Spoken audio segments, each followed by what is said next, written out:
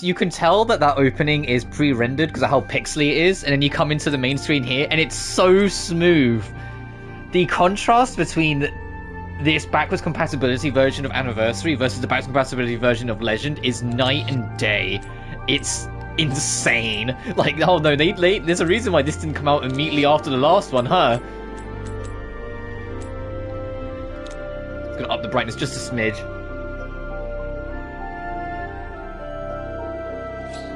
Yeah, I'm happy with that. But welcome to Tomb Raider Anniversary. Welcome to my all-time favorite Tomb Raider and one of my favorite games of all time.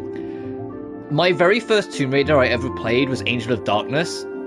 But this was the Tomb Raider that kind of made me go from enjoying the series to locking in. This was the game that made me then go back and play all the original games when I was a kid. This was like the changing point. Also, let me know if it's a little loud. Let me just double check the audio on my end, because sometimes it's hard to tell. One sec.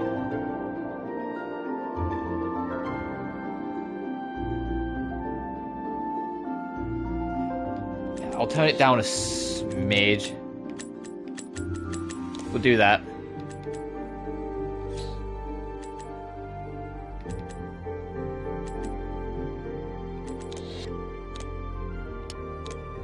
I don't need hints. Hard mode. Everything else, yeah. So, of course I'm going to play hard mode. We're going to keep manual grab off because you really don't need it.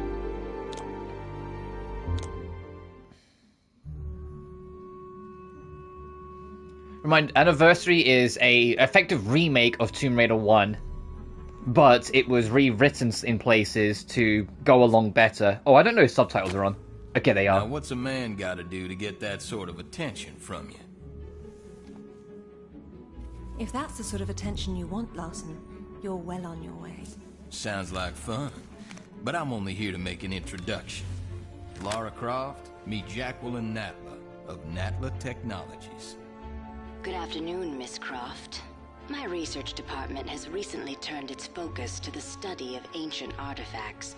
And I'm led to believe that, with the right incentive, you're just the woman to find them for me. I'm afraid you've been misled. I only play for sport. Which is precisely why I've come to you, Miss Croft. This is a game you've played before, with your father. You both spent years searching for the Scion of Atlantis. All you needed was the location of Qualopec's tomb. You found Vilcabamba. How quickly can you get to Peru? Okay, so yeah, all the cutscenes are pre-rendered, it looks like. It's really obvious. It's like, man, they're really pixely when we just look at the main menu and, like, Lara's smooth as shit. Okay, now we're in-game. Vilcabamba continues to elude us, and my insistence that we press on in spite of these failures has morale low. I suspect Jenkins to be the author of this sedition. He simply refuses to accept Jenkins, the bastard. Atlantis is the foundation upon which oh, this looks so clean. I mean, it's that 60 FPS as well, which the original PS2 version never was. You guys, unfortunately, can't see that because I always stream at 30, but trust me, no, this is smooth as silk. And open-minded enough to see this truth.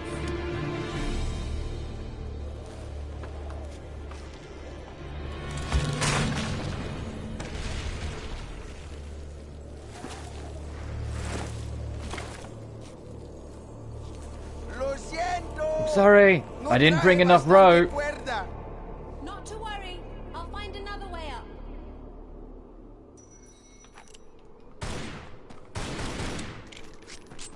I'm ready, let's go.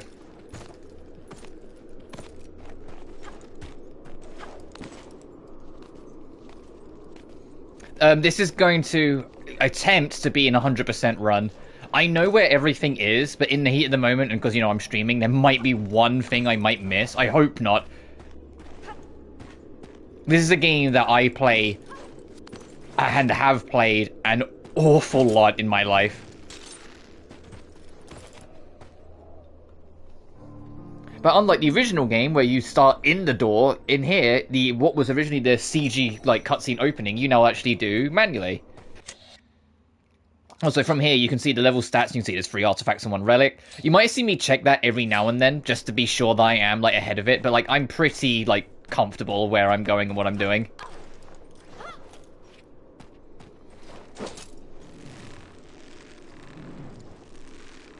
Oh, when you're swinging on a grappling hook, you don't need to, like, pull back, pull forward. If you keep just holding forward, Lara will do the entire, like, swinging back and forth herself.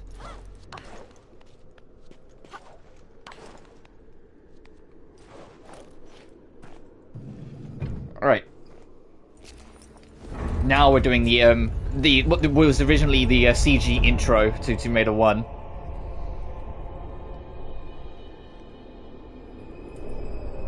I'm used to playing the PS3 version of this game. In the PS3 version, they redid the entire texture sheet for the game to basically clean up all, like, the in-between textures.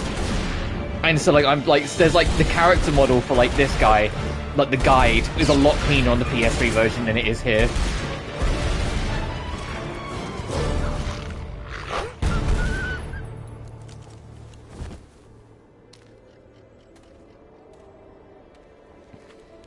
This guy got mauled.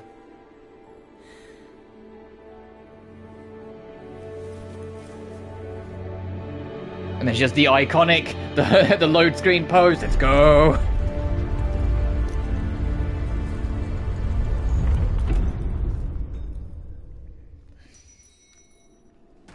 And now we're in.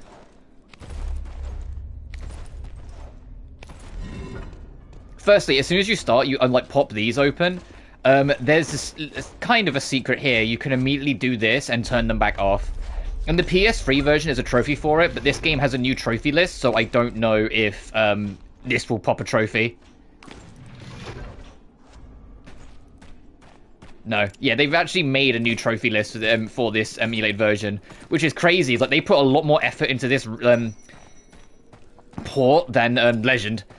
It's like, gee, I can tell which one's the team favorite, because Legend is literally just the PS2 version untouched with the Xbox 360's achievements ported over.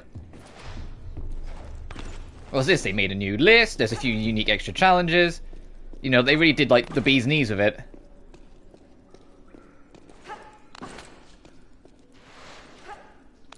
Anyway, here's our first secret.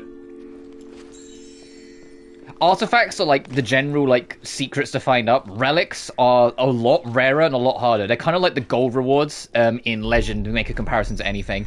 Alright, here's our introduction to combat. If it's grey, you're just out of range, but your shots still can hit. Triangle reloads. You do have to manually reload. If I shoot a bunch and put the gun away, you can see it stays at 36. You have to manually reload.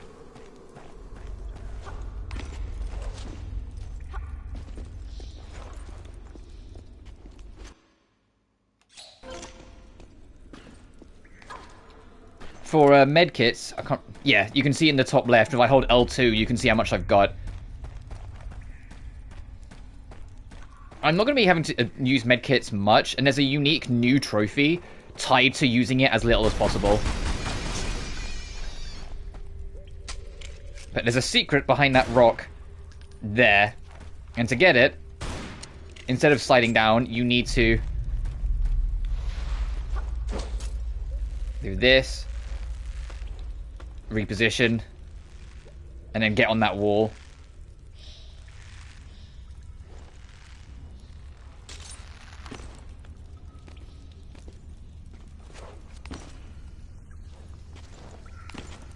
Oh, it feels so nice playing this game at 60 FPS, I gotta be honest. This feels divine. I am used to, like I said, I predominantly play the PS3 version, which with the up-res texture, they decided to keep it 30, and it's like, oh no, this is beautiful.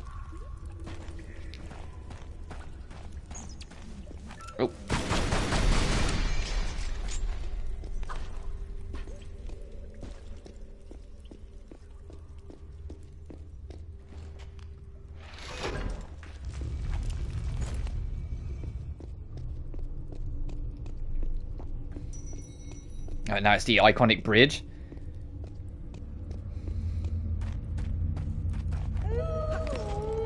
And unlike in the original, where you could just like skip this whole section, this bridge will collapse on you when you try to go over.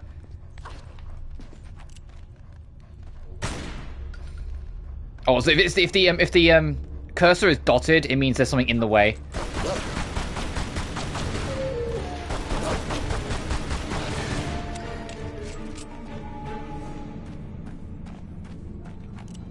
But the reason why I came down here, because there's a secret here. You can't get it, you need to go around. You need to go to where the bear trap is. But it's just to highlight that it's there, and that's the last artifact for this section. And then the relic we'll worry about. Not every level has a relic. I think there's like 10 or 11 relics total in the game. But if we run across this, whoops. But you can then just jump this to Alright, let me wait for it to stop moving.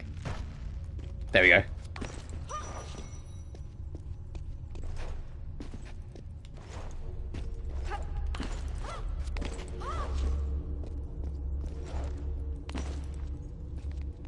Over here, I think there's a... Oh, there's anyway quick. Yes, there's another small med kit over here. I said the same thing in Legend, but I'll say it again here.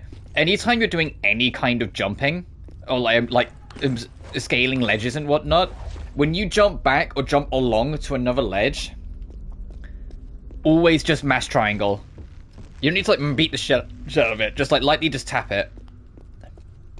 It will save a lot of hassle.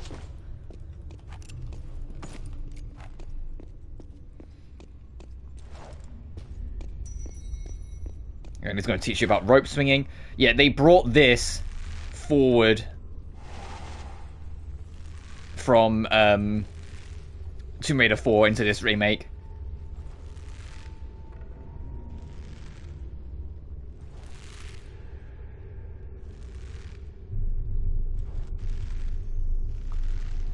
Gotcha.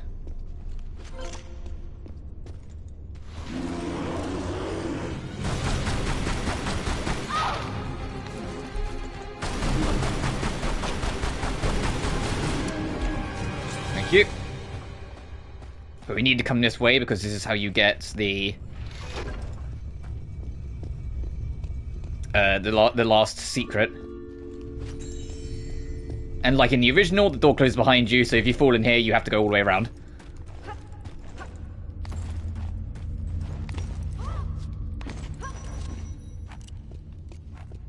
There's a trophy, I don't know how many it is, but there's a trophy in the new version for having a certain number of medkits on you at once. So I'm going to try not to heal, like, much ever. Unless I really, really need to, like, later on.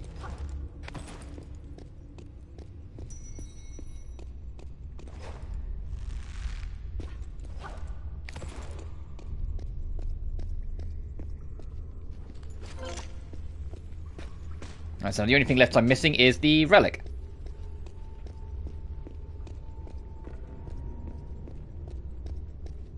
Which is at the end of the level.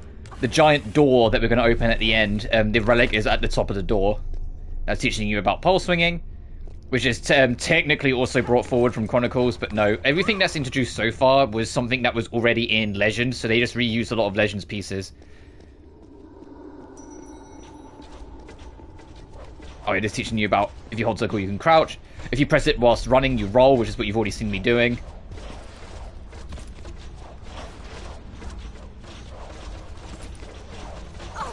Oh, got chipped. Oh, I got seriously chipped there. It's okay, we're at the near end of the level.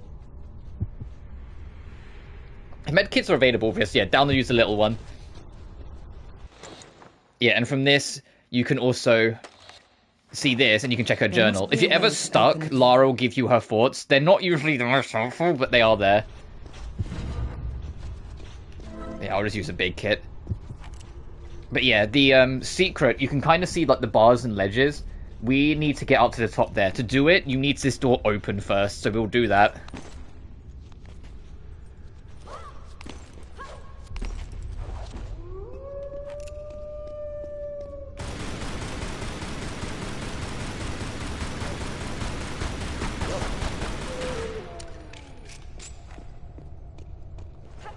As soon as you pull the first one down, you're on a timer to open the other one, by the way. But you may have noticed, if you, like, remember my stream from the first one, there's a few sections in the original that don't exist in this version. This remake took the opportunity to basically get rid of any section they saw as, like, not necessary. But they do expand it in other ways we'll get to later, especially in the Grease levels.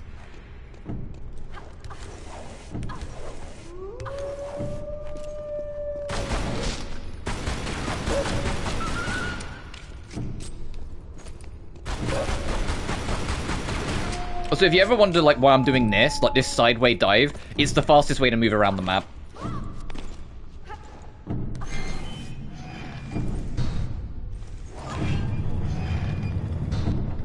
I didn't do it as much in Legend, because Legend has so much, like, has a lot of, like, dumb movement tech that I just vibe with.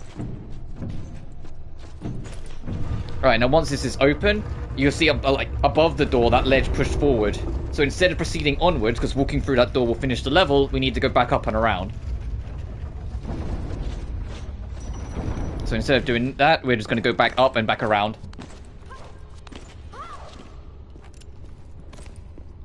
I gotta be honest, like, there are some games, like, from my childhood, that I have so eagerly and so excitedly, like, giggled at the idea of them ever getting re-released, solely so I could show you guys why I love them so much.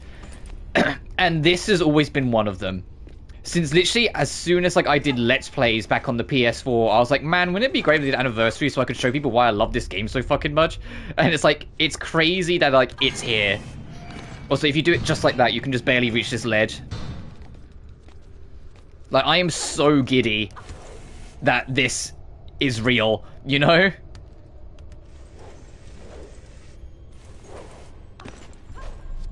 And this opens up so many ideas as well. There's a video I've been wanting to, like, to do for a while that I can actually do now, where I do a, like, step-by-step breakdown comparison of the original and this. Showing, because there's some things the original does better, and there's some things this does better. But there's the relic.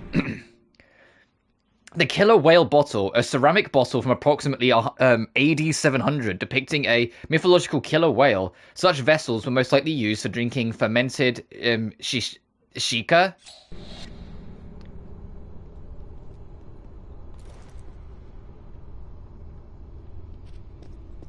Oh, There is a safe way down, quote-unquote, but I never remember it. I think it's just supposed to kind of go here and then go back on yourself.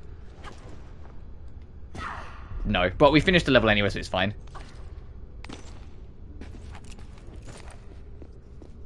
But if you literally walk over here, the level ends. Which is why it's kind of cheeky. Oh, trophy unlocked. Return to the roots. Complete the caves. Oh, okay, so it's level for level. Yes, I would like to save my progress.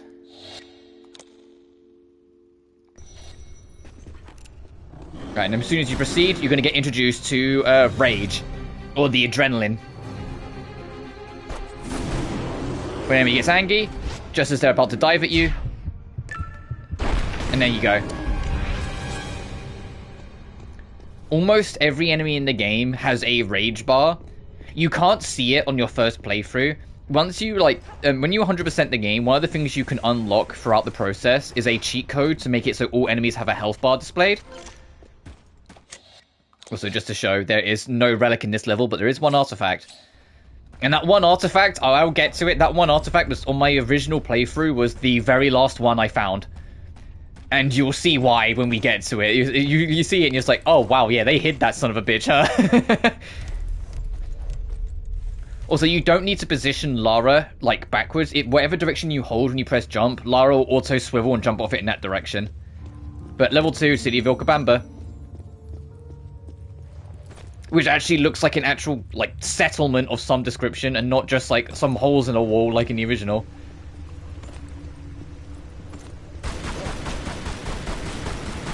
But yeah, most enemies have a rage mechanic.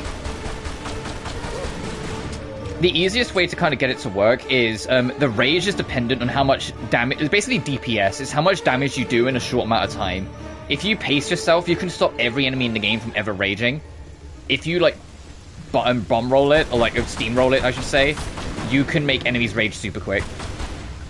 when enemies are enraged, they have heightened defense to encourage the adrenaline dodge, but you can still kill them. Anyway, the artifact is you need to climb that pole and then go around over there. But you can't reach this pole from here. You need a box from in there. Also, if you're speedrunning, you can skip the entirety of all of this because you can actually jump on top of this switch and then swan dive over the thing. I wish I was kidding. You can literally just do this and then swan dive through the gap in the door. But I'm not going to do that. Yes, I used to speedrun this game as well.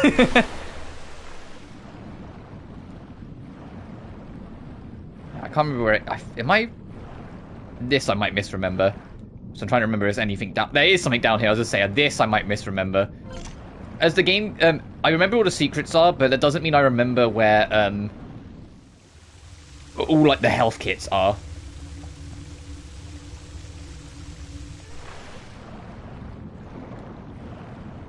Where's the... Okay, I just wanted to kind of line myself up. This stretch is kind of crazy. Like, compared to the original, where you have basically infinite time to do it, you're actually, like, put to the test with this section. If you don't know how to fast swim, you'll drown trying to do this. Which the fast swim is just mashing triangle. Because look at that, look, that oxygen bar in the top left still going down.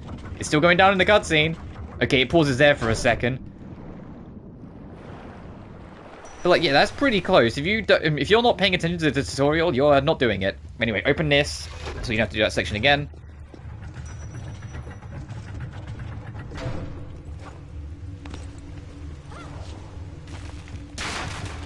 Ah, damn. I mean, I can still just use the box and do it.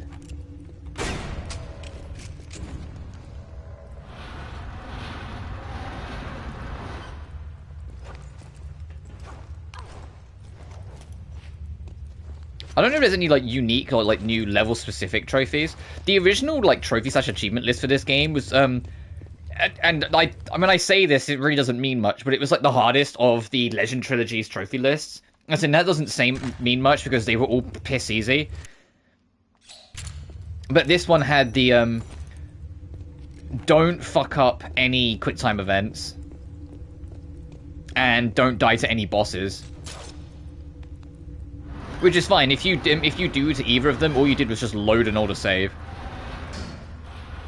But anyway, before we take this out for the extra, there's I believe there's more ammo up here we can get, so let's just push this through.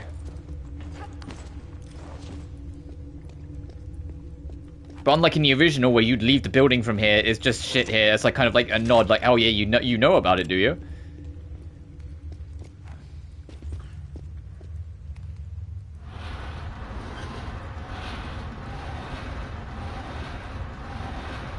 What's also kind of interesting is that this wasn't made just by Crystal Dynamics. Crystal Dynamics were mostly working on Underworld during this time.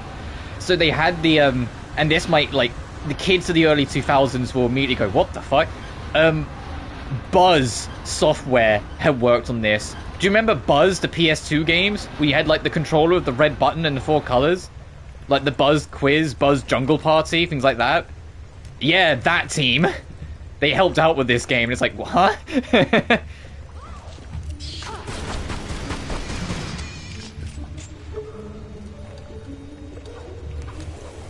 Also, instead of having, like, much of a dedicated soundtrack, instead, most enemies have a unique melody, and it will play them as and when needed.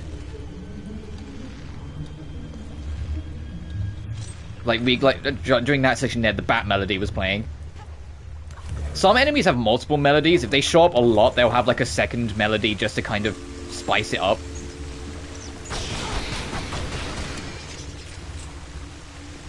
Anyway, easy way to get down, just do that. But just like that, we have the one secret.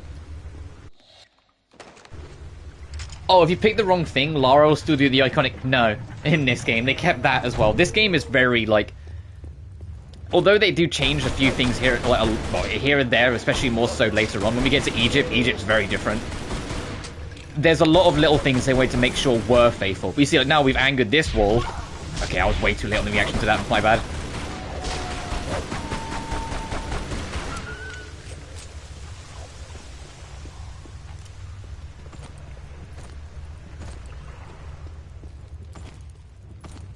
But yeah, there's not like 9 wolves in here like there was in OG Tomb Raider 1.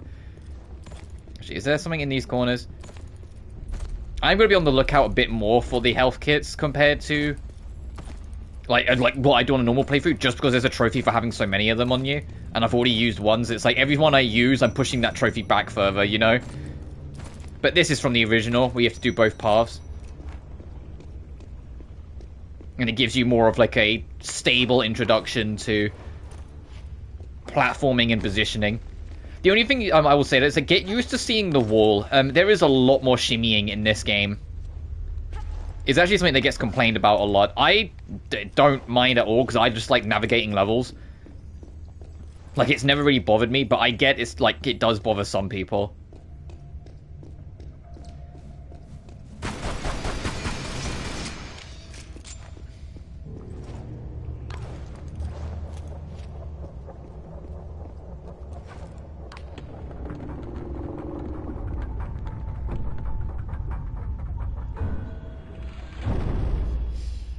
That's one.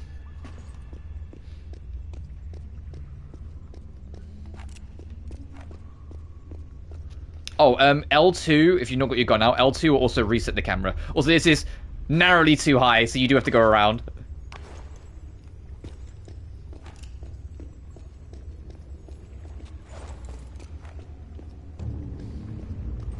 And you'll also notice, and it's something that's super fucking cool, especially because this was on the PS2, outside of when we go to next major location, so like when we go to Greece and Egypt and then Natla's Island, there's no loading.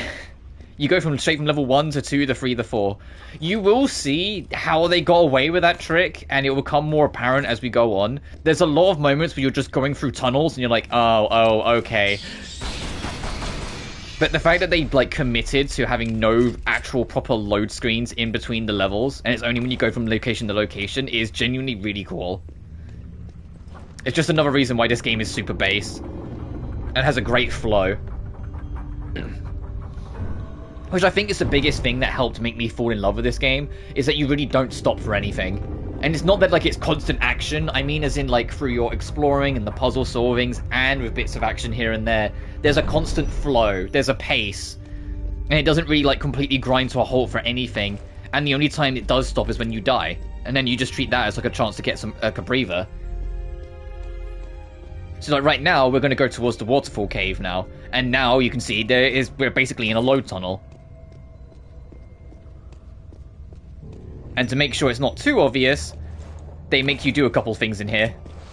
But instead of jumping for that, I do want to slide down because there's things to pick up. And a wolf to piss off down here.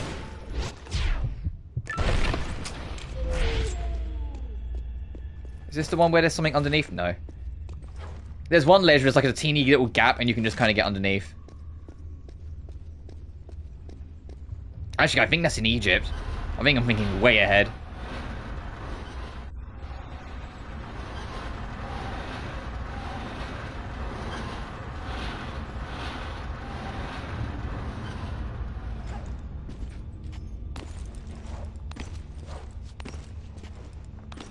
But with this being out, now the only Tomb Raider that doesn't have some kind of like downloadable official version on modern platforms is Underworld.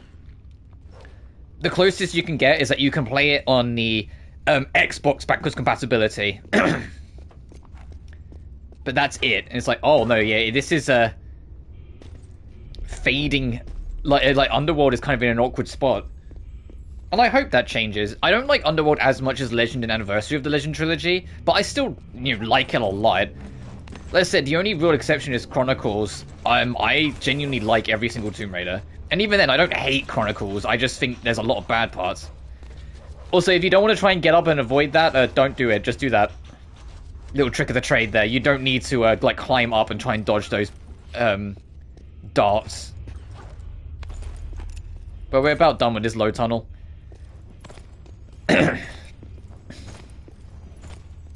Because next is the waterfall.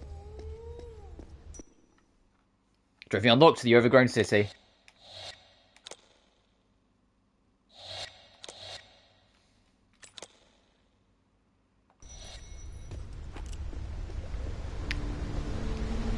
And just like in the original, the idea of this is that you've got to put 3 cogs into place to open the waterfall to get access to the last level of the first chapter. However, instead of starting halfway up, you start looking directly at the waterfall, which I think is an infinitely smarter decision. Also, the wolf theme is playing, so we have been kind of identified. Let's see if they'll get into a spot where I can just steal them from here. That's absolutely not going to happen, huh?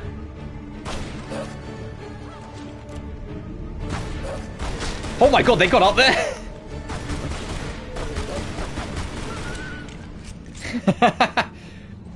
But they're over here, the way that used to lead to getting into the Dino Land, or the Lost Village, is not there. You have to go access it from above and drop into it.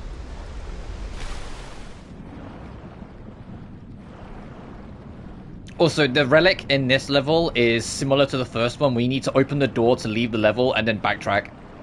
Once you open up the waterfall...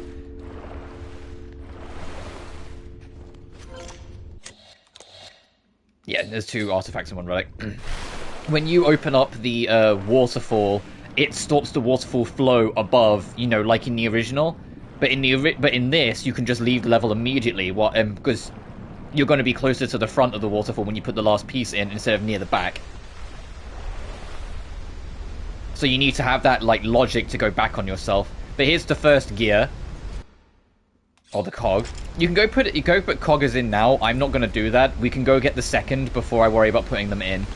You do need to put the first 2 in, you know, outside of sequence breaking, before you can go get the third one. But I can at least do that. But, just like in the original, the shotgun is hidden in this level as well. You know, our first extra weapon. All of the original weapons are back. There aren't any new ones. It is just the standard. The shotgun, the magnums, and then the Uzis. But, like, yeah, we need to get over there, but obviously we can't yet. And you can kind of see from here, like, we're going to put a cog in here that gets all this stuff spinning. There's another one there that gets this spinning. And then from there, we can start going across to get to that ledge and get to that. And also, they set up this little angle here because they know people used to swan dive into the water. So they give you like a full diving board in the anniversary. Like, the devs here cared and they knew what people were like.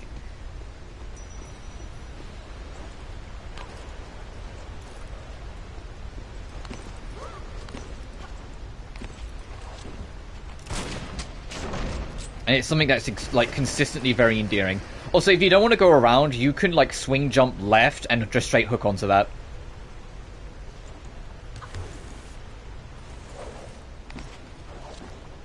But the relic is basically, like, there-ish under the water. But you're not going to stand a chance to get it. You're going to get sucked into the flow.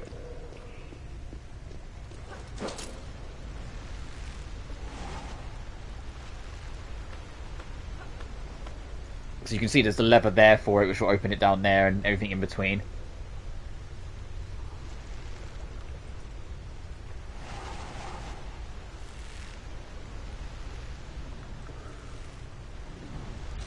As for the shotgun, they made more of an effort to hide it this time compared to the original, but you'll see in a second. Not that much more of an effort. If you know where it was in the original, you'll get here, like, you know, the top of the waterfall, and go, well, hang on a minute, it has to be near here. But yeah, the original cog machine is still here in spirit, it's just been broken off. But then you go that way to get back quick, but let's just hang on. But if you decide to break this, you can use this as a ladder to get to that hole.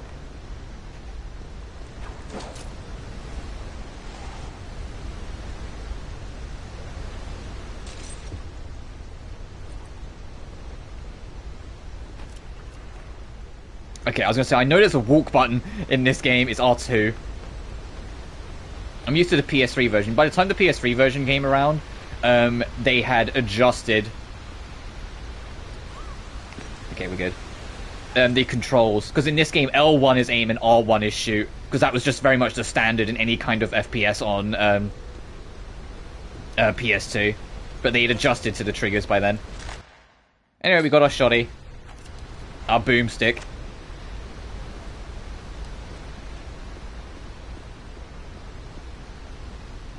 Now, I'm going to try, don't know how successful I'll be, but I'm going to try and get back on this ledge because I would like to climb back up.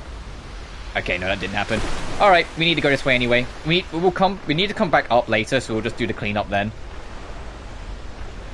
But anyway.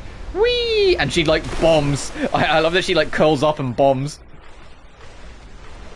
But anyway, when you get back down here, 3 more wolves are gonna spawn, so be ready for that.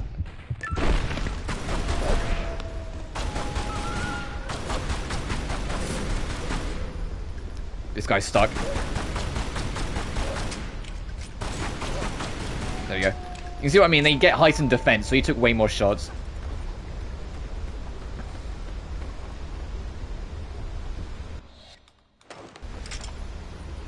You put the cog in place, pull the lever crunk, and it will go into place to make it that the next set of cogs start moving, and you can see there's beams on them that you can use. In the PS3 version and 360 version, there was a trophy/achievement for doing this entire level without dying once. And it's not too hard, but the reason why I'm bringing it up now is that there's one specific jump that is inconsistent, and is like the reason that most people would end up like failing the trophy on their first run, and it's coming right up. Is that rope up to the top right of our corner of the screen? I know my left and right. You have to use it to swing to a ledge that's a little further out, and the hit detection on it was never the best. There's another ledge in the actual like next zone when we fight the T-Rex boss that also has kind of like wonky hit detection, but that one is because it's trying to like steer you on the correct path, but if you want the artifact you need to force it to the incorrect.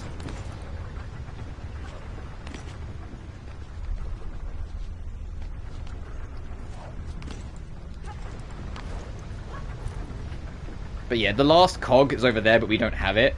You need to climb this, take that rope, and then aim for that, and then throw around. Taking the rope to that ledge is where the janky hit detection can kick in. You can also see that there's a an itty-bitty little ledge just beneath us. There's no camera mode, but if I remember rightly, that's an exit point, not an enter point. But you can see, like, we can't really line ourselves up properly for it. So, like, position yourself up. Line up. But you can see, this rope isn't that long. And it doesn't feel like you can really make it. Okay, we got it. If Lara goes to reach out, you're fine. That's always, like, the safe bet. If Lara will automatically reach out if you've got it. And when you land on this, it rumbles this so you can get back across easier. But it's a little funny. If you jump backwards this way, you'll miss that beam. It's only a shortcut. It's like a one-way shortcut. If you want the shortcut back, it's called diving in the water. Anyway, let's get the booty shot of Lara and proceed onwards.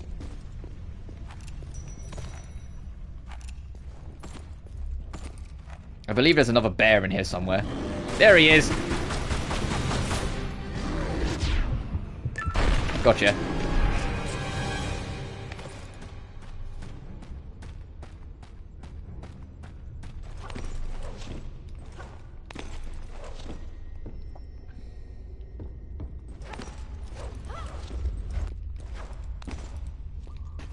Now, game. To get the next secret, it's a smidge annoying. Because you can see it, you need to get to that on that ledge there, and I don't think Lara's going to play ball and like drop to it. Oh, she will! Okay, never mind. You can see it's in there. I can't remember if it's natural artifact, but still.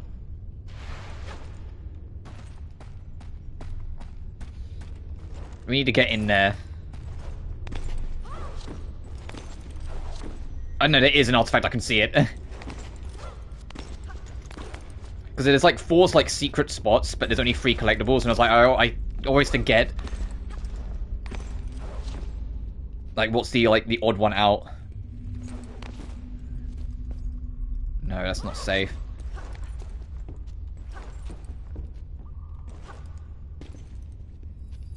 But you know, you need to get to that ledge.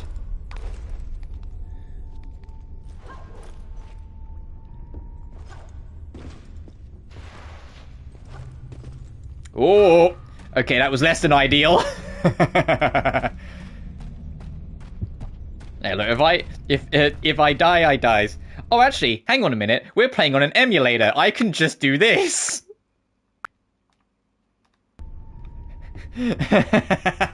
Modern technology. It's like we're not cavemen. We have technology. Uh-oh, I'm lagging. The game saw me doing what I was doing and went, no, you fucking don't.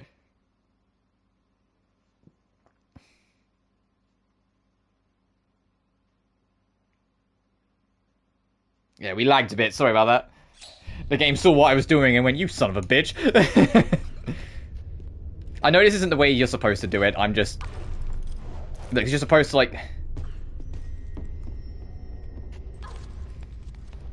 You need to get to that ledge there, but I don't think... Yeah, no, Lara won't grab that.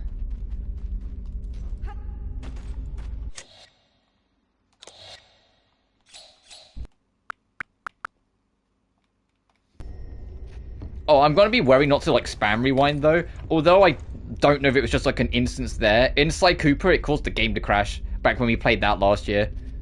Because I did it too much. Like, the game, like, a hard crash. I was like, I don't want to replicate that. Oh, I think I do need to kind of, like, drop down to the slide and kind of do it from there.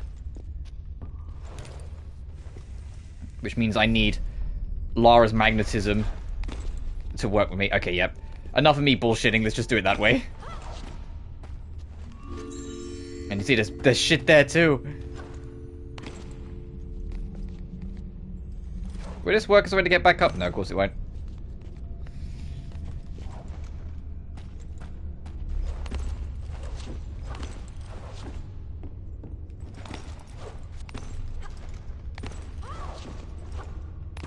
Easy, Miss Croft.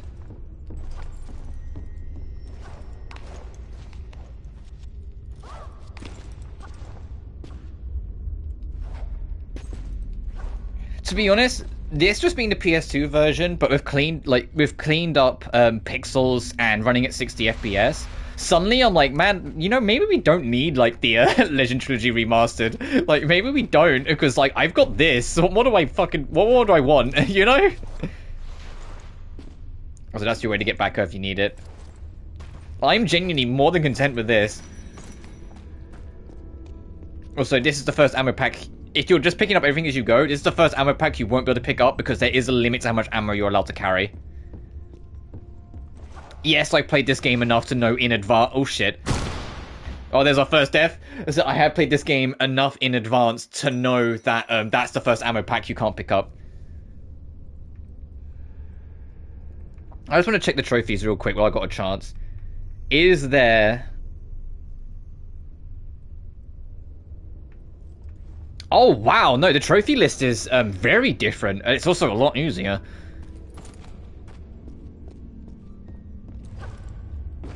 I was just looking at the trophy list. Like, no, the only trophy that's like... I don't even think there was like a beat the game on hard trophy. I'm just doing it on hard for sport because I know this game too well. Oh, we're lagging again. Fuck.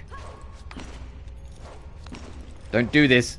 This is an important game to me, YouTube. I need you to not lag on me. This is an important game. Oh, that might have been on my end, actually, because it says we're just behind. Also, I'm noticing this game is... Like, looking at it now quickly, this game is still kind of...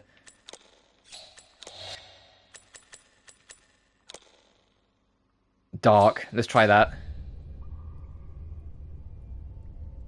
I want you guys to be able to see easier what I'm doing. God, it makes the screen look a little washed for me, but it makes it so you guys can see better, so I'll roll with it. Yeah, I'm looking back on the YouTube playback. It's like, no, that's way better. So it makes the screen look a glimmer washed for me, but no, it makes it so you guys can see easier.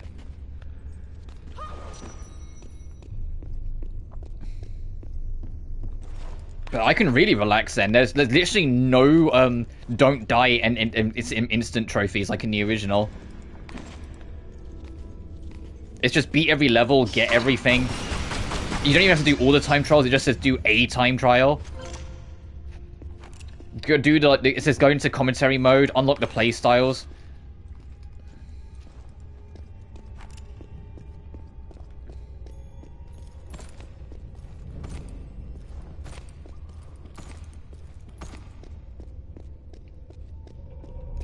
But this is a better way to introduce the actual Lost Village. You kind of get dropped in, you're like, oh shit, we're here now.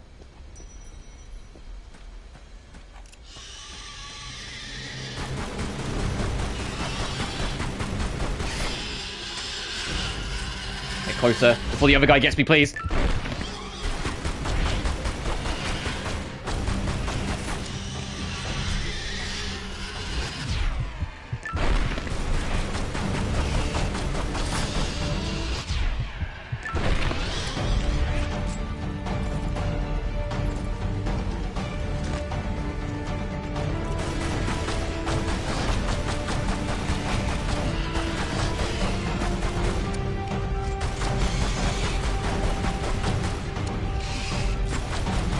If you balance out your shots, you can stop any of them raging. As I said, the rage bar works as DPS checks. So if you balance it out, you can allow like their invisible rage bar to start burning out.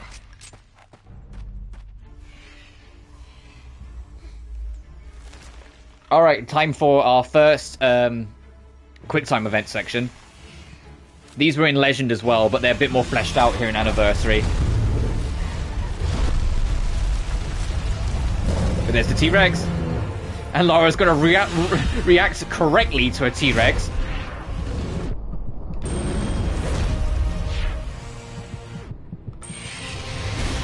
Also, unlike Legend, you can't preemptively press the button.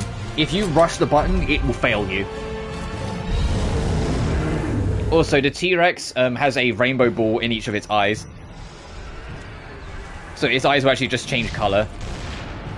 But yeah, this is telling you about the rage mechanic. What you need to do is lure it around to charge into these, and you'll take a huge chunk of its health. You can kill it the normal way, it just takes fucking forever, so just do this.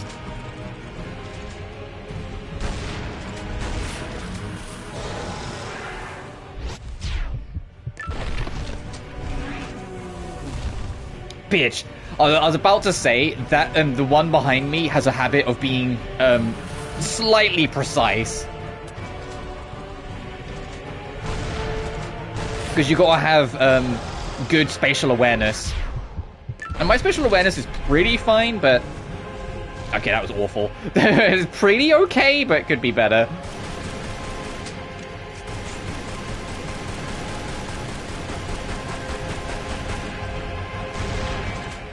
Alright, little close, buddy. There we go. Now let's get out of dodge.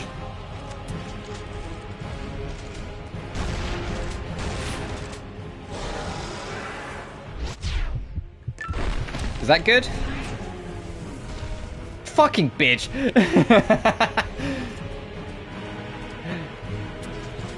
I have great spatial awareness. Why do you ask? Let's get you away. I can try and line that up better. The hint to try and help you is there's dry land, or like drier land, just in front of it. So when you're like moving back, you can kind of be like, oh, okay, it's... Oh, wow, you aggroed insta. There we go. You didn't do like the animation, you just skipped it. And then to finish the fight, you got one more QTE.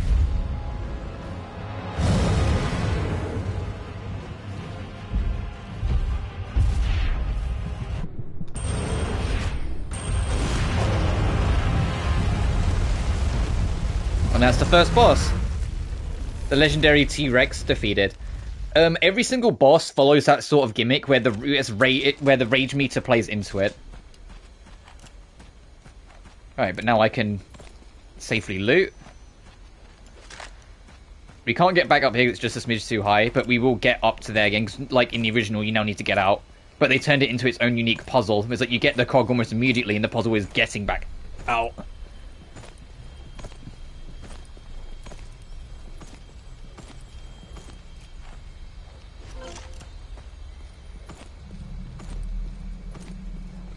So I'm just using this opportunity to kind of scan. Aha, there is one more thing.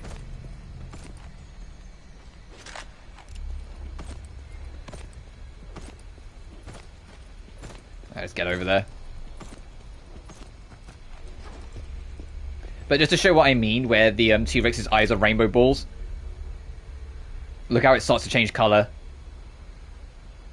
They didn't actually make eyes for this thing. They just literally put in a rainbow ball.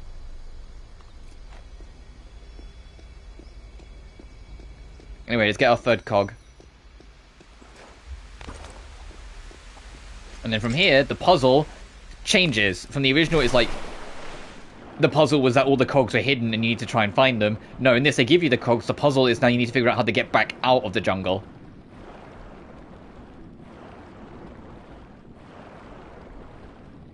But there's also an artifact here.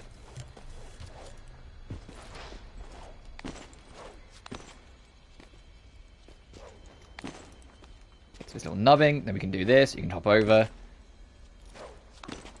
Get to here, jump backwards. Oh, I'll get this quick.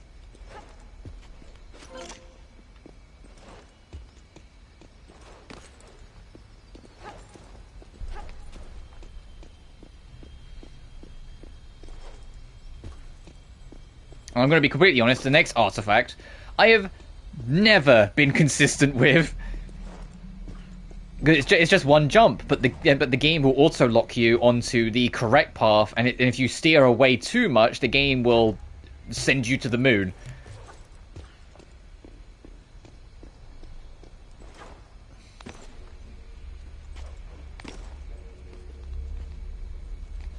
But it needs to be done. Wow, okay, I nearly went too far. But you can see we're now in the main level space we were in earlier. And I will drop down to the ground level eventually, because there is some stuff we can pick up. But only when it's appropriate and a smidge. Which, actually, I think it's appropriate now, because I think there's a lead. Yeah, we can just come up here. Alright, let me just do it now then. Yeah, because this is your safe way down to here, back where we started before we ran away from the T-Rex. And all this stuff was here when we were first here, but I knew I would be coming back, so I didn't worry about that. I just dealt with the raptors first. So that's where we came in. You can re-proc that checkpoint if you want. You can see there's a big medkit here.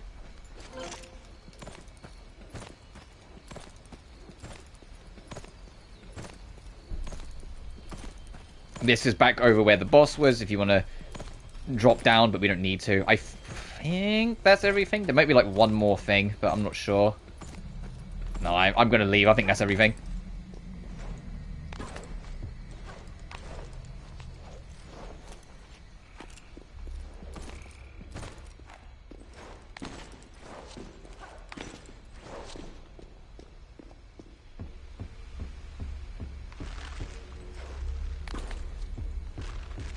Anyway, the secret is on that ledge, like above us.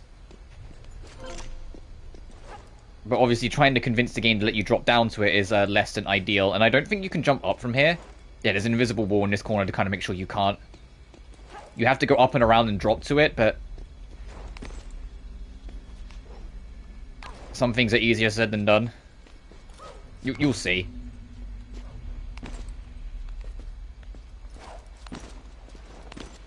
Essentially, if you try and jump from it from here, the game will auto-lock you onto that ledge instead of taking you there. Like, it won't be happy with you trying. So instead of jumping for that ledge, where it will auto-lock you to this, you kind of... I always try and just jump for this. Like that.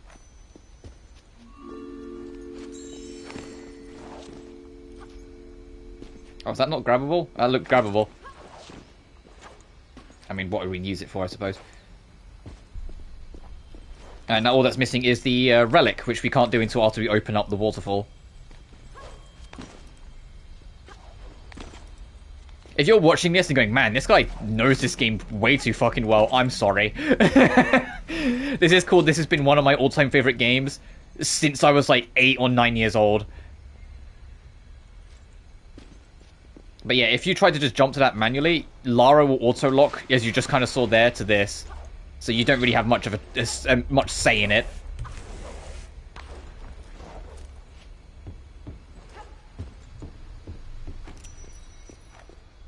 And just like that, we're out.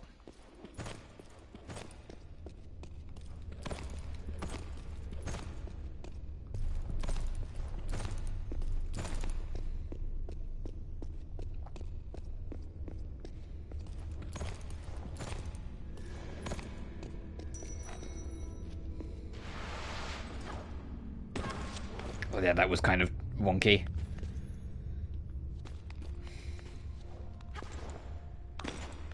So I remember there being a ledge behind me, but I couldn't get a good sight line on it, so I was hesitant.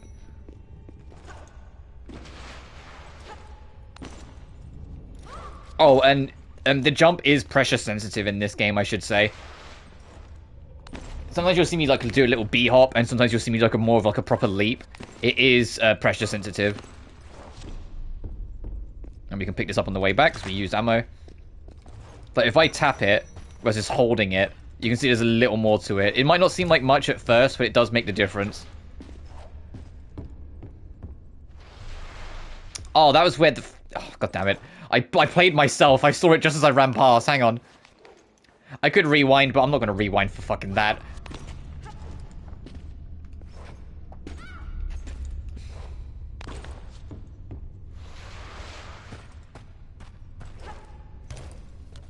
These balancing poles that you land on is like the thing that people who play this game struggle with, because it's dishonest whether you'll lock onto it or not, especially in Egypt levels. You'll see what I mean. Sometimes Lara just will not lock onto it, because whether Lara will lock on and grab a ledge is dependent from the moment of the jump, not anything in between. So if something is technically blocking the ledge as you press the jump button, it doesn't matter if that thing moves and it should be right in front of Lara. Lara will not lock onto it. You've just missed it out, and that's the end of it. And in Egypt, there's a lot of crushers that get in the way of balancing beams, and a lot of people struggle with the balancing beams because of it, because they will jump for it just as it goes to open, but it will technically count as something still in the way, so Lara won't lock on and she'll completely miss it and fall to her death.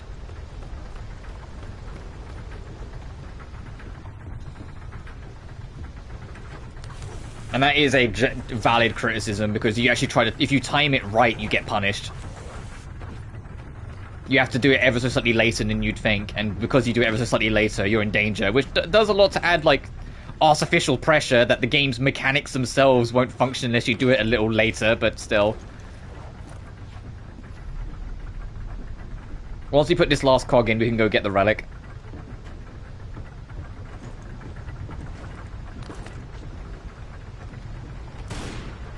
I'm going to do that a lot. I keep on going to press R1 to walk. It's R2 to walk.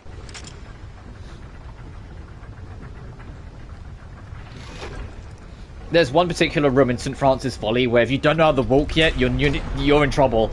Because I can actually talk about that. If you watch my original Tomb Raider one, you already know what room I'm talking about. Because I mentioned it during that playthrough. It's the room with the falling swords. And I said that room turns from... like a goofy challenge in Tomb Raider 1 to the most anxiety-inducing thing ever conceived in Tomb Raider in Anniversary. You're gonna see it. Anyway, let's get in the water and then we'll climb back up. Because now that the water channel is stopped, we won't get pushed around by the water above, so we can pull the lever to unlock the relic and then get said relic.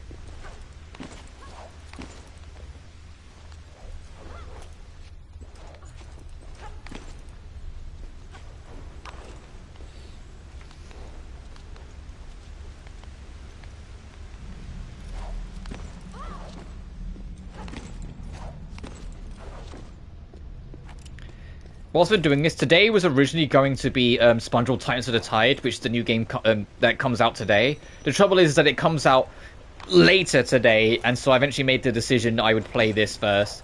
The reason why I was going to play SpongeBob first is because it's ultimately a new game, and so I know it would, like, you know, there'll be more eyes on it than, you know, a port of the PS2 version of a fucking nearly 20-year-old game. But this is a peak nearly 20-year-old game.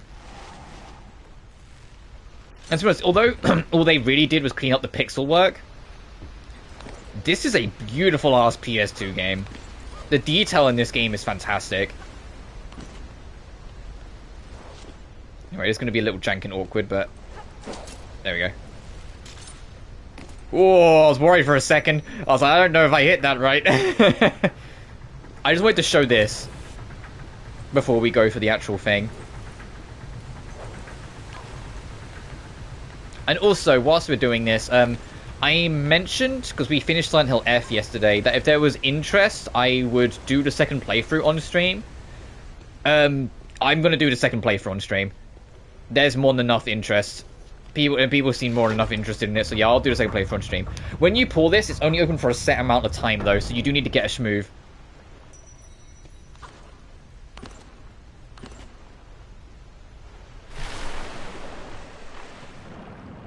But we can just come in.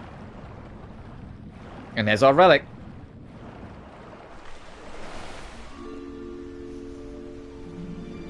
And I believe it's the last relic of the first chapter, the Kero mug, an ancient drinking vessel primarily used for liquids like fermented shisha, a common sight in Adraean feasts. The Kero was also frequently employed as a ceremonial vase by the Incans in important religious ceremonies.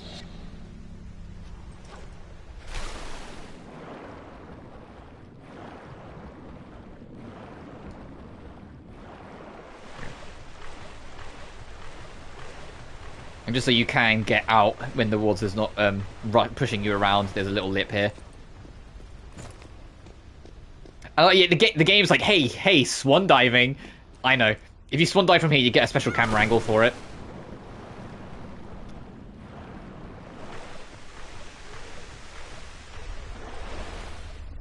And that's Waterfall Caves. And that's everything. Prehistoric Encounters trophy unlocked.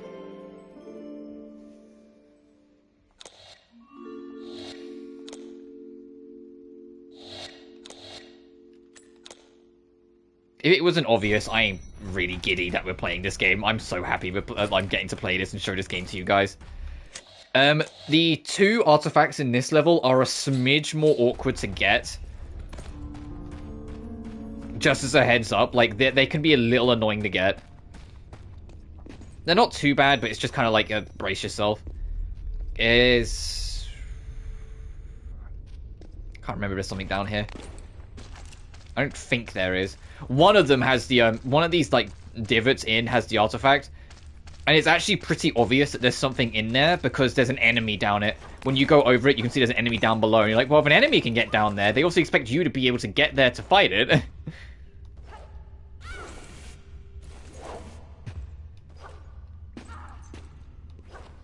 Oh, also, in that part later on in Egypt, if Lara wobbles as you land on it, there's a very good chance you're dead.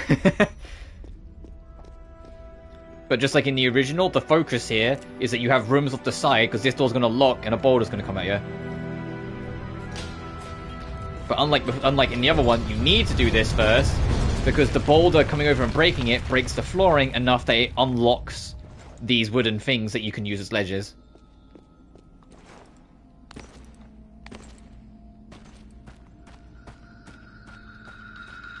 And you can also, I'm just going to do this now.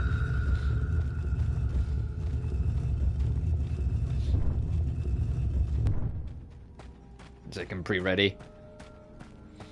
But you can see that the other one is still lodged in, so we can't do the other path yet.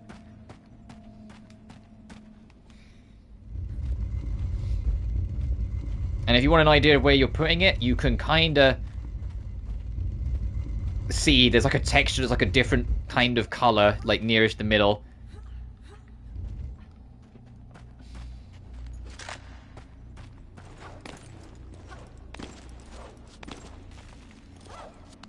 In fact, you can actually reach both with just one ledge, but you need to be kind of fucking precise.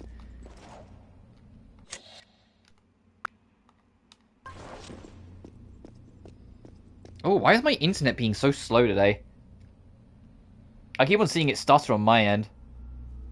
It's not on you guys' end, which is always appreciated, but it keeps on stuttering on my end.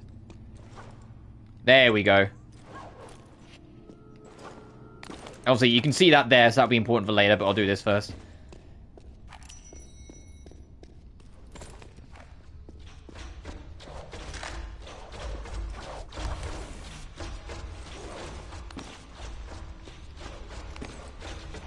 Oh, don't get caught by any of the darts in this section, because it will interrupt Lara's air momentum, and you will miss ledges.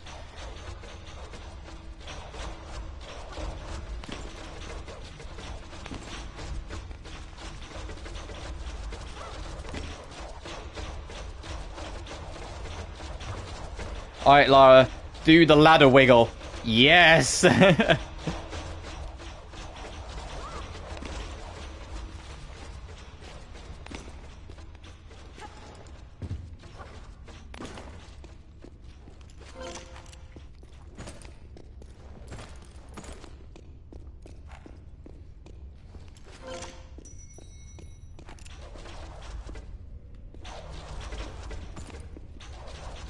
This middle one's not active yet.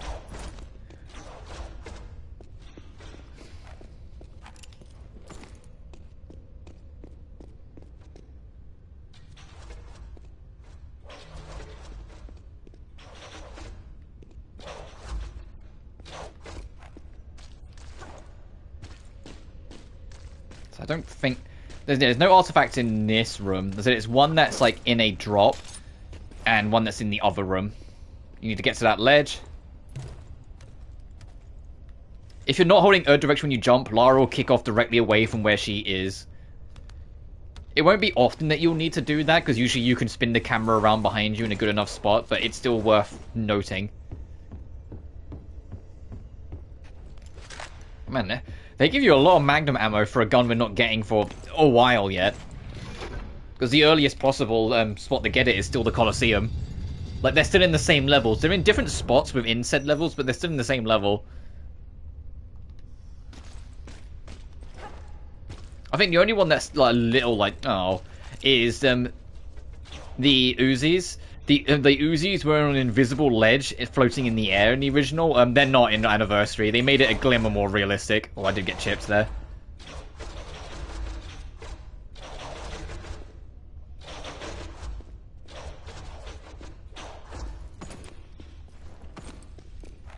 Here, those lovely axes. I knew they were about. These axes will just kill you, by the way, if they hit you, if you can believe it.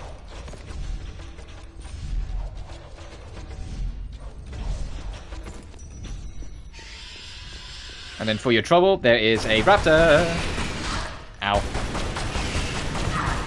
Hey, fucking bitch, fucking tail whip me. Actually, I want to check quickly the trophy for how many heals. Artifact or relics. 15 large and 30 small. Wow. That is way more than I thought it was going to ask.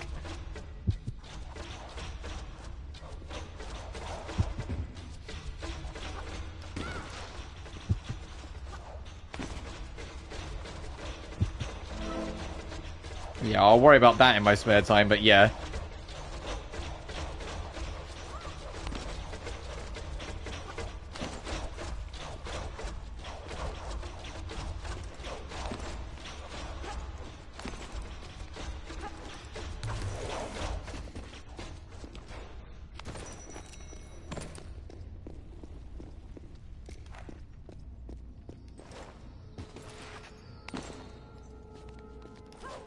And also, like with Legend, when that got into backwards compatibility, I'm absolutely going to platinum this game, and then I'm going to platinum it again on the other version. I would platinum. This is on PS4 as well.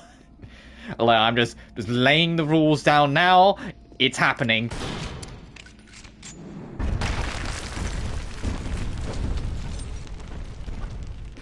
Alright, let me just make sure I am ready for this. This is your first transitional. Oh, shit. Don't be so dramatic, Lara. You're fine. To be honest, I'm amazed I rehooked that, because I was I was ready to be dead there.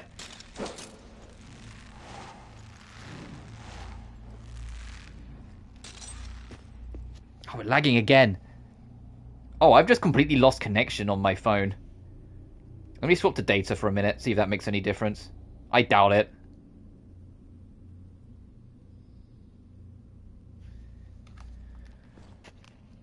Sorry about that. It's literally on my end.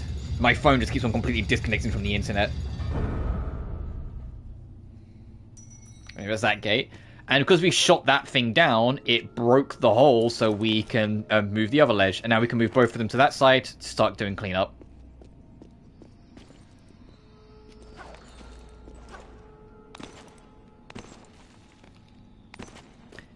Is there any improvements on the PS2 version of this? They cleaned up the texture count. It runs at a smooth 60 FPS.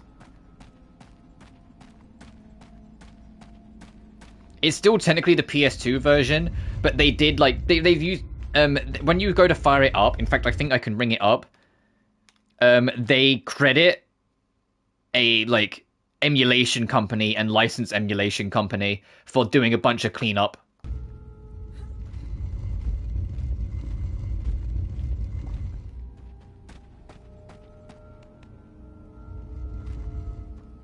So I was saying earlier, it's like, the fact that this is just cleaned up and 60 FPS, that's more than enough for me. You know? That's more than enough for me, as someone who loves this game. I was expecting, like, it's infinitely better than what the Legend PS2 emulation was. Because once again, that was literally just Legend PS2. Low pixels, 30 FPS, everything. It was very much like, kind of just a whatever port. It's still not as clean as the PS3 version, because the PS3 version actually had new textures, but in terms of console alternatives, I think this is a very good console alternative to those who don't want to get the PS3 version.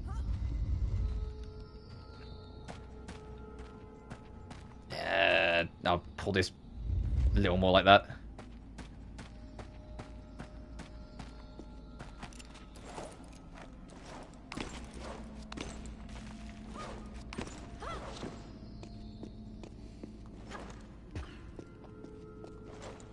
So I hope that answers your question, Remnants of Beauty.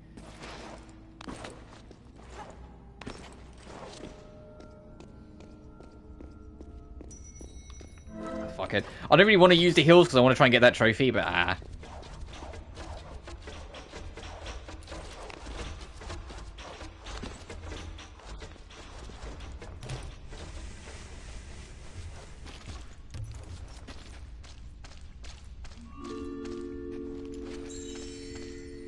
Cheers. Looks really good, almost like the PS3 HD edition. Still strange they didn't use it. They seem to have problems with the PS3 ports. Yeah, like, it's... I think I talked about this in a previous stream, but one of the things that I think stops it, and it's probably the reason why Underworld might not be coming at least anytime soon, is the PlayStation 3 was infamously a absolute demon to do coding for. Unfortunately. As much as I love the PS3, it really was. It's probably the same reason why Final Fantasy 13 isn't on modern platforms, because the PS3 version... well, is a coding nightmare.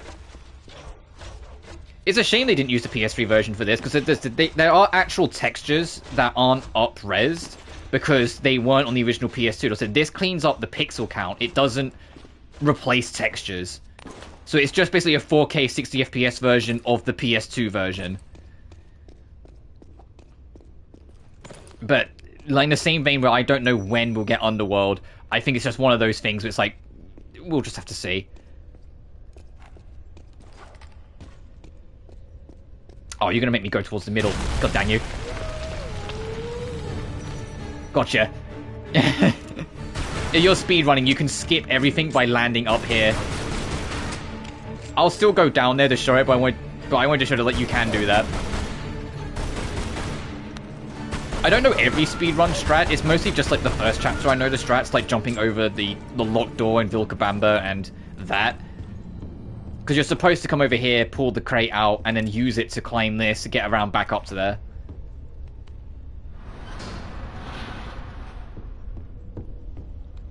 But yeah, I'm streaming at 30, so you can't see the 60 FPS, but trust me, this game is running at a smooth 60, and it hasn't, like, dipped or anything. Not that I would expect a 18-year-old game to dip frames off my PS5, but you never know with these emulators sometimes.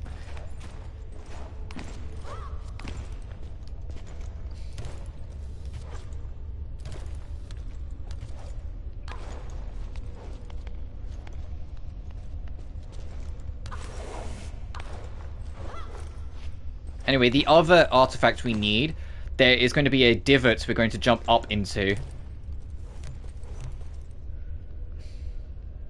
Over there to get out. You need to get into this divot.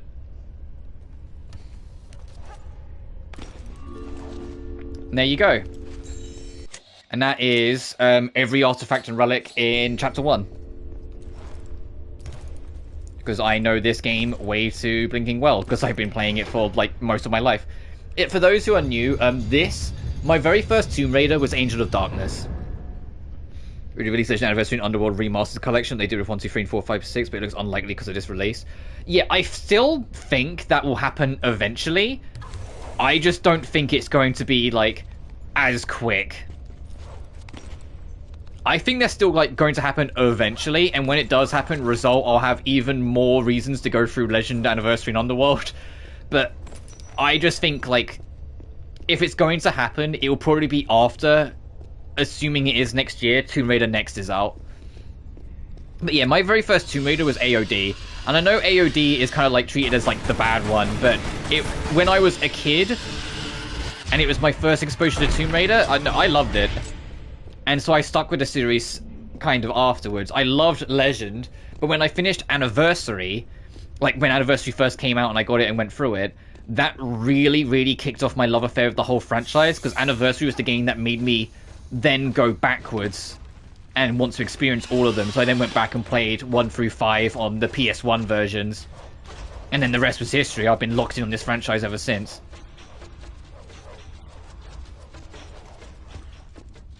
And so, obviously, I was going to play Anniversary the second it came out. The only Tomb Raider, the mainline Tomb Raider, that hasn't been covered on my channel yet is Underworld. I've done all 6 classics. I've done Legend, because that was on the PS2 emulator. We're doing Anniversary now, and I've done the Reboot trilogy.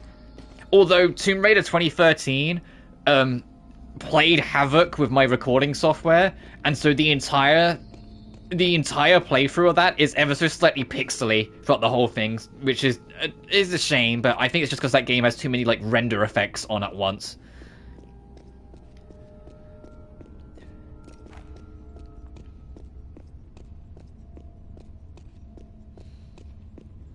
But I'm genuinely really happy that this is, we've got this at least. And it's like I said, it's a far better port than what we got for Legend. Legend was very much just like, oh, here's the PS2 game, bye. Whilst this, they actually took the time to actually clean it up. This is what the Legend port should have been, in my opinion. But you can kind of see what I mean. Like, the shotgun texture isn't super high res. These statues, the enemies are high res because they're supposed to be, but like the background texture isn't super high res. That's just because it's not the PS3's textures. They just cleaned up the pixel count of the 3 pieces of the skill of the PS2 version. Of its knowledge, sacred rulers of Atlantis. So there would still be value in remastering this game properly with Legend and Underworld.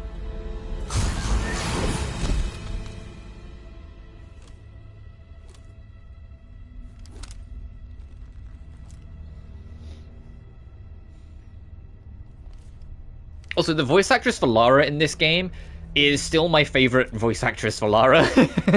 I know people have their preferences. Like, I really like the Tomb Raider 4 through 6 voice actress, but my favorite's always been the Legend through Underworld voice actress. And if I had to pick who I want to voice Lara for next, it would be this actress. I imagine it'll be someone new, but we'll have to see. Like, I don't think they're going to bring back Camilla, I think her name is, from the Reboot trilogy.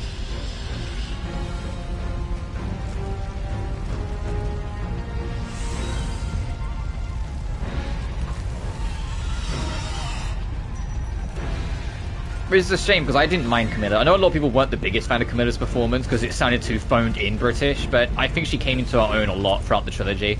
And by the time you get to her performance in Shadow, when she isn't shouting Jonah all the time, her performance is really good.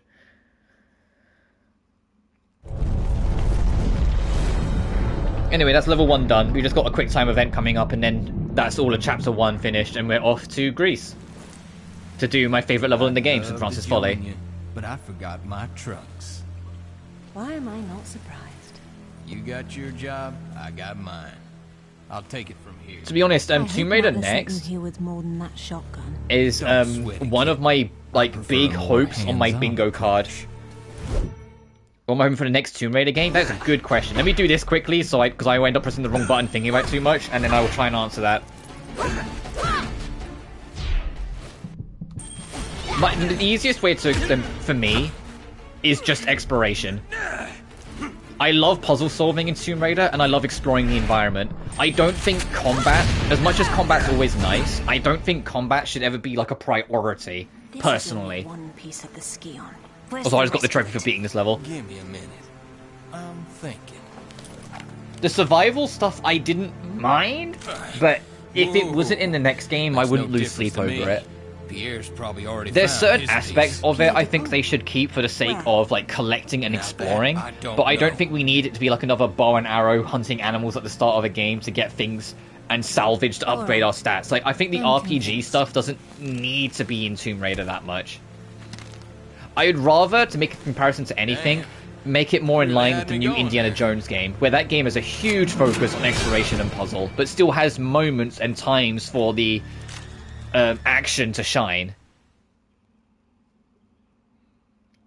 Like, have big open platforming levels where there's like no enemies outside of maybe like an animal you fight when you first walk in. Have puzzles that actually get your brain spinning and have you like sitting at it for a while and really having to piece it together. Like, I want an adventure, you know? That makes full use of Lara's abilities.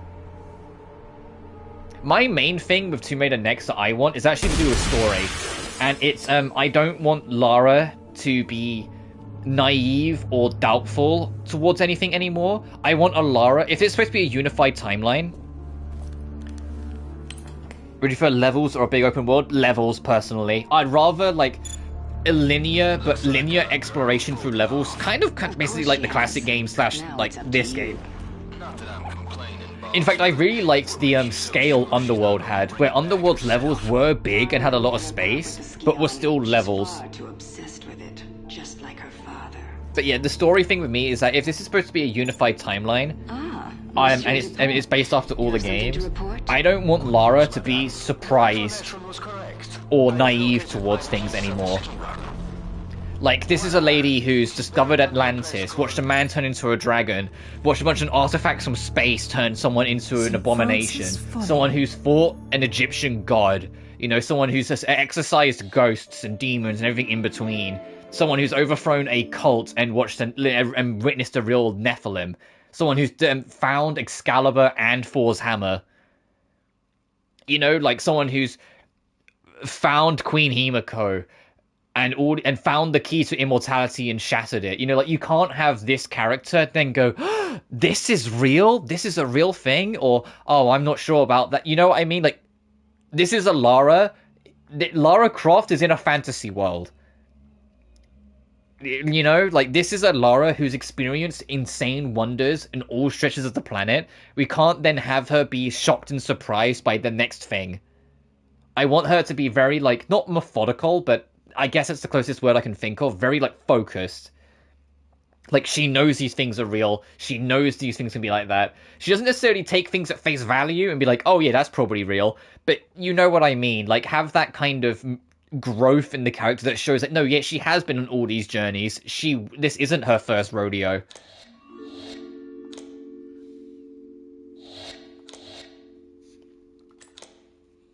But if they do decide to go for a big open world, keep the motorbike. I know the motorbike's kind of iconic with Lara, I feel. I know it's not in every game, in fact it's in not many of them. But the motorbike is, to me, like, would be like the best way to go about it. Rival even Alexandria. I am now convinced that if I can obtain it, I will. But anyway, we're off to our next level. We're off to Greece, and starting with St. Francis Folly. One of my personal favourite levels in this game. In fact, all of the Greece chapter is fantastic. They really went hard on the Greece chapter and anniversary. Oh, Pierre, you litterbug. I guess it depends on whether they're rebooting the franchise or continuing it. I wouldn't mind a reboot, younger, learn experience, doing things, unlock better jump techniques, etc.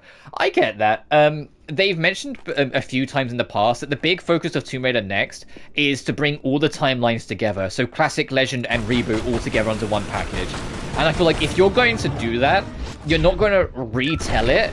You're going to have it that all of it's happened, and you're just going to like retcon certain aspects of them to make them so they all fit into one. Like obviously, like Lara's parents' fate is different in this game or in this trilogy than it is in the reboot. I'd move on if I were Because in the reboot, it's all about Trinity, whilst in this, it's Natla that caused everything. And she rewards me handsomely. So like certain aspects are going to get retconned. They're probably going to keep the more fleshed out background with Trinity and not have Natla have killed Lara's father. I trust my instincts. And that is why you But if they're going to unify the timeline, it would be weird for them to unify it and then have a game based before all that. focus on You know? I think it will be based afterwards, and it will be like a There's more to life revitalized than Lara. money, Pierre. this isn't life. An older, more mature Lara at the peak of her physique. Prevents you from seeing the difference. It hasn't prevented me from getting a piece of the Skion. How's business for you? Touché. So then, why don't we see whose compulsion gets them the next piece?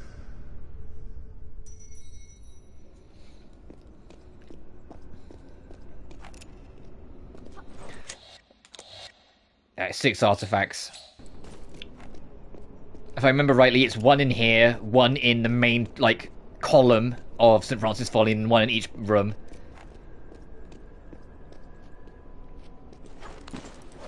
The one that's in here, I always forget the pattern.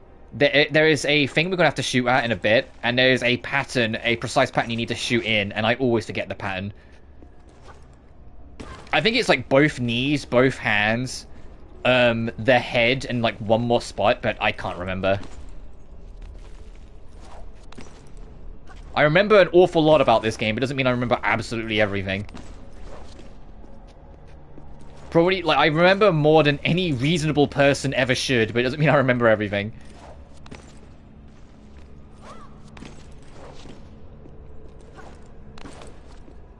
What I'm talking about is this. Which eventually will open that to get into that. But there is, another one of this that's marked, and it's marked in a certain way, and that's how you open that door. Oh, is this wall running? The Greeks had an affinity for Oh, and also, small thing. I don't hate it as much as some people do, but no more Lara's parents in the next game. Wrap that up, you know?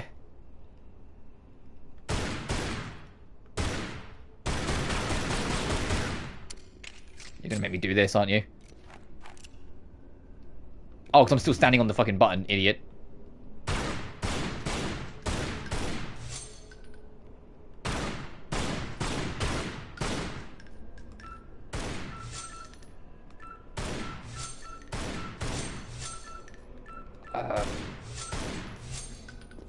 No, I'm trying to remember the pattern for the secret.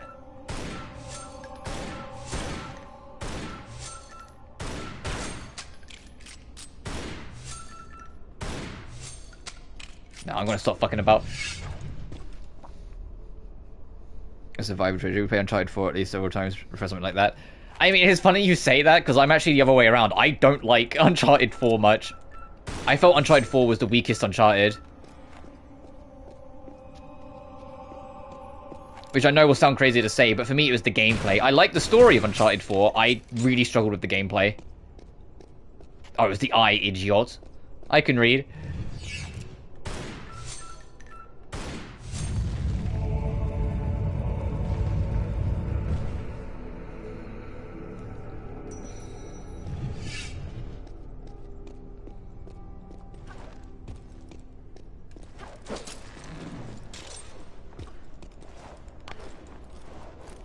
And when you get over here, yeah.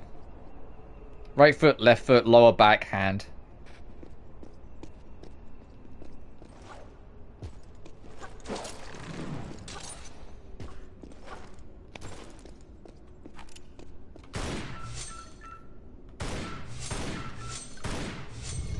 There we are.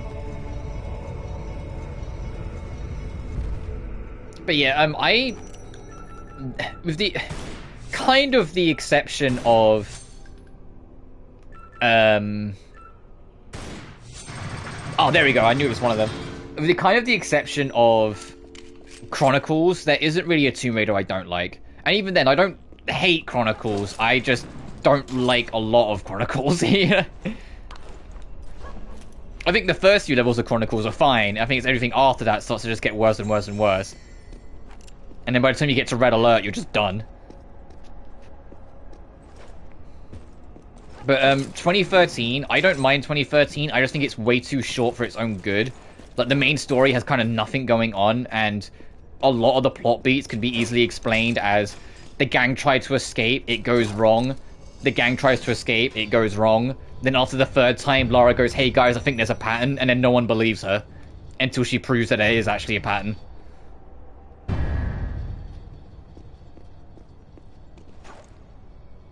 But Rise and Shadow, I think, were a lot better. Especially Shadow. I know a lot of people don't like Shadow, but Shadow actually, you know, has tombs. So I like it a lot.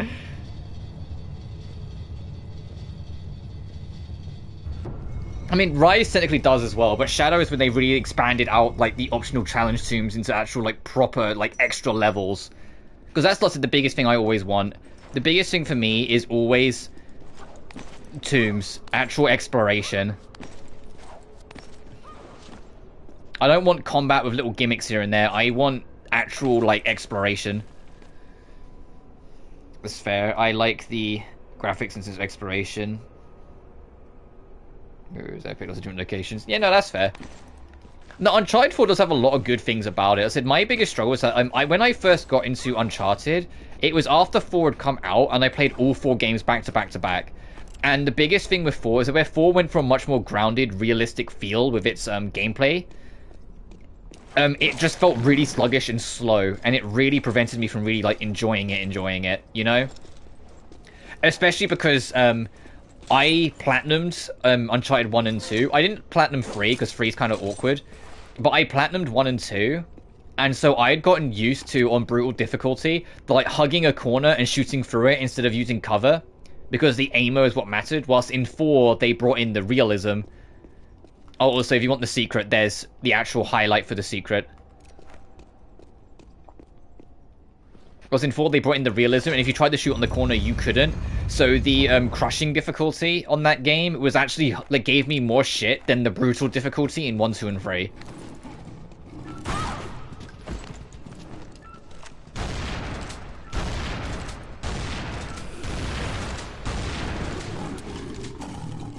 And some of those later levels on crushing are really annoying on Uncharted 4.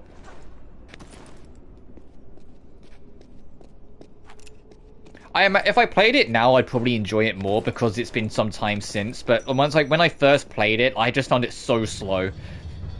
The only thing about it that I really, really liked was the grappling hook. I felt the grappling hook was a really, like, natural feeling enhancement of Nathan's abilities.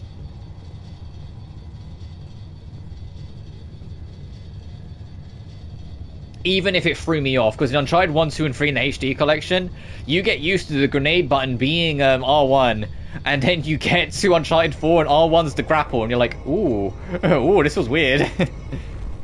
And I think they put reload on what used to be the grenade button, so you might instinctively go to reload and you just launch a grenade. You're like, oh, shit.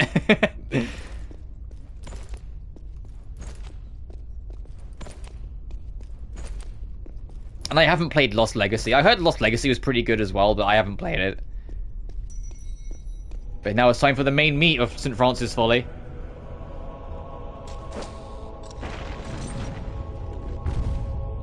Just like before, there's 4 switches you need to pull to unlock 4 doors, and then each door is a key that you need to unlock to open at the very bottom. And unlike in the original Tomb Raider 1, they corrected it so all 4 of them are based on Greek gods. That was a mistake in the original, where 2 of them aren't Greek.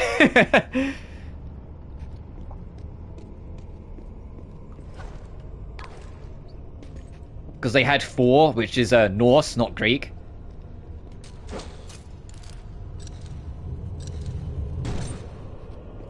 I think the only thing I'm kind of, like, worried about with Tomb Raider Next is that it's going to be on Unreal Engine 5. And not every game has been badly optimized on Unreal 5. I mean, I finished off Silent Hill F yesterday, and that game was a very well optimized UE5 game. Okay, let's get to that.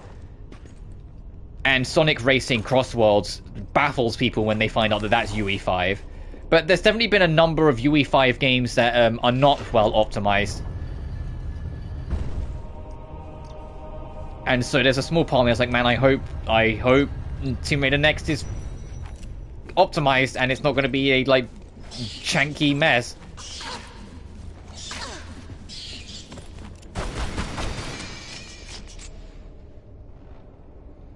Right, the secret, you can kind of just see it. It's like towards the bottom right corner of the screen. Actually, no, that's the health kit. The secret is... No, that's another health kit.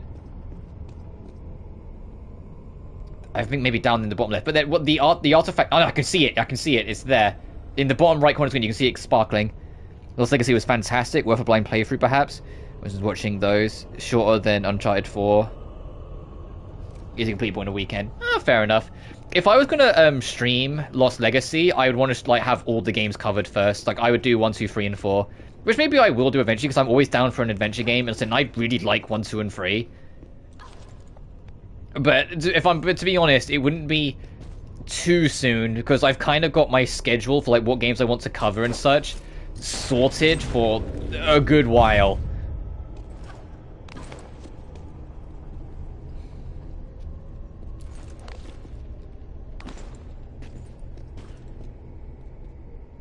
So that's there. So I would, from the bottom of the Atlas room. Let me just get that now so I don't forget about it. Bottom of the Atlas room. So following it back up from there. Because that's one of those secrets. In like my earlier playthroughs of this game, there was always one secret when I started speedrunning this game that I would forget about and miss. There's one here. There's one in Egypt I'd forget about, and there's one in Natla's mines that I would forget to go back for once you get your pistols. And so it's one of those things where, like, once you actually do forget it the first time, I kind of lock it into memory as, like, oh no, that is an important artifact that I will forget about that I need to remember. Because I am going to try and do this all 100% today.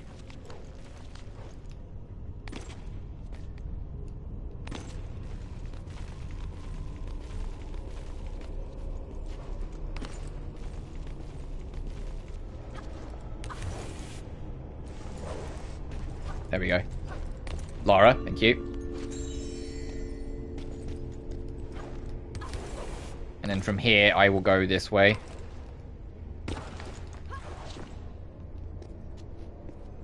So I can get over here, and I can also then pull the other lever.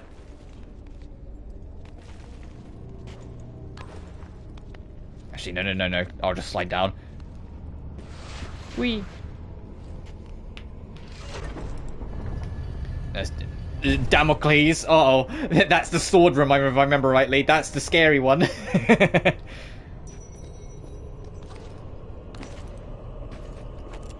I kind of wish they kept the secret where there was a secret door in Tomb Raider 1 down here that would open up if you land on a certain tile way up above, and it was a speed run to get from the top down to the bottom.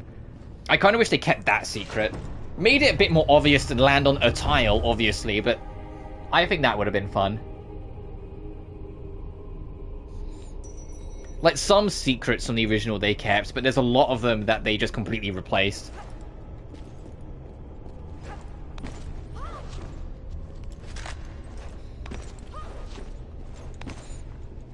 And I get why, it gets to keep you guessing. If you have played the original, that all the secrets aren't in the same spot, but at least a couple of them would have been nice to keep.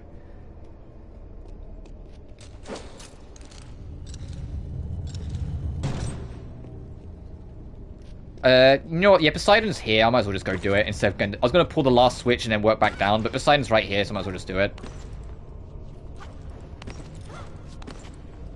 It's funny that we're talking Poseidon when tomorrow I'm going to play the new SpongeBob game, and that has King Poseidon in it. Oh no, I think it's King Neptune, actually. Because I think Poseidon is like the previous king in SpongeBob lore. I'll take what, have you play a game with this gameplay and graphics, but new levels, usually quicker than 7 years to make? Oh, I 110% agree. I like that. I don't think that's too hot of a hot take. I 110% agree. What I'd give for Anniversary 2, and it's just like this style.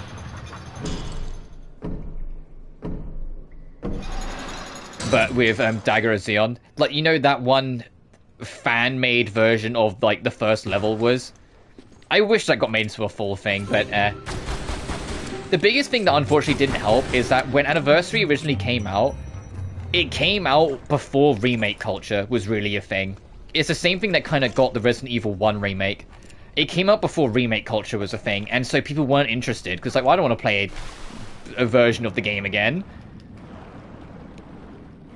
So it didn't sell well. In fact, Tomb Raider Anniversary is actually the worst selling Tomb Raider or mainline Tomb Raider of all time. And so any potential for them doing it for sequels got thrown out immediately. Which is a real damn shame, because I said this is my favorite Tomb Raider.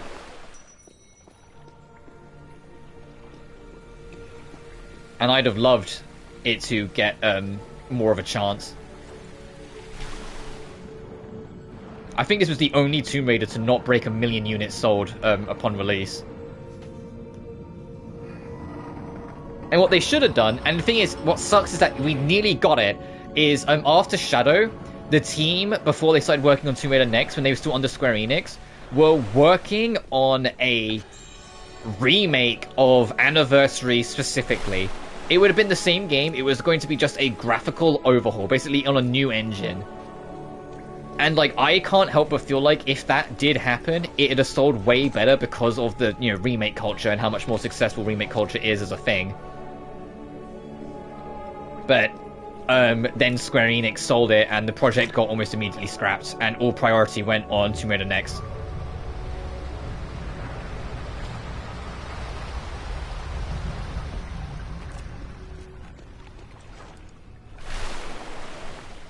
And I remember because like I was like fucking Charlie from Smiling Friends in that one bit where he goes, "Oh, we were right there, man. We were right there." Like, that's how I felt when I heard that they were going to like do a full graphic remake of Anniversary. Anyway, we need to pull this to let this raft done. If you're speedrunning, there's actually another speedrun trick. I can't do it to save my life because it's very precise, but you can actually skip having to do the raft. There is like a very precise like spot here where if you like line it up perfectly, you can jump and Lara will grab that and you can just skip it all and get it. But it's extremely precise and I'm not that good. But yeah, I am entirely with you. I wish there was more moderate budgeted AA games that take like 18 months to 2 years to put together and release and not 7 years. Like, I take it with Tomb Raider because Tomb Raider's biggest curse is the fact that they always get rushed. Whether it's the original 6 titles, whether it's the Legend Trilogy, whether it's the reboot, the games getting rushed has always been like almost like a curse to the series. It's always been a part of the series' history.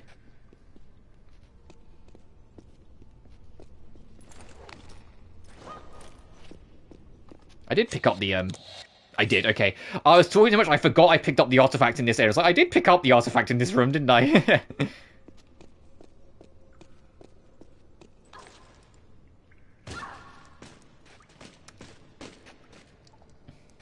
So we need to bring this all the way around. I think for me, it's like, I just want Next to be good. Even if it's something completely different and not what I expected or personally wanted, I just want it to be good. You know, like, I genuinely am just that simple with Tomb Raider. Just make me, I just want to have a good time.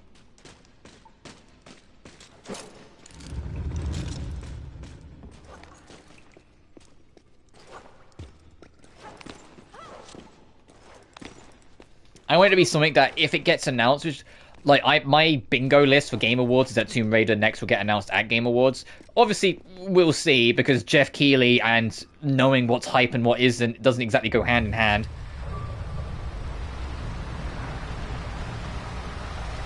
But we'll see.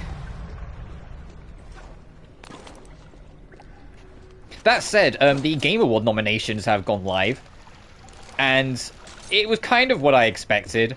The only like real snub is for adaptation. Sonic 3 should have absolutely been included. It wasn't included last year because it was too late. So what gives of it not being included this year? Is it just because it came out in December and they just forgot? No, it was the highest rated, highest received, and with the exception of the memes of the Minecraft movie, the most successful. So the fact that it's not even on the list just feels like it was robbed.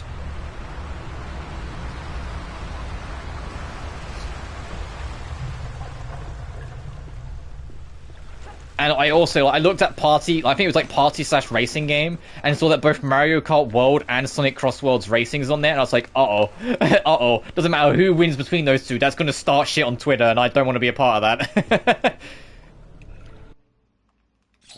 No fandoms are more obnoxious than the Sonic fandom when they're winning, and the Mario fandom when they're challenged even remotely.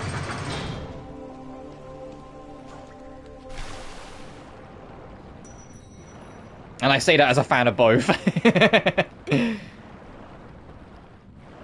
I say that, between Mario Kart World and Sonic Racing Cross Worlds, I actually prefer Cross Worlds a lot. Because it's just, you get into the games quicker, it's a lot snappier. Tomb Raider 2 also, shame they didn't. Yeah, no game, no imaginary game that didn't get to exist, do I more wish existed than Anniversary 2. I don't think they need to do all 6 games. Like, there's some people that go, oh man, they should have done Anniversary 2 all the way through to AOD. And like, no. They don't need to do all that. But I would have been more than happy with Anniversary 2 and maybe Anniversary 3. I don't think we would have needed, like, 4 onwards. I think 4, 5, and 6, and I know this is going to sound like a hot take because people don't like 6. I think 4, 5, and 6 stand on their own 2 feet competently enough that they don't need, like, full Anniversary treatments. And I feel like Anniversary would do almost more harm than good to them because of how they worked. But, man, would I have loved Anniversary 2 and 3. But like I said, this game just didn't sell well originally because it was before remake culture was really a thing. So no one really took an interest and unfortunately undersold. I got it because I was a kid that loved everything Tomb Raider. And my dad got it because my dad was who got me into Tomb Raider. Because for those who don't know, my earliest memories are watching my dad play Last Revelation. The first game I played was Angel of Darkness, but my earliest memories is watching my dad play Last Revelation on the Dreamcast.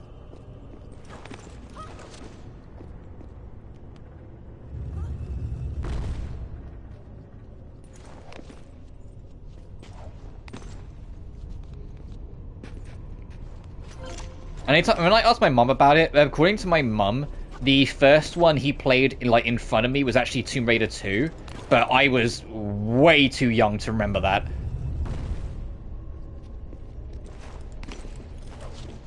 Like, I was very likely a toddler during that time. Like, you know, like way too young, so I don't remember it at all. But it was funny, because when the 1, 2, 3 remastered came out, I showed my mum like Tomb Raider 1, 2, and 3, and like she pointed out Venice and like recognized it and remembered the puzzle, and I was like, oh yeah, my dad must have, because my mum doesn't really play video games. She's not really a gamer. But like my mum recognized it. I was like, oh yeah, well you must have then. It was just one of those things. I was like, oh shit. What room is this? Have I stumbled into? This is, oh cool. I think this is the sword room. Great.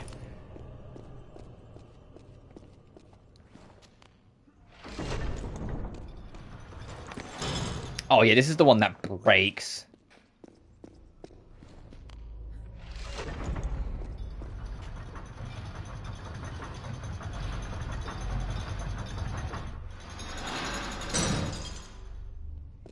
Yeah, you have to pull this out. Also, I'm trying to, I know there was like a slab somewhere to pull out.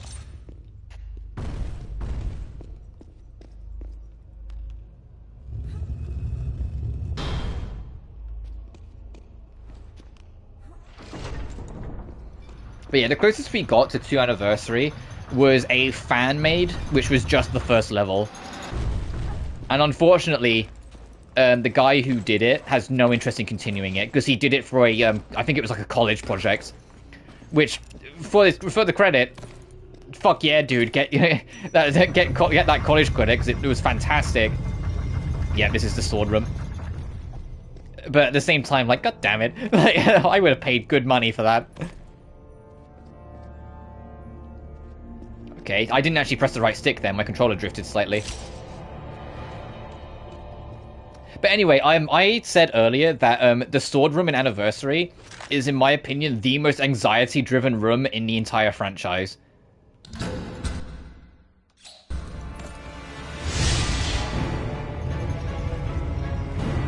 Like, even the more horror-y focused environments in the series never put this as much tension on it as the first time I got here and the game immediately says, hey, by the way, hold R2 to walk. Because you have that moment when you go, what do you mean?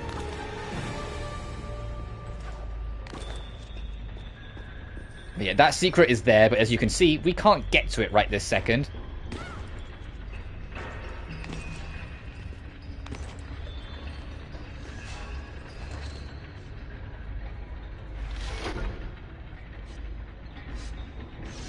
That's for a shortcut for later. But as you go to leave, this hits the ground, and you have that moment when you go, oh. Oh, shit.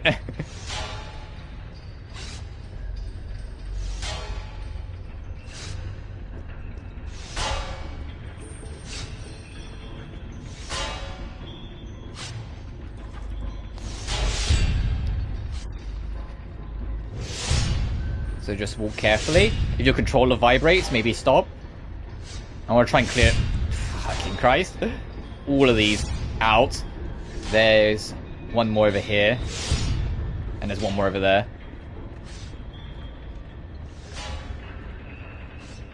Please drop. Don't do this to me.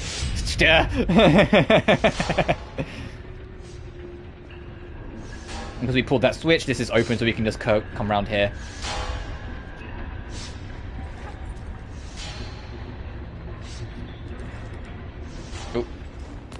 Better positioning. Excuse me? Miss Croft?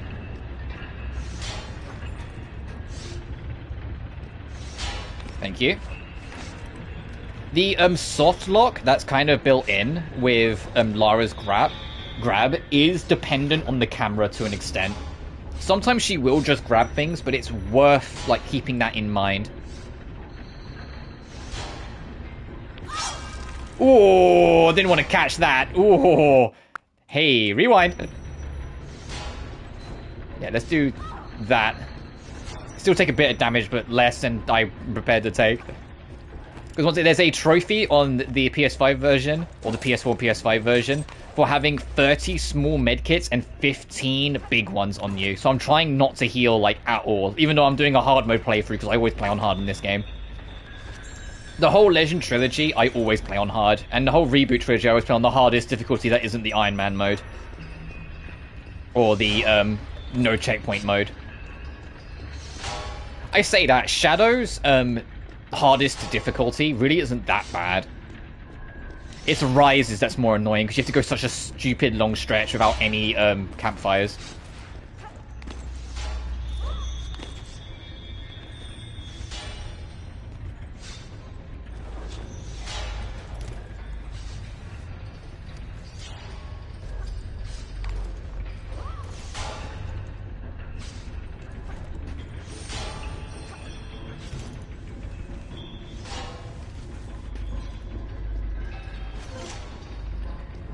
But yeah, I was talking about it a little earlier. The trophy list for this port is actually pretty different from the 360 achievement list and the PS3 trophy list. It's not that the original was hard, but it's significantly easier. There's a couple unique challenge ones, but as a whole, it's significantly easier. You don't need to do all the time trials. You don't need to beat all the quick time events and all bosses, no death.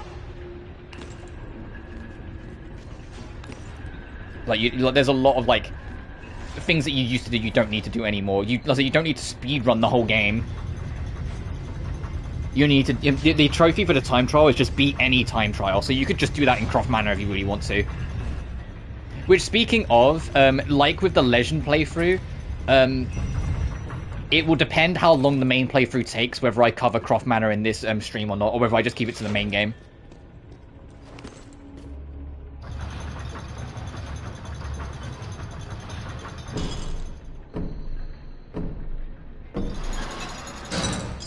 Because in Legend, like, it ended up taking me like 5 or 6 hours to do the whole playthrough.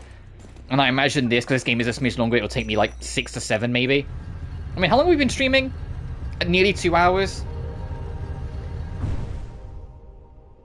If they have trophies, no concerns they wouldn't have any. Get it on sale, but £16 to stretch. Yeah, I think that's valid. I was going to stream it and get it today, so as much as I don't get paid for streaming, I just treated it as business expense, but 16 is a smidge steep. I will give you that. I think Legend was kind of, like, steep as well, for the remaster pricing. Well, not the remaster, it's not remaster, the PS2 port, I should say. Because I think that Legend dropped with, like, Sly Cooper 1, and Sly Cooper 1 was, like, £5. And Legend was, like, £12 or £13, I think. Can't remember, it's been, like, a year and a half since then.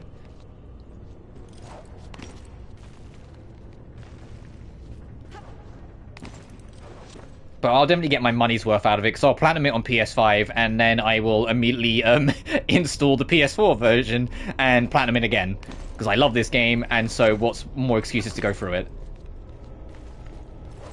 It is funny that I'm going to have the same game platinumed 3 times, because I have the, I have Legend PS3 platinumed, PS4 backwards compatibility, and PS5 backwards compatibility. And then, now with this, it's going to be the exact same fucking deal. But that just shows how much I love it. And if they ever do remastered 7 through 9, you know damn well I'm going to platinum them again. That would be really funny when I have 8 platinums across 2 games, and I have to explain that to someone. I'm like, no, I'm not boosting, I promise. That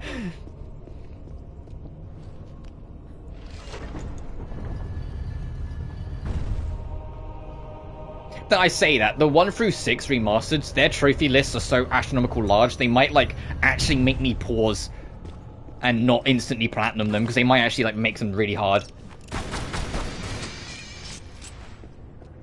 Alright, all the doors are open, so we've got Electric and we've got Atlas. I mean, Elec's right here, so we'll just go for that. I'm trying to see what would be, like, the easiest path to get to it. Hang on. If they released this at, like, $5, I bet more than, like, three people would buy it, so they'd actually make more money. Madness. Yeah. I don't know who would make that decision, though. Like, in terms of, like... Because it's like, THQ own it, so is it in the Embracer group that decides the price? But Amazon is, like, heavily invested in Tomb Raider, so did they decide the price? You know what I mean? Like, it's kind of like...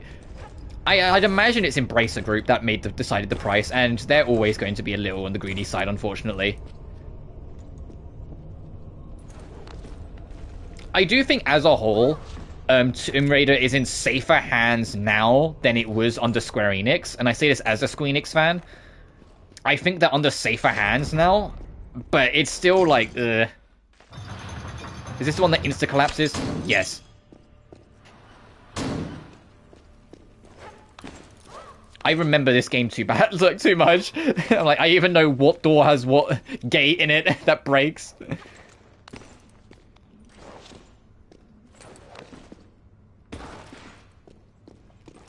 Alright, and now this is the Disco Electric room, which is easier to tell where the electric tiles are in this compared to the original. Because it's what tiles are lifted up is what you'll get hurt on.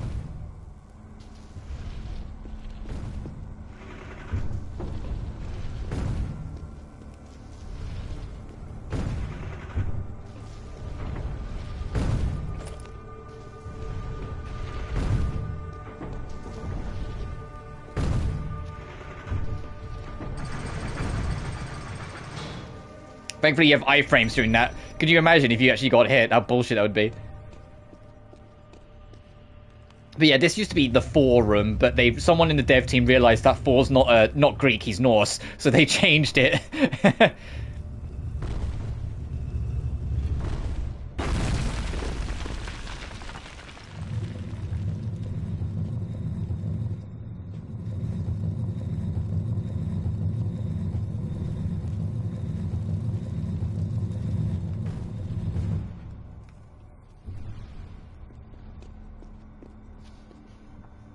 Game so backlogged, I just add everything to my wish list and wait for a 75% off sale.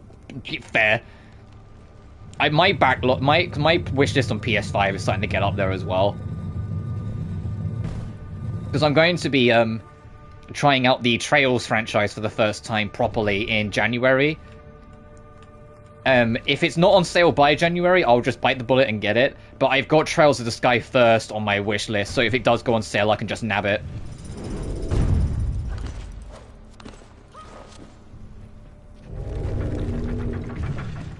Okay, it kind of kicks you off. I was going to try and... Actually, can I just reach this from here? Am I overthinking it? Okay, that was a little bit. Miss Croft? Lara? Thank you.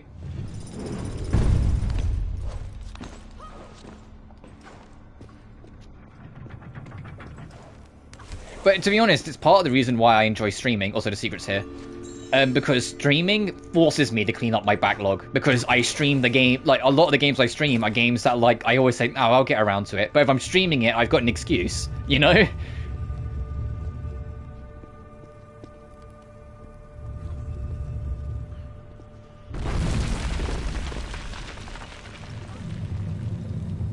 Okay, now the only secret I'm missing, let me just double check, no, wrong,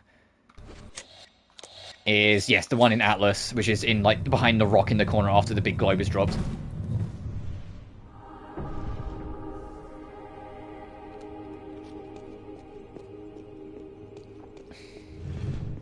Thank you.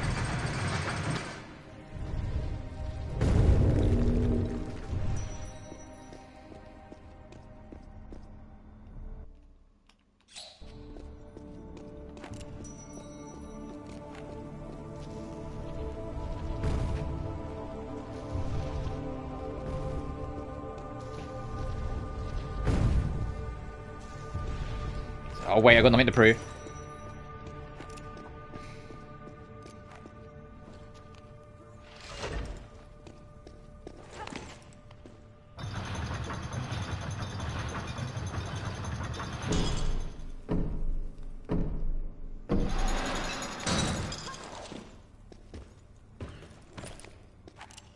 And I think the last door is the one where it touches the top and immediately drops. It doesn't do the 3 ticks before it drops.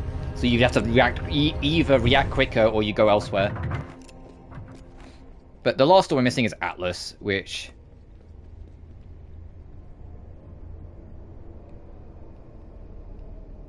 Oh, we'll get there from the top. Atlas is the one I skipped to get the secret, right?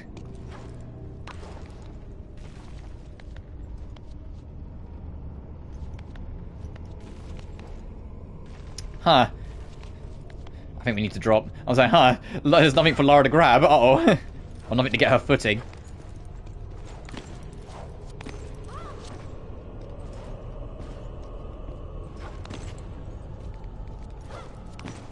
But I was talking about it earlier, I'm just giddy and like super happy and excited that I get to show people a game from my childhood that I love really dearly.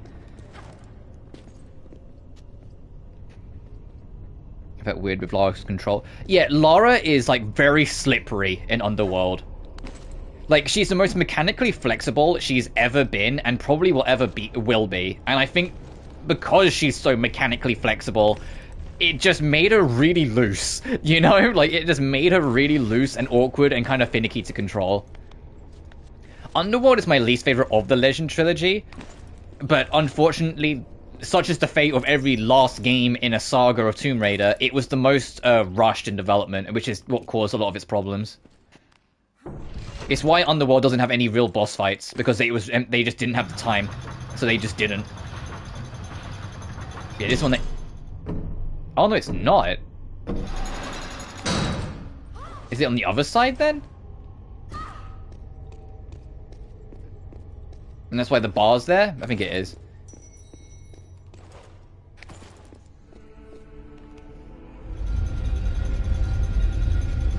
Anyway, out this time. I don't know if I was the only one who did this as a kid. I would try my damnedest to try and shoot this from as far away as humanly possible. Like, I would creep up on it, spamming shoot, until I finally got it. But no, it won't let you, because they want you to do it properly. They won't let you until you're, like, real close. But before you go up to it, you need to pull this lever. because that will give you your way out. If you just run up and shoot it, you're fucked.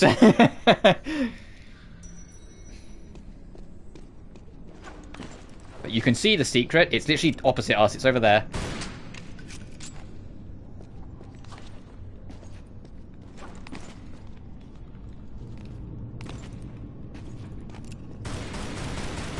So I literally I just do this.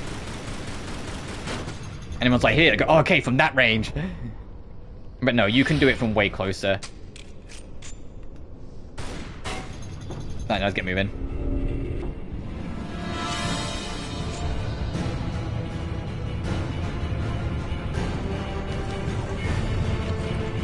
Basically, I had plenty of times I did this far back. Like, you've got infinite time, really. You're fine.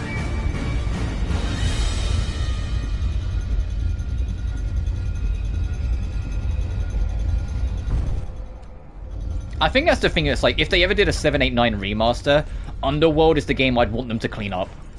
Like, Legend and Anniversary, I feel like, outside of maybe adding some cut content, because both games do have cut content, I can't really see, like, the need for them to do much else. Whilst Underworld, the controls have always been the oddity of that game. Like Indiana Jones-esque in this game that was more than combat. Yeah, Tomb Raider as a series, I feel like has never been, like, fantastic with boss fights. The closest they got was Legend in this game in terms of enjoyability. And Legend is just because you just shoot them till they die, but at least they can, like, you know, have a gimmick. And in this game, every boss has a gimmick, but it's the same gimmick, so you kind of work around it with the rage meter. But, like, the classic bosses are always just shoot them until they die. And when they did try and get more finicky with them, they were always annoying. In my opinion. Alright, I need to pull this lever again. And the reboot trilogy's boss fights are all either overly cinematic, or you just stealth them and you have to sneak up and stab them 3 times, and then that's the boss.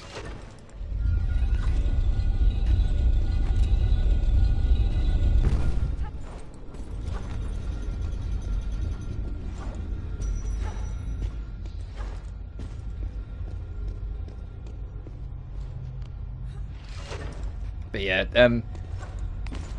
the new Indiana Jones game is probably the best, like a good blueprint of what I kind of hope. Also, yes, this is the gate I thought about that was going to break instantly. Or, like, immediately drops, doesn't give you the timer.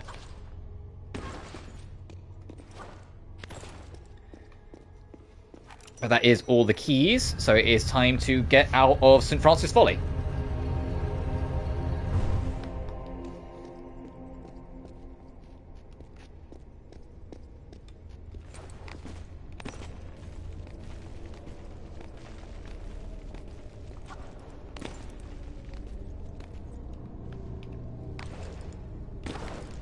Just in between here and the finish line, there is only one level where I'm ever so slightly, like, hesitant on whether I will get every single secret and 100% it. Because I kind of know where everything is, but I'm never 100% sure, and that's the cistern. The cistern is like, I'm pretty sure I know where everything is, but I have just enough doubt that I'm like, we'll see.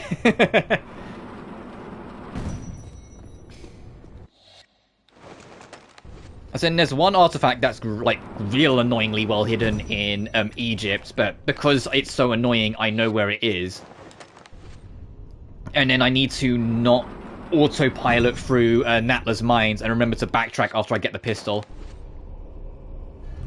Because there's 2 artifacts in the opening room.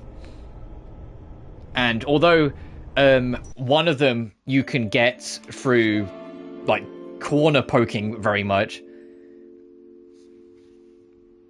the serious level design peaked with this game. Yes and no. I love this game, and I love the level design and how they handle the puzzles. But people call this game a shimmying simulator, and, like, all the people that don't like this game, and, like, I kind of get it. Like, you don't go through levels when you're doing platforming. You tend to go around the edges of them. You know? And so I get that critique. Like, the game that had, like, actual platforming through the level the best was, ironically, the game this is a remake of, Tomb Raider 1. What's in here? just one artifact. Do I remember where that is? I think so.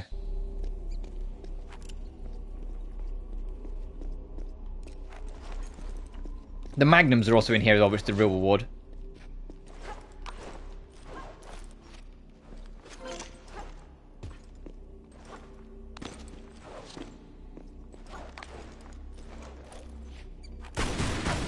But yeah, I love the level design. So this is my all-time favorite Tomb Raider, and it's one of my all-time favorite games, full stop. Like, this game is the reason that I really got into Tomb Raider. I liked AOD and I liked Legend, but after Anniversary, the rest was history. I went back and played all of them, and I've been locked in with the franchise ever since.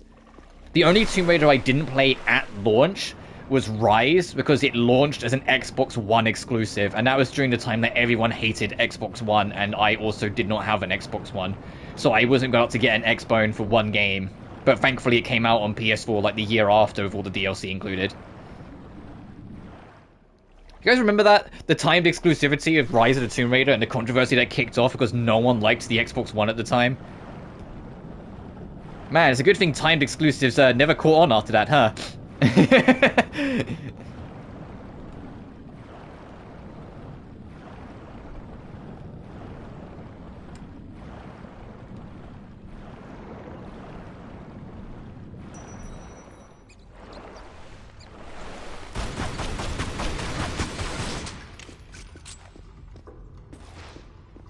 It's a little thing, but one of my favorite qualities of life between this game from Legend is manual reloads. Just tap triangle and you reload. It wasn't that it was like an annoyance in Legend, but it's just so much nicer to be able to just do that.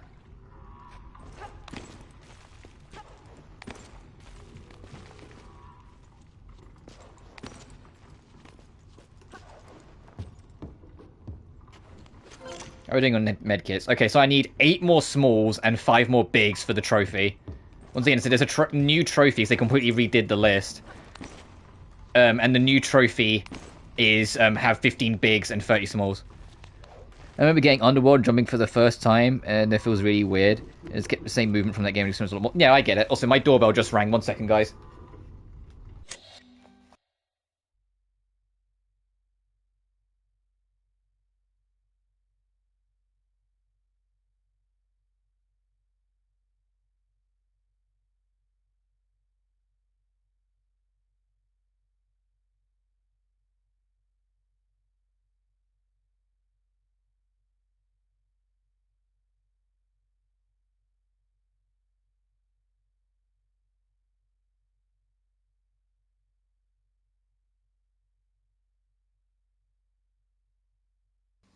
Alright, I'm back. But yeah, I get what you mean with Underworld. Like, you do, like, the Burning Croft Manor at the start, and, like, you do, like, the first jump, and you go, ooh. Like, ooh, okay. Interesting. And it's, like, it's only in retrospect that, like, it's because it was, like, Lara is so mechanically loaded. I think it's the easiest way to put it. Like I said, she has an astronomical amount of mechanics that are all ready to function all at once. And so it causes a bit of lag, and it causes her to kind of keep moving after you let go on the controller input. Where if they had more time, it would have been better optimized to be, you know, cleaner. But she's basically just, like, stacked up with a shit ton of mechanics because of all the movement stuff that you can do in the game. Plus all the actual combat stuff, like the adrenaline dodge and how they reworked it. Kicking off enemies. Alright, looks sharper than Legend. Yeah, this... Although I'm not streaming it at 4K 60, this emulator, or this emulated version of the PS2 Classic, is running at 4K 60. The only thing that's missing is the PS3 version's exclusive textures. Also, welcome. Hope you're doing well. Like, this is still the PS2's textures, it's just the pixel count and the frame rate's been improved. So I only stream at 1080 30 because my internet is not the best in the world. It's not a miracle worker, so 1080 30 is more than enough to get the job done. Better pick up the pace. Alright, now do I remember where the artifact is in this level?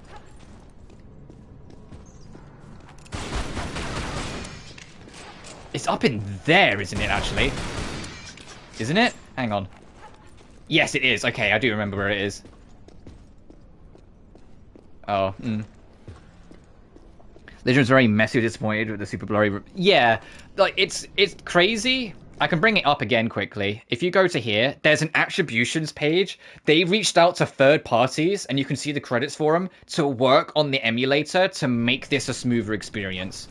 So they definitely like took in the feedback from how people felt about the Legend port and really cleaned it up. So it's still ultimately the PS2 version of the game, so actual textures that are like exclusive to the PS3 version are not present here. So there's like the odd thing that might look a glimmer blurry, but as a whole, upping the pixel count to 4K. The colors, so you can open the menu. Oh, yes, you can do all the color adjustments. Developer port Legend. I actually have no idea. Enhancements I have on, because if you turn it off, it turns off the 4K. And also, if you really want, you can play PAL at NTSC. I'm British, so I'm kind of cheating here, but I also like my game running at 60 frames and not 50 frames, so NTSC it is. There's some saturation. I upped, before, like, during the early parts of the stream, I upped the brightness and contrast a bit. So on my end, the screen is a smidge washed, but that's just because YouTube compression is a demon. And I knew if I didn't do that, you guys wouldn't be able to see anything. And looking at the YouTube compression on my end, it's still kind of dark. But if I up it anymore, it will kind of like worsen the picture for me a little too much than I'm prepared to take.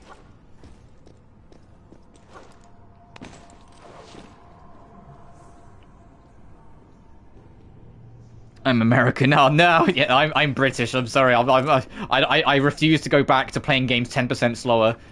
Listen, when you're a kid, you don't realize. Like when I was a kid, I had no idea that like all the games we're playing were running at 10% slower speed. There's not just less frames; they do actually run slower to make the same room of the frames. Is this widescreen or stretch? No, it's native widescreen. The original Anniversary on PS2 had native widescreen, so it kept it. It's literally, display widescreen. It's right there. And you can see if I turn it off, nothing actually changes on Lara.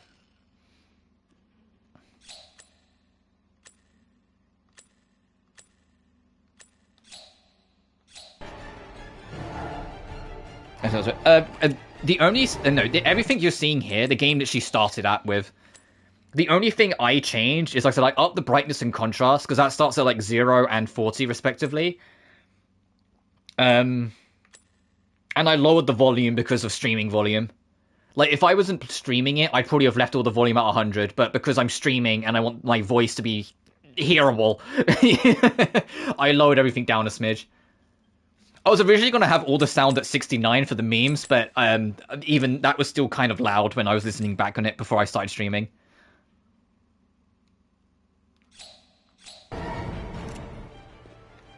Anyway, let's go deal with the gorillas now we've pulled this lever. Dun, dun, dun, dun, dun. Oh, I love the music in this game. I haven't actually spoken about that yet. I adore the soundtrack in this game. Many of the fears I had coming from Legends since they're still waiting for my stuff like to be honest, valid. I was expecting, like, when they announced this, I was expecting it to be very much the same as Legend. I would have still taken it on the chin, because it's another way to play Anniversary. But I would have been a little like, oh, alright, you know? Actually, I'm going to swap to my shotty here, because it's kind of scary. Oh, fuck! I got caught off guard trying to sort out my weapons. The only thing that isn't improved is the pre-rendered cutscenes, and that's because, well, they're pre-rendered, so there really isn't much they can do. So you'll notice, like, in the opening cutscene for the game, for example, when you start the opening of the game, the opening cutscene is really pixely.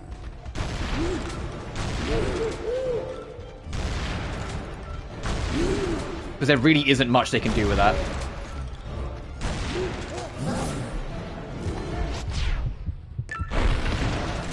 Oh yeah, I expected that from the intros, yeah.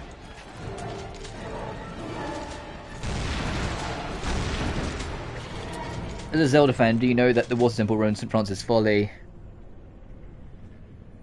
Water temple every time. You know, I never thought of that. I love the 3D Zelda games, with the exception of Skyward Sword. It's not that I hate Skyward Sword, I just don't like it as much as like Ocarina, Majora's Wind Waker, and Twilight Princess.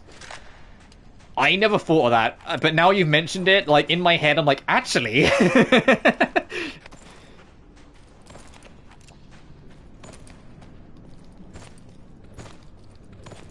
Oh, and for anyone who doesn't know, the fastest way to move in this game is doing this, is side dodging. I've always thought of that. I love the water temple aesthetics. You know, like, I don't know if this is a hot take. I think the hate for the water temple in Ocarina of Time is viciously overblown. Yeah, did I get stuck when I was a kid? Of course I did, because that's the point. You're supposed to get a little stuck, and then, like, figure out your way around it. But I never had, like, trouble with it. And anytime I go back to it, I know where I'm going, and I never get stuck again.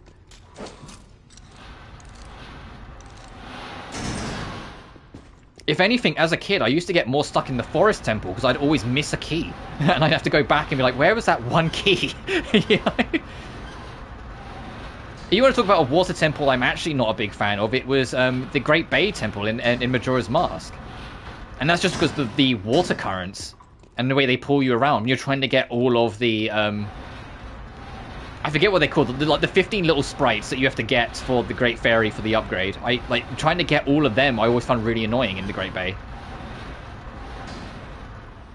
Like aesthetic in that is weird. No, I think that's fine. And it's funny too because the 3D Zeldas was another instant where I played a later game than worked backwards. My first Zelda was Twilight Princess on the Nintendo Wii. And my dad had a GameCube. And he didn't have Zelda on the GameCube, he had it for other stuff. But when he saw me take an interest... I don't know if you remember, there were GameCube packs for Ocarina of Time and Majora's Mask. And even though they were like 99% the same game, you could play them through that. And so he got that for me and let me borrow his GameCube. And that's how I first played Ocarina and then Majora's Mask. When I first played Majora's Mask, I was a kid and dead against time limits, so I didn't finish Majora's Mask at first. It was only a little later on that I then went back to it and really appreciated it. AKA, back when I finally learned that you could play the songs backwards to slow down time. Because I didn't know that when I first played it, and so I got really, like, anxious trying to do the time limit. You know which games get a lot of hate too? I think I love OG in this. They're perfect Tomb Raider for me. You know, yeah, this is my personal favorite Tomb Raider and one of my favorite games of all time. But I love it. When people ask me, like, what do I prefer between this and 1? I say, although this is a remake of 1, I love them differently. Like, I struggle to compare them. I love Tomb Raider 1 and I love Anniversary, but I love them differently. So the only Tomb Raider game that I don't really love is Chronicles. Every single other Tomb Raider I genuinely really like, even though obviously I like some more than others.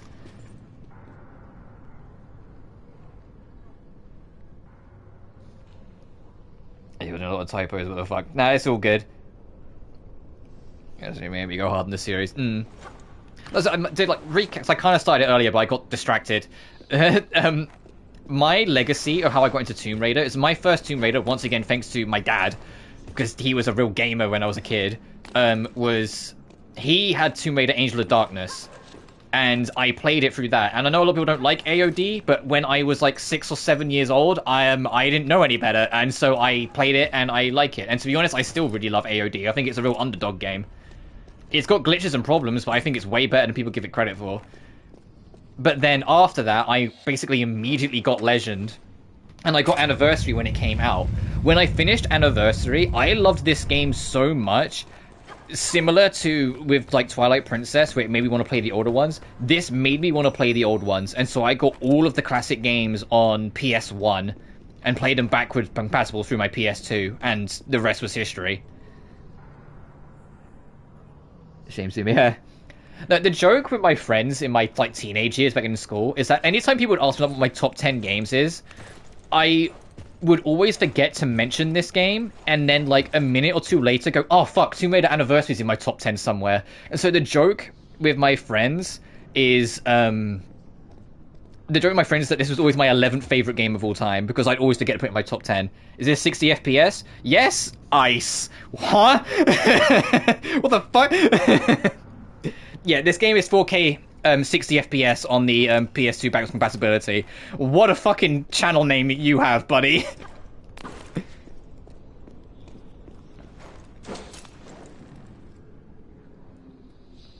That is a scary channel name, buddy. What the fuck? Buddy, we would get along like clockwork. Resident Evil is the only exception. Not that I don't like it. I actually love Resident Evil, but I didn't get into it as a child. I didn't get into Resident Evil until like only a few years ago. In fact, my first real exposure to a lot of the series was when I started live streaming, and I've only been live streaming for about 3 years now. I was very much in the Silent Hill camp as a kid in terms of my horror games.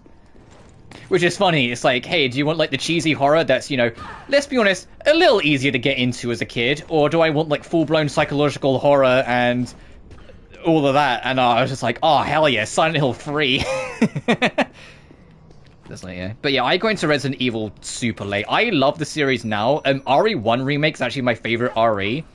I haven't played 4 Remake yet, and I haven't played Classic 1, 2, and 3. Oh, and I skipped 0. 0 I have had experience with, and I didn't enjoy it when I was younger, and so just for the sake of, like, at the time when I was going through the series, I skipped 0 for the moment.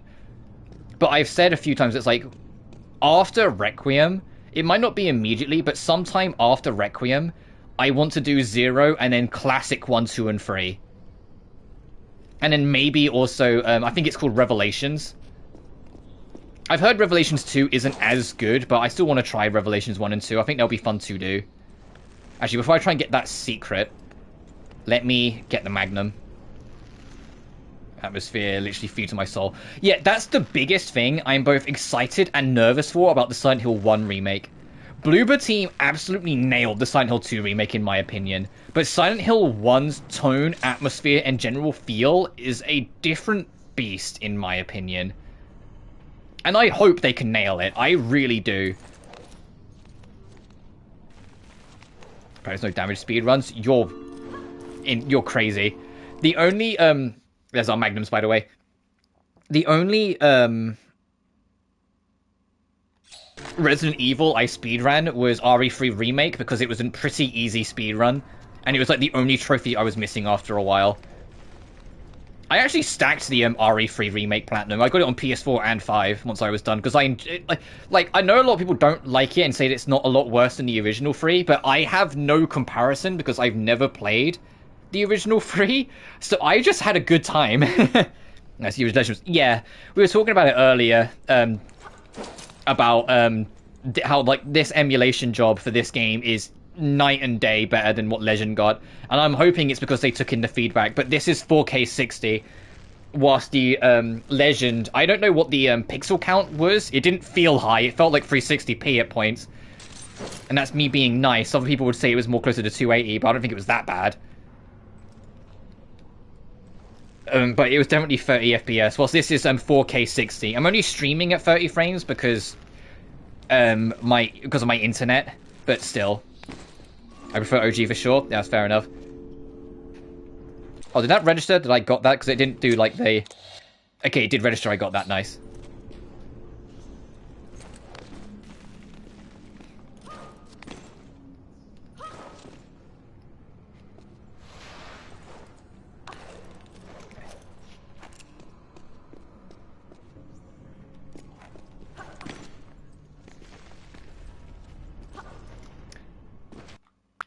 Oh man, whoops. You're supposed to climb up. I think. I know you have to get to that ledge. I'm trying to remember where the bit is. Oh, there it is. There's the climb up. Boo!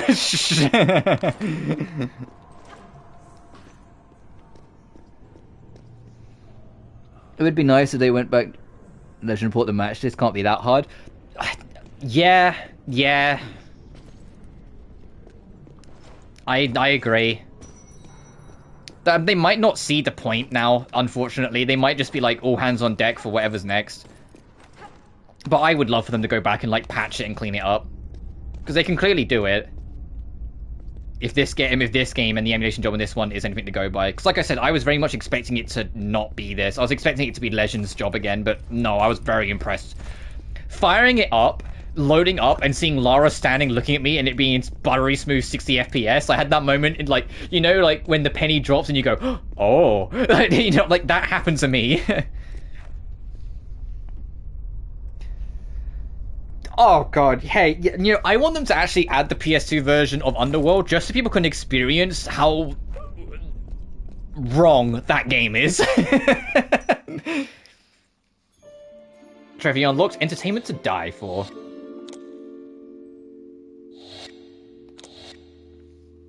Because like what, it's like, and the thing is, people go like, oh yeah, it's because of, you know, all the folks on the PS3 version, blah blah blah, and I'm like, no, I don't buy that, because this is the PS2 Tomb Raider, and it's the like one of the best Tomb Raiders in this. Oh god, there's 3 gorillas.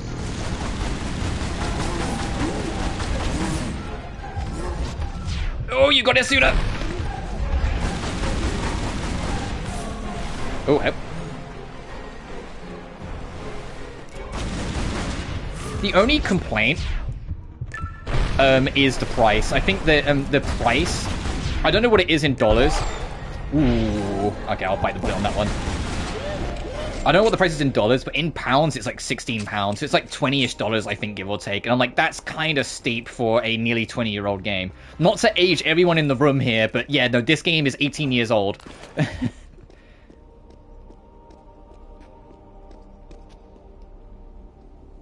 It was on PC, it makes sense. Like I said, yeah. Alright, first things first, let me get this switch. If I remember rightly, then the relic's in the fire room. Oh, there's 2 relics! No, I know where the other one is, Okay, we're fine.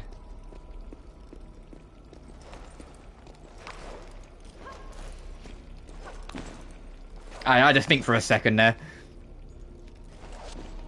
I didn't do a practice playthrough, by the way. I probably should have, but I just kind of am winging it. The last time I played through this game properly was, I think during COVID. There was a lot of old games I went back through during COVID for obvious reasons. I wasn't going out much. If I wasn't, like, working, I was just playing old games. I played the PSP. I've never played the PSP version. You're much more dedicated to the bit than I am in that regard. The rats move like they're on skates or prop sliding. Oh, are they like... Do they not animate? Do they just move? That's actually really funny. Also, you know, speaking of, I gotta do it the once. Come on, Lara. Oh, there's a gold trophy for that? Gold legend. Become a statue? Bruh. Bruh, they... Of course there's a trophy for that. I think gold trophy is a bit... breakfast, have a good one. Breakfast? It's nearly midday! But yeah, no, actually, I say it's midday in the UK. I don't know what time it is US. No worries, but thanks for popping in. You take care.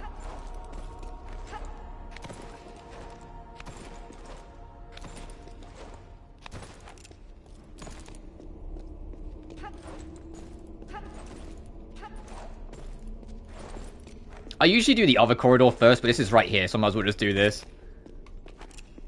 Yes, okay. The other relic, the one that I nearly forgot about, is up in that corner. And it's actually kind of cheeky how you get to it, because you'd think you need to speedrun, because all these platforms will raise up when we do a thing in a minute. And you can get to this and just get to it. It's actually simpler than that. It's this box. You just put them. There's a little gap when we pull it up that will have like a room for the box to go in. You just put all the box all the way in there. And fun fact, I didn't actually realize this until like way after I like 100% the games. I used to like super speedrun and like corner glitch it almost to get up there. And it's not that I assumed that was the way you were supposed to do it. I just wasn't sure how you were supposed to do it, so I made my own way, like any gamer.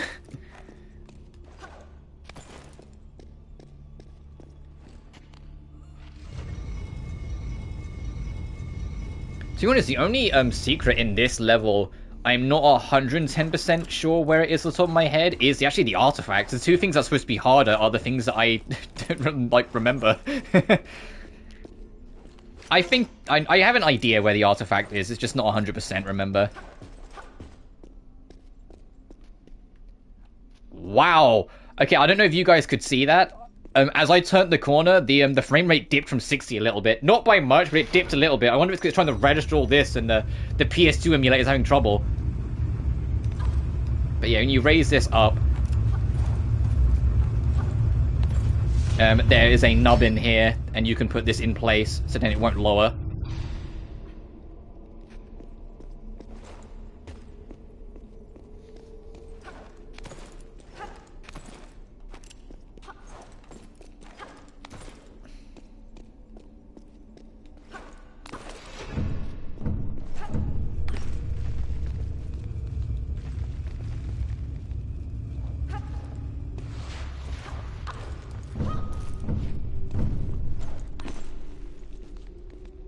You see that?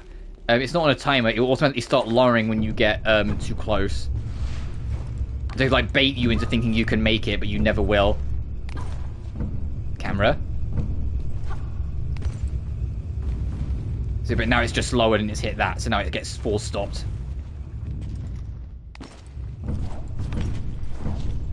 I'll go get this first.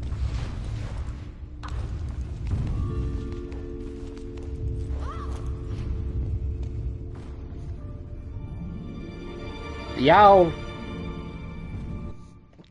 A sacred bird of the goddess Athena, owls were associated with her characteristic traits of wisdom. The Athenian.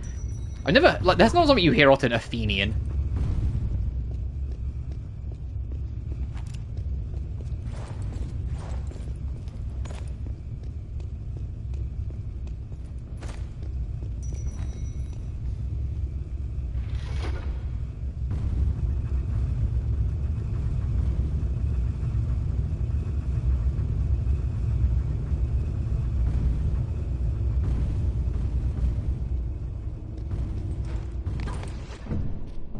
But yeah, unless you're playing on Xbox, where technically this game's already been available and Underworld's not available, for like, as a general access point on PlayStation, the only Tomb Raider we're missing now is Underworld.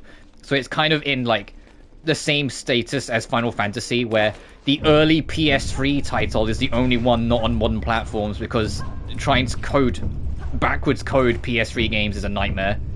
I hope that changes. As much as I said I don't love Underworld as much as the other two, it's the only one missing now, you know? So it stands out. They need to, like, correct that.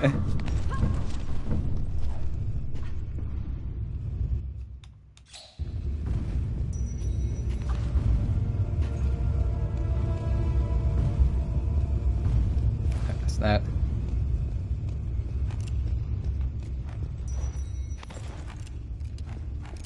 Let me just get ready, because I think there's going to be more beasts.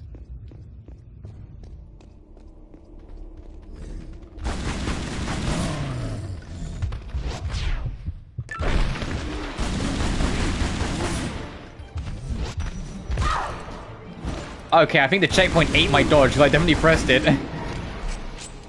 I promise. I'm not that bad of a gamer.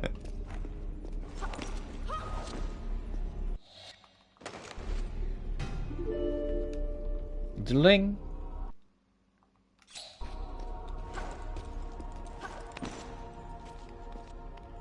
Alright, next I think I actually no, I think it's the room where you pull the pillar out before you do the fire room.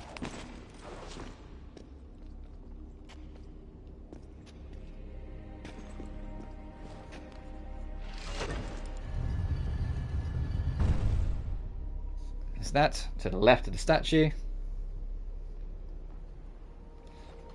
Because the fire room's in there. And they really, like, turned the fire room into a hype match in this game. Which is crazy, because it's like, if you play this first, you go back to Tomb Raider 1, expect the fire room to be hell, and the fire room is just run in a straight line and jump 3 times, and you're like, oh. That's it.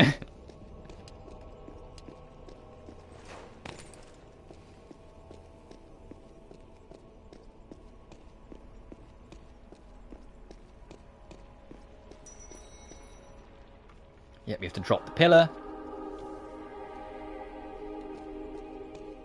And I think, slash hope,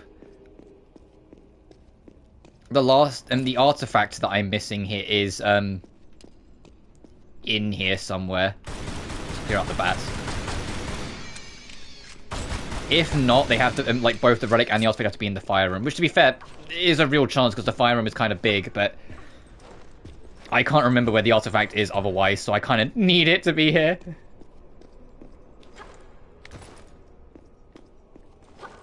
Or, like I said, or in the fire room.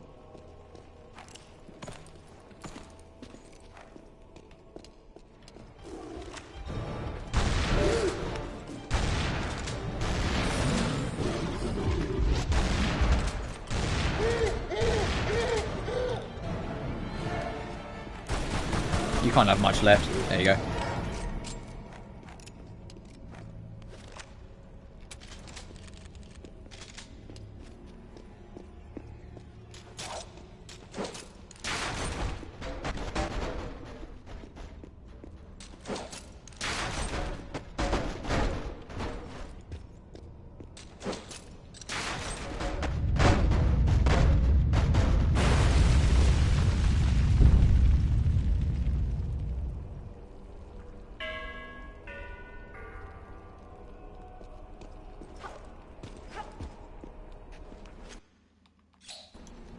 Nice. And the only lead bar we're missing is the one in the fire room. But now we can go through this room the fun way because everything's like all disheveled.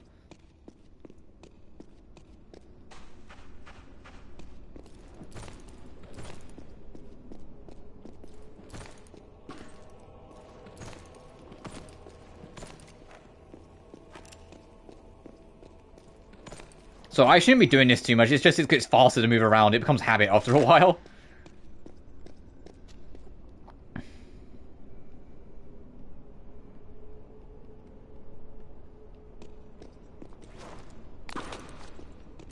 The moment I saw like one speedrun do it, I kind of went, oh, and then you just do it afterwards for the rest of the time.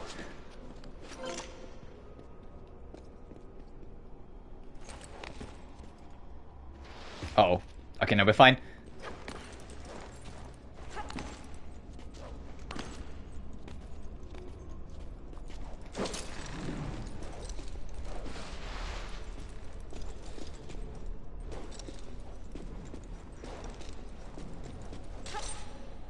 Yeah, you got it.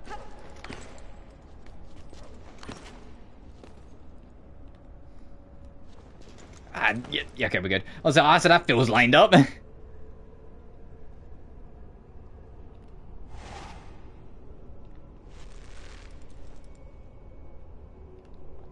I think it's this. I'm trying to remember. I mean, we'll soon find out when I slam into the ground at Mark 10. No, it is this.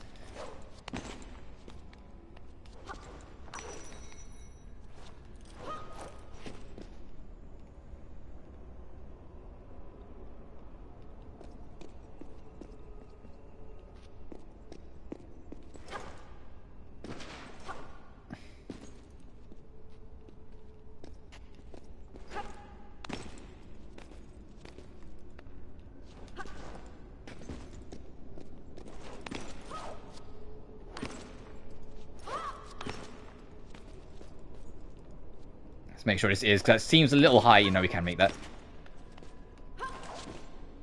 Oh, nothing in that pivot? Oh, okay. Or divot, not pivot.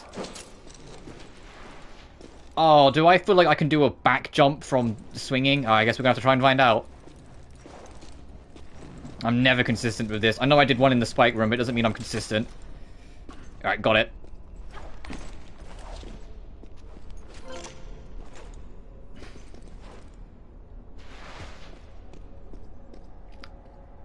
Okay, good news is we got across the room smoothly. Bad news is, no artifact. Alright, it has to both be in the fire room, otherwise we're in trouble.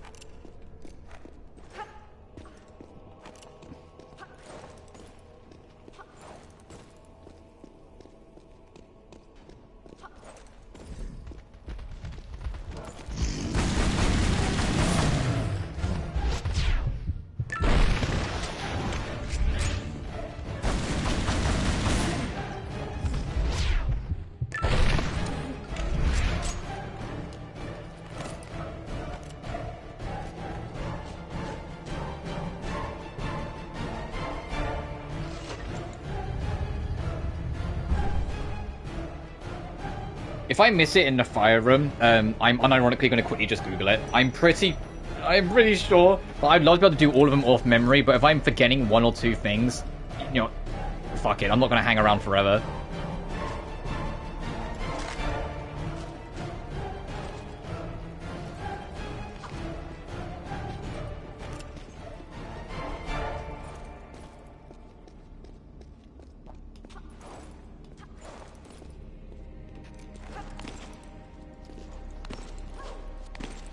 I just can't remember where it is right now, top of my head. I mean, I don't think it's in the spike room. I mean, it might be in the spike room, actually, that we were just in with, like, the tool things. If it's not in the fire room, I might poke my head back in there before we finish the level. So I locked it onto the relic. I might have just missed it. In fact, it might actually be in there, and I just locked onto the relic. But it's the good old fire room. First things first, I'm going to try and lure the enemies underwater over and just deal with them. Yeah, come on, buddy. I see you. You on your own?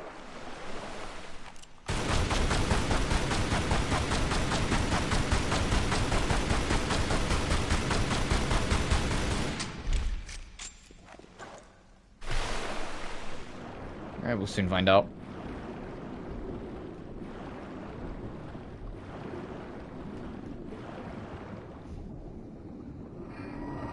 And this is one of the harder relics to actually get.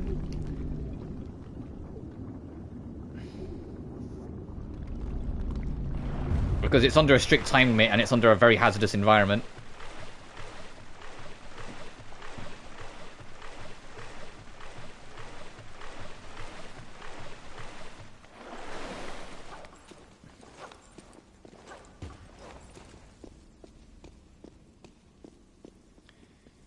Oh man, what a peaceful, tranquil room. I hope nothing explodes and sets everything on fire the moment I step forward. Uh-oh!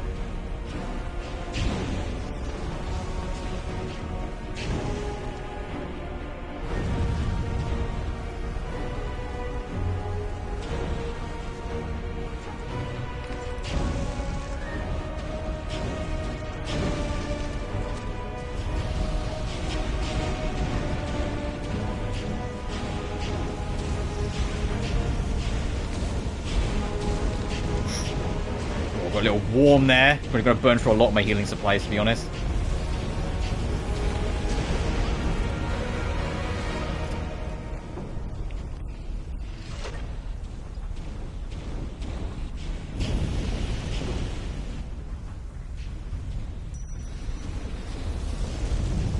I mean, we are getting checkpoints, and if you die, you get your health reset, so that might actually be a strategy if I want to keep my heals.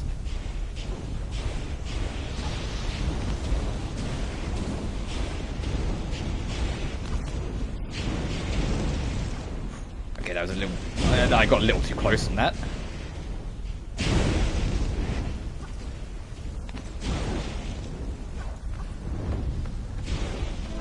I will just pop one. I'll just take the bullet.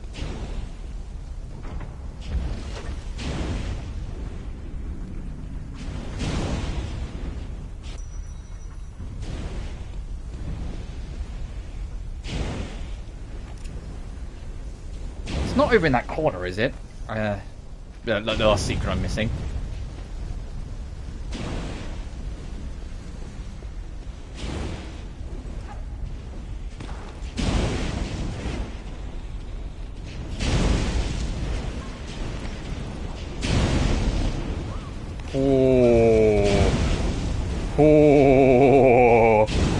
Oh, a bit warm, Lara. My bad.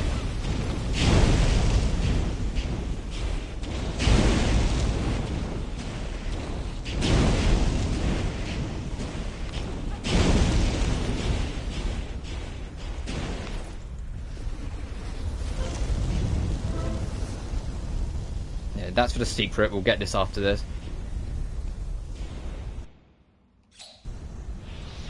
Alright, so we're missing an artifact, huh?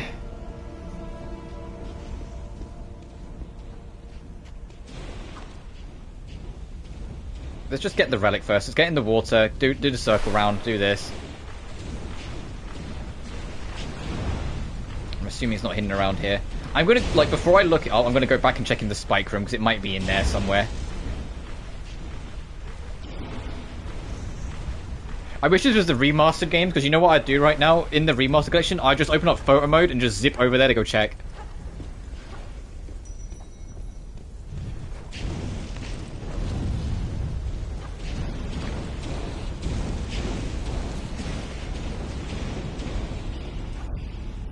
Oh, that's not high enough, right. My bad.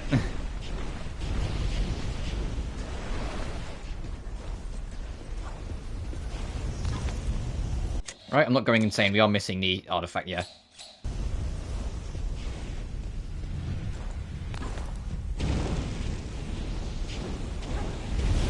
I'll wait for the fire to go around again.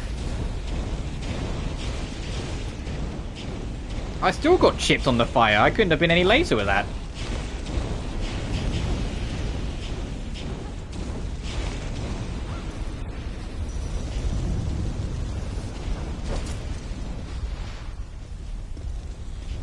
You have to do an awkward journey to pull one switch, and then you have to race around the whole like room again, get back to the end under a pretty strict time limit.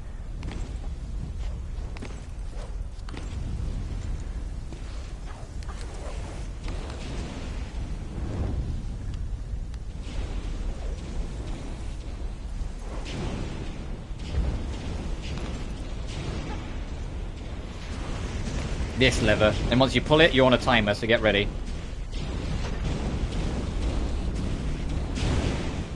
So relic's right there.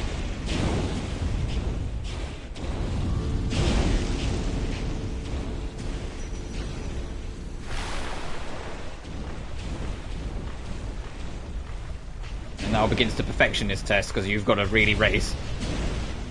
I said, in my opinion, I think this is like one of the harder relics to get, if not the hardest relic to get. Lara. Lara! Lara, stop wasting my time!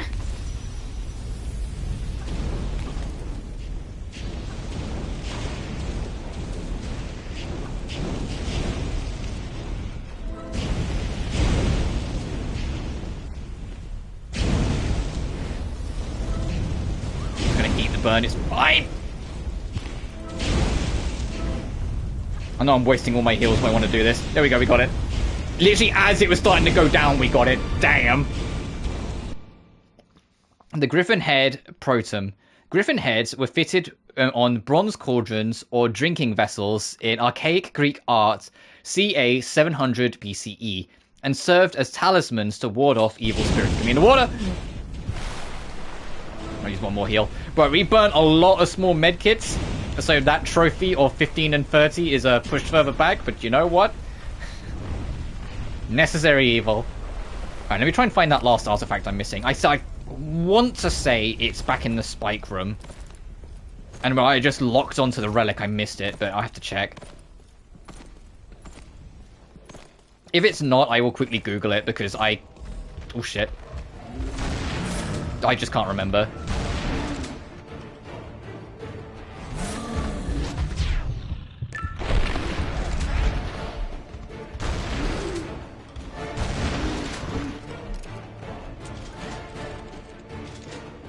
Which is, as I mentioned earlier, there's always one per playthrough. There will always be one secret, I just can't remember where it is, like, per playthrough. And I'd rather it be now my one that I forget than later, so... Alright, let me check the spike room again. It's the only place I can think it might be.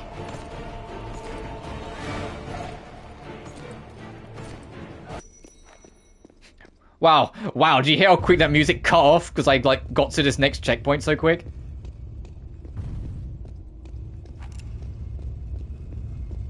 Oh, that got pushed out.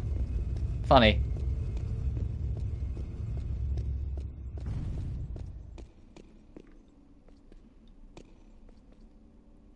Found you.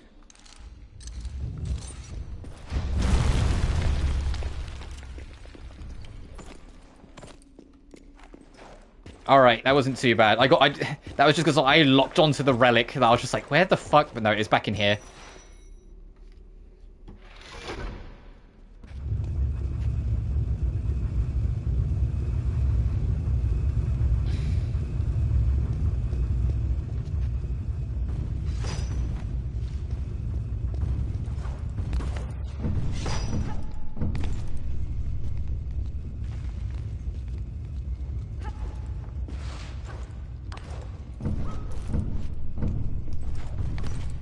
But yeah, so the only reason I missed it is because I just locked on completely to the relic. I just completely forgot. Fucking old man brain kicking in. I don't even know why I say that. I'm not even that old. 26 is not old. Just to speed things up, I'll just do that. There we go.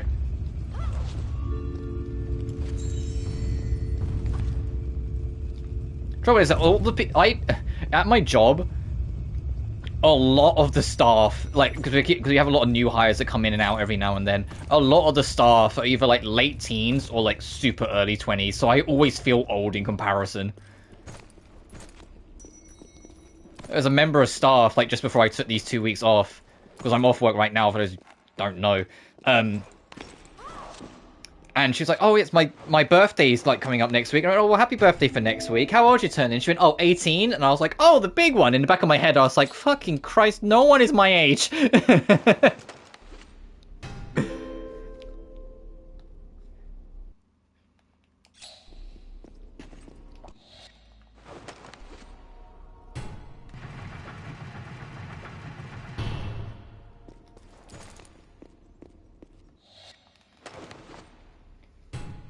Like, I'm closer to 30 than I am 20, and that's just like, oh god, what happened?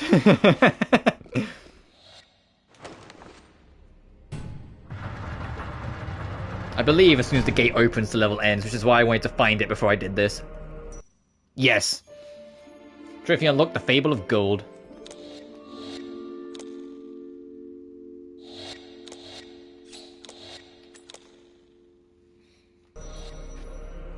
And next is...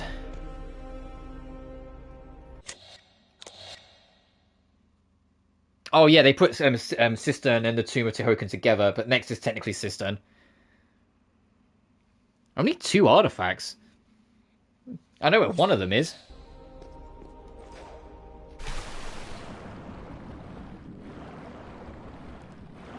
Actually, scratch that. I think I know where both of them are. So I think one's in the Cistern and one's in the Tomb.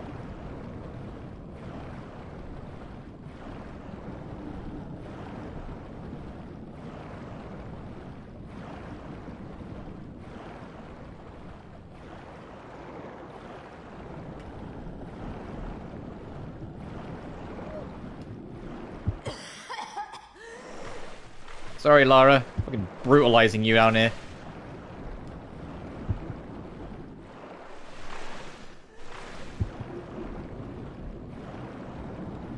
It's always the thing, when you get used to like the classic games, you go to like the Legend trilogy, and you're like, oh yeah, wait, you don't have as much oxygen. In the OG, Lara can hold her breath for like a pretty dang long time. And thankfully, that is that case, because goodness, you need it.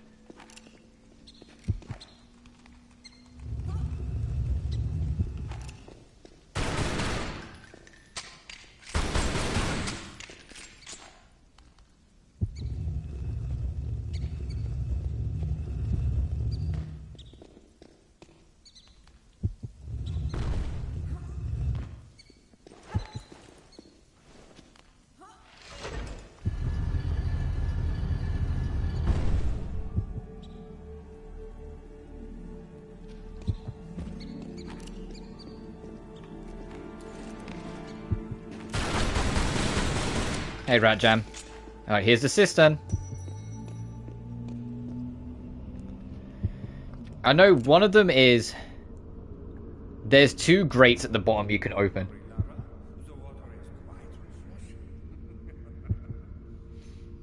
It's the other one.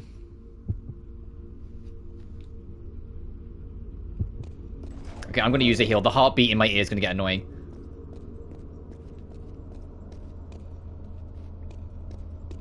It does the water level. I've got to remember how to navigate it and not get confused between how you navigate this one and how you navigate TR1 Cistern. That said, I think this Cistern is a lot easier to actually figure out your way around than the original. The original is kind of intimidating. When you know what you're doing, it's really not that bad, but it can be a little intimidating. And so I remember, like, on my playthrough that I did last year, where it had been so long, it's like, I think I was at the Cistern for, like, well over an hour. And it's like, no, you can get that level done way quicker if you know what you're doing. Oh, I think I have to actually drop down and go back up and around. I think this is too low. Yeah. Oh, actually, no, never mind.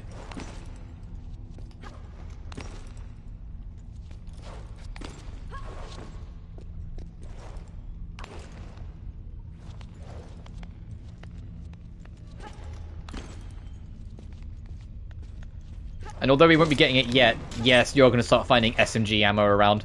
In the same vein that we started finding Magnum ammo, like, as soon as we found the shotgun. Our goal for this area, by the way, is to get up in there. There's a croc there.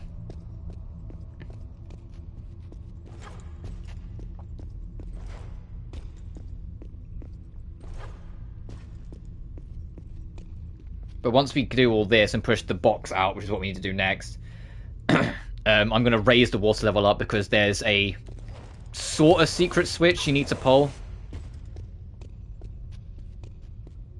Not that I can remember exactly where it is.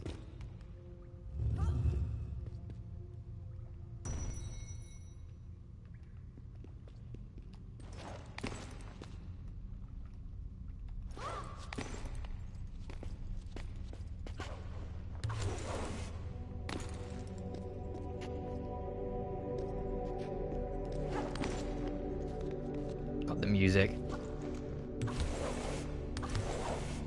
I hear like the anniversary like sound cues and beats, and I'm just like, I'm home.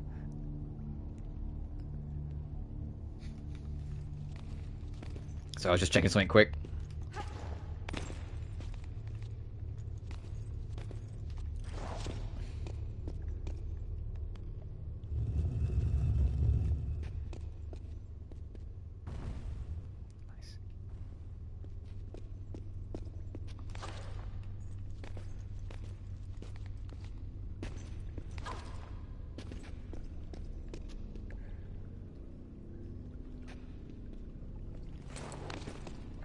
Oh, okay, I can see. I was gonna say, I don't think I can just... I think just dropping from here would hurt, but no, there is a way. Alright, time to start building up those small heals again.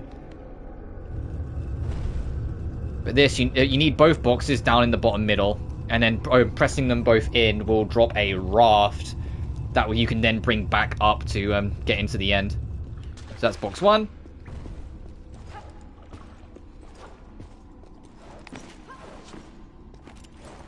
That will lower the water level to the lowest, but I said I'm going to raise it before I lower it. I just want to get like this part of the puzzle done.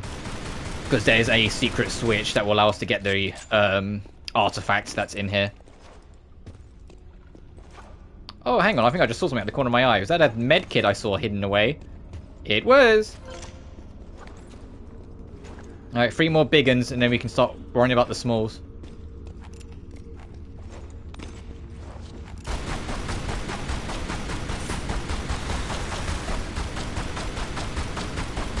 Alright, it's in rage mode, so it had extra defense, but then there we go.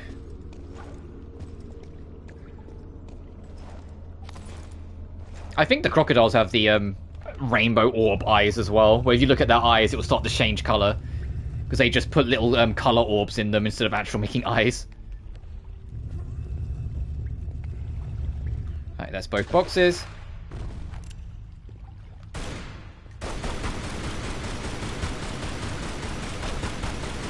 Oh, come on, it's in range when it moves.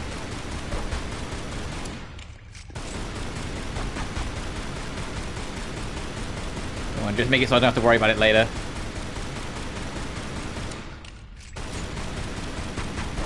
Come on! Come on, I know you want to. Come on, die. There we go.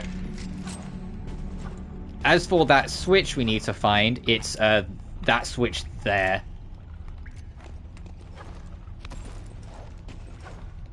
So let's go raise the water so we can get it, and then we will lower the water back down to the bottom, but we need to get back up first.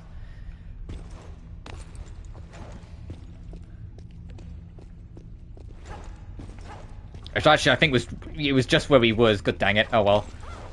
Circle around the neighborhood for a second. It's those over there.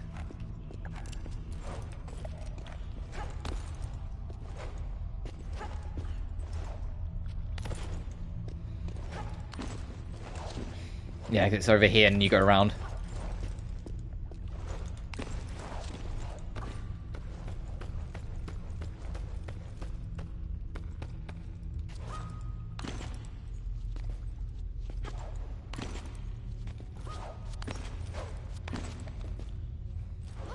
But I hope you guys are enjoying this, like me just kind of going through it and just nerding out about this game I love. It's always great to come back. Was there something in that corner I just...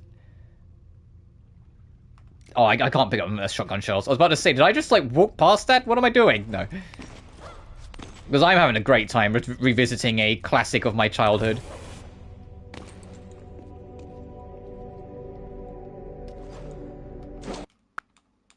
Oh, man, crazy. The only reason I do the reset... Also, that was just entirely my fault. I completely forgot this was here. Like that, instead of just accepting the death, is because it's just... It saves time. I would like to do this whole game in one run, and it's like, I'm just going to go back to the same place anyway.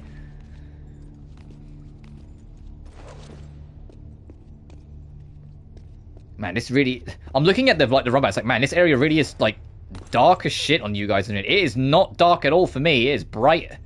It is bright. I'm... Like, do I need to make it even brighter? My screen's already kind of washed out. Be careful, Miss Croft. But yeah, do this, lets the water through, and then we can get down and pull. Because I'll pull both levers, so I don't need to worry about, like, diving in at the midpoint.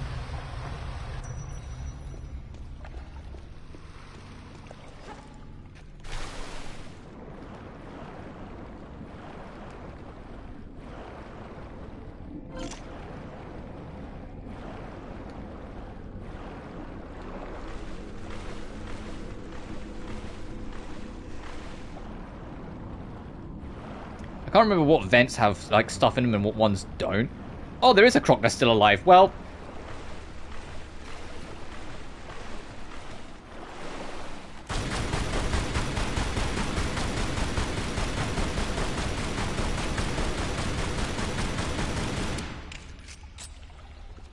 Thought that I got them all.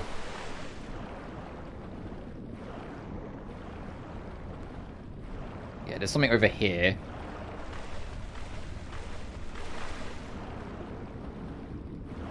Underwater's dark as shit, so I can kind of see if you guys can't see much when I'm underwater. But above the above the water here, how bright it is for me versus how dark it is for you guys is like crazy.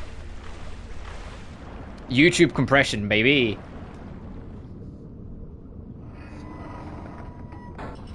So yeah, that opens that, so we can go get the secret.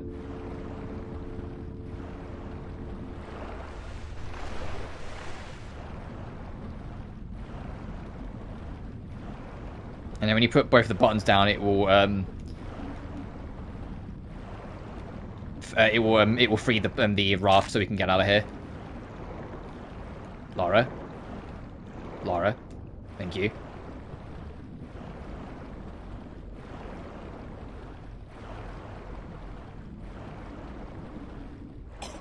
That was close.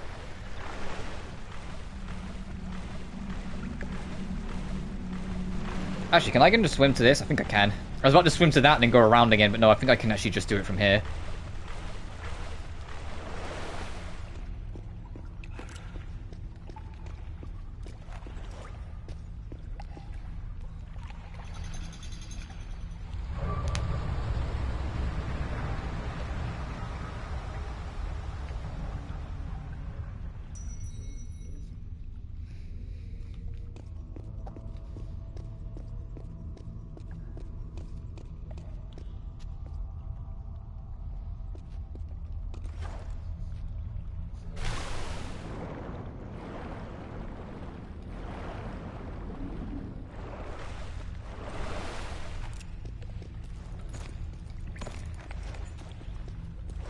So I do prefer this cistern over the original. I know that's not exactly like a hot take, but there is a part of me that kind of misses like going in between the little vents to find little side rooms and that getting you more keys from the original. They very much simplified this to make it more approachable.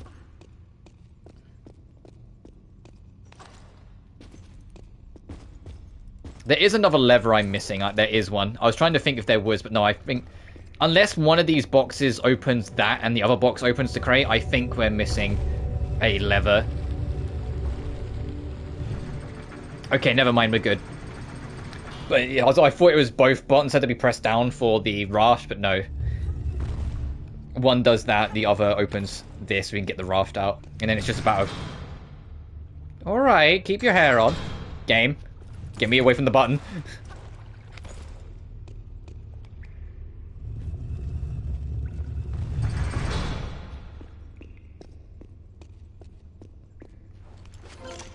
And now we can go back. We need to raise the water up. I need to pull it to a certain spot.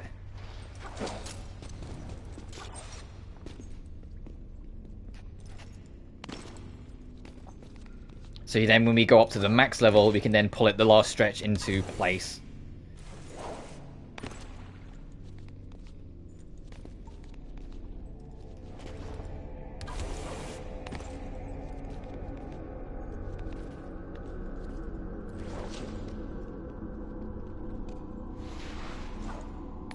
Gotcha.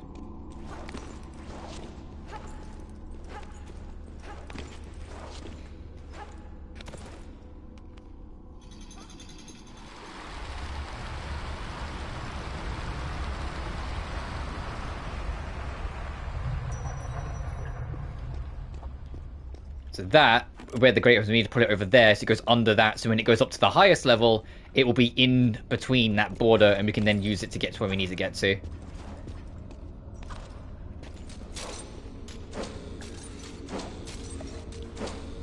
You're gonna make me want to get... Dang it.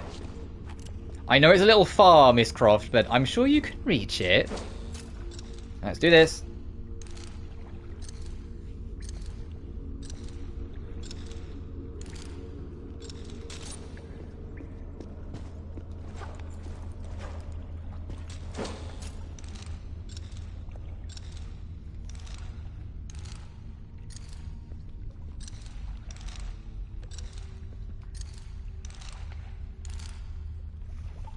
But for the delay, you mentioned about how you're closer to turning 30 than 20.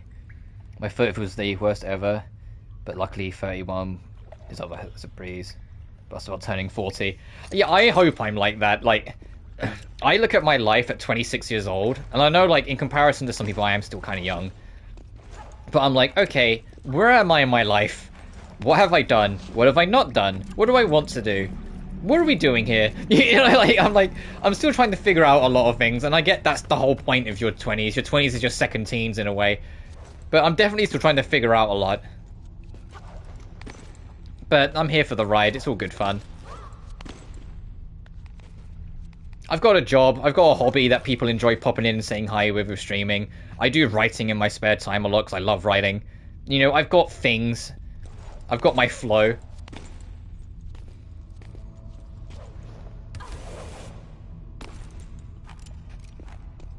And I have, like, you know, my fun. Which actually, I can, like, shell for a second. Every year for the past couple years, this is our third year doing it, on the last week of November, I do a little something on my streaming called Experiment Week, where the whole idea is, for every day during that week, I play a game I've never played before. Usually in genres I'm less familiar with. Just to kind of, like, not only have, like, you know, an opportunity for me to just try new things and clean out some backlog, but also to maybe introduce other people to things and go, oh, okay, so that is next week. Now. So if anyone's kind of curious about that, then yeah, like, I'm next week from Monday through to Saturday, and we'll be playing a different game every day. Almost all of them I've never played before, but almost all of them are out of my comfort zone, as in, like, things I wouldn't normally play. I can see something shining way over there. What is that shining?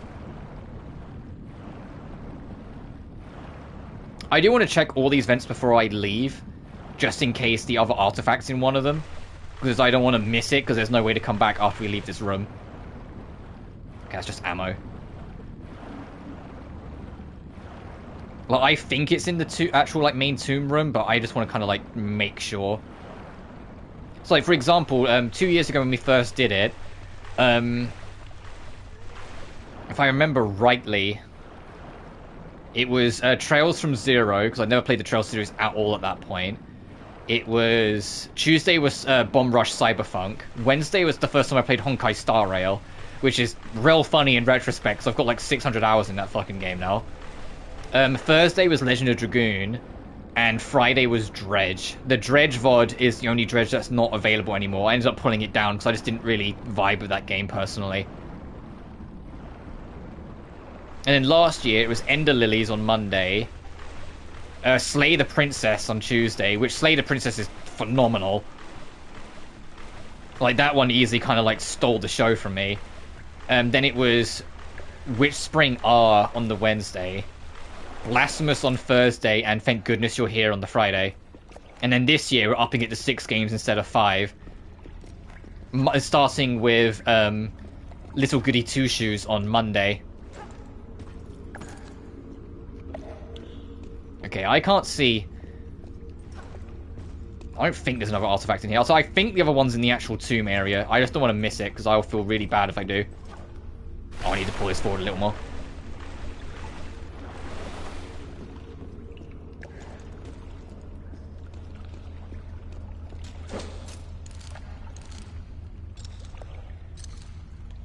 That'll do.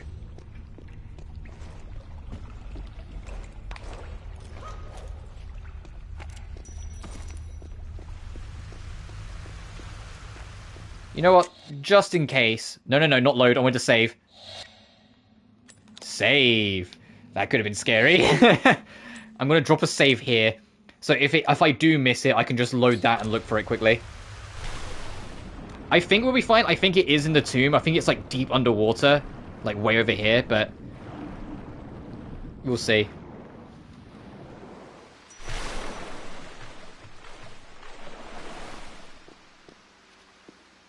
Oh, I can tell you a funny story about this area, though.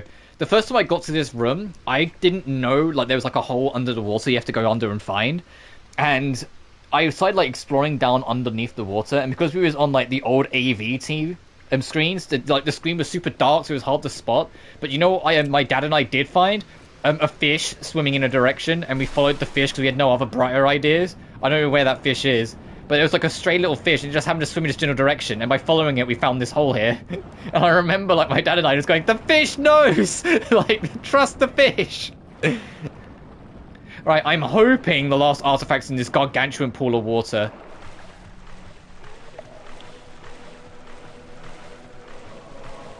I know there is one tunnel, but I'm hoping there's a second tunnel.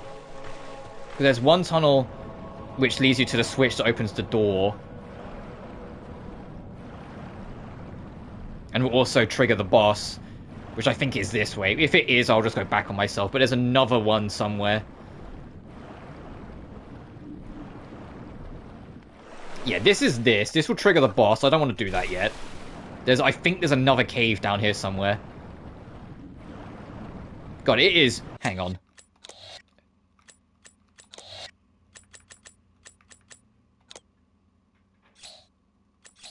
Just so you guys can actually see what the fuck I'm doing whilst I'm underwater. My screen is super washed out now, but just so you guys can actually see what I'm doing for a bit. That's better. Yeah, my screen is super washed now. I'll get this first, but I think there is a cave.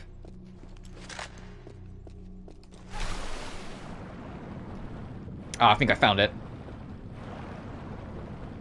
I can lower the brightness back down to something reasonable, either afterwards or, like, heck, I can just leave it like that for the rest of the stream. Okay, it's there, thank goodness. Alright, we missed nothing in this area. I mean, we nearly missed one artifact in Midas's palace, but that was just because I locked in on the relic too hard. Oh, this might be scary.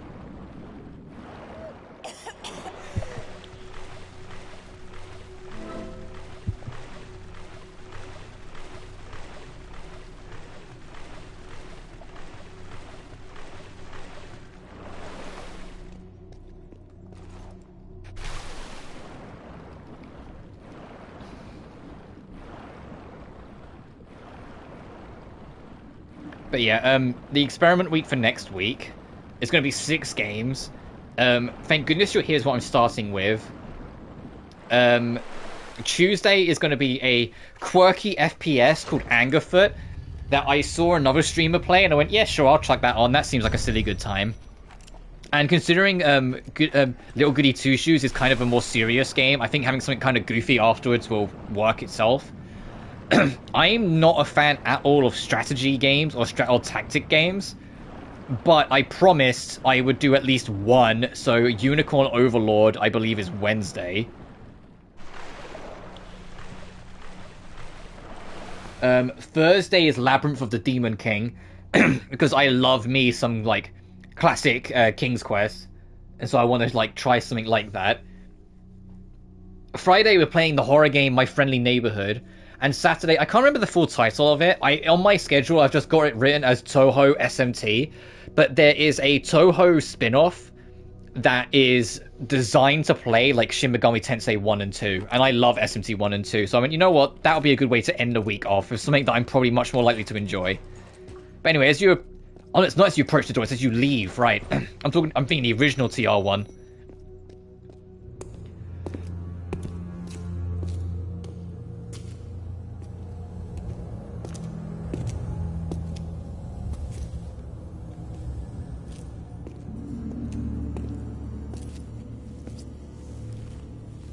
Here lies the God King Tihoken, one of the Triumvirate, keepers of the 3 pieces of the Scion, leader of the Chosen after the great betrayal caused Atlantis to be lost beneath the waves.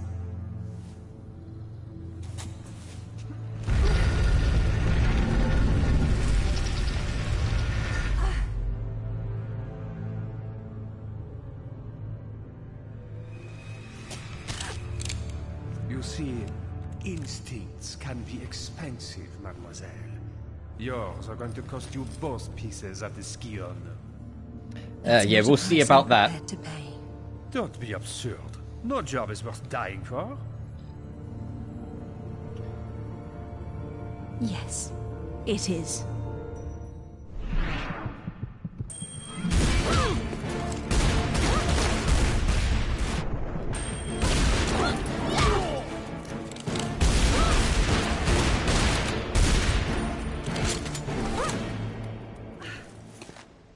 Alright, boss fight time.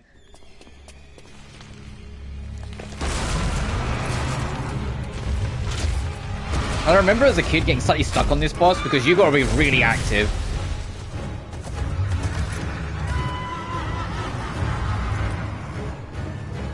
On second thought, you have it.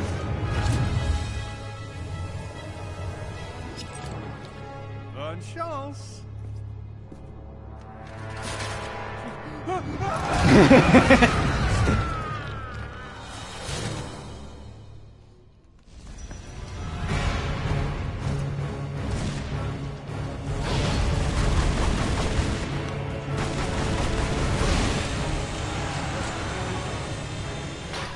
Oh, damn it! We're good. If they run over to you and kick you, you get insta-killed.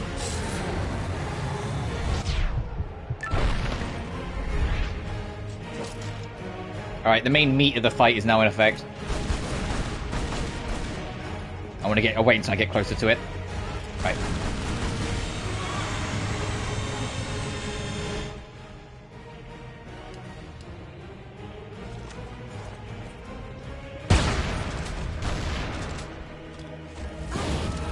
Ooh. I keep on rolling into it like a smut.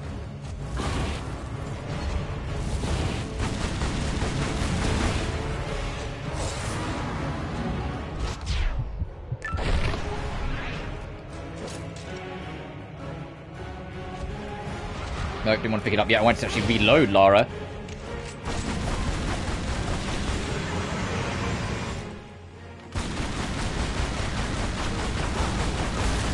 There's one. Ow.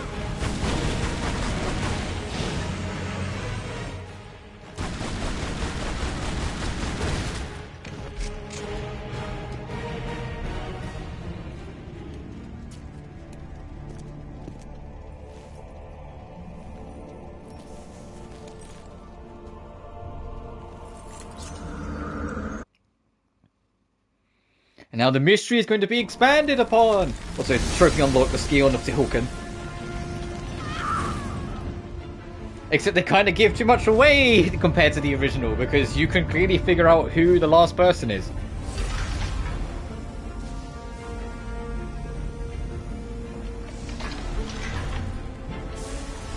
This is funny though. In the vision, it's like, hey, we need to explain how we found out where the third one is, so they show her. Have tainted the power of the Scion in betraying your fellow kings. enemies. Gee, I wonder who that is. The secret triumvirate of Atlantis. You have maimed Qualobek, your own brother. I am still here, wretch. Tiokan has ended your treachery. But it is my face you see in your nightmares. What have you to say for yourself? And like in the game says, hey, hey, there's been the lost pieces. Good luck. And you're like, oh, okay.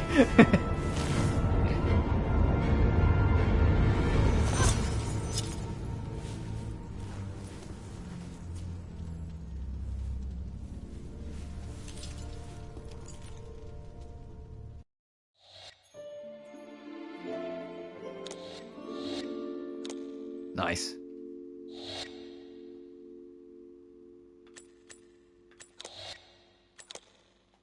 I can get rid of that now.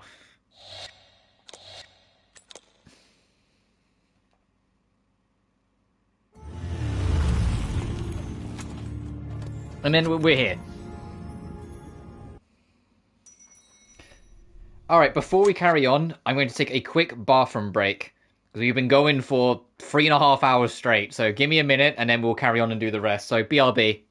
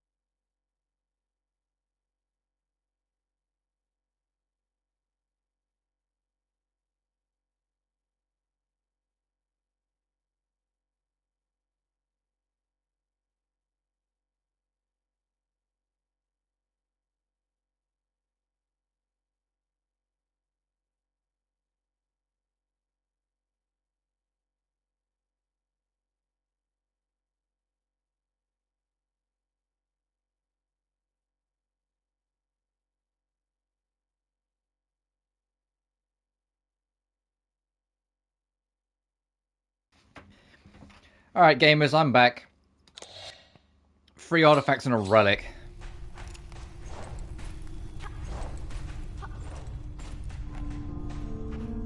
I think I know where all of them are. I have a question. Is there a way to... I can figure this, so I don't have to spam the buttons to fire.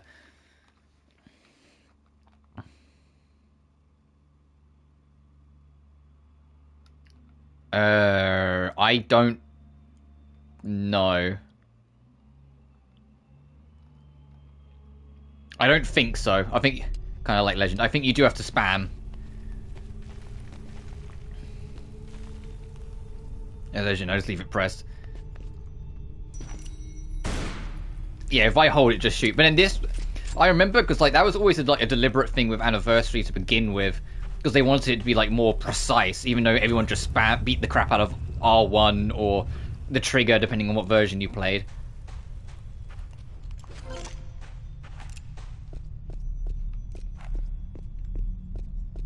Doesn't look like it though.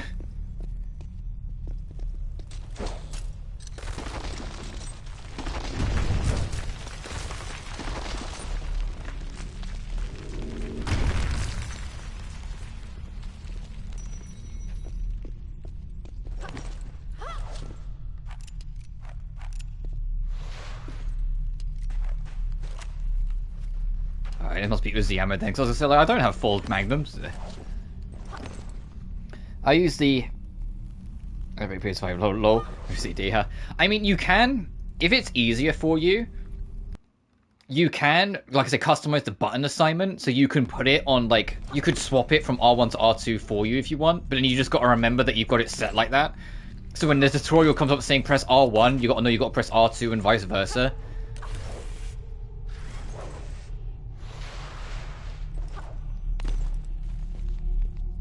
Now I get it. I remember though, like when I first got my PS5, one of the first games I got on it was Devil May Cry 5 Special Edition, and Virgil broke my first PS5 controller. The R2 broke because I'd hot swap weapons too often, and I guess like one of the springs just snapped, and I was just like, I said, Virgil, he's too powerful.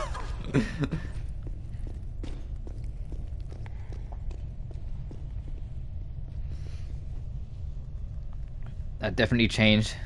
I don't like pressing the sticks. Nah, that's fairs.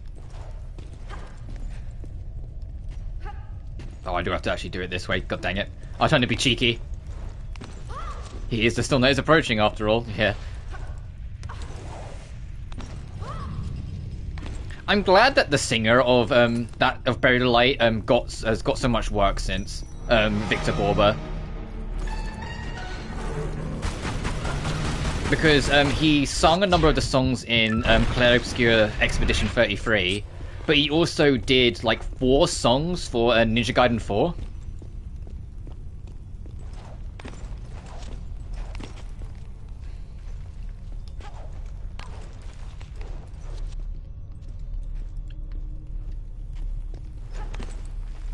Because he's a guest singer on a couple songs in Expedition 33. But yeah, he does like the tutorial boss song, like a important figure boss later in the game. I like how he plays the secret chime here, but it's just for a medkit. The final boss, and then the credits.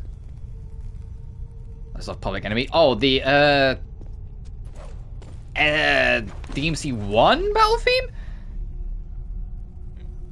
Oh, yeah, if I just read the rest of your message, yeah, the DMC1 battle theme. Fucking... Me and my too quick brain wanting to, like, just stop halfway to go, oh, yeah, right, what game was that one from? Yeah. Oh.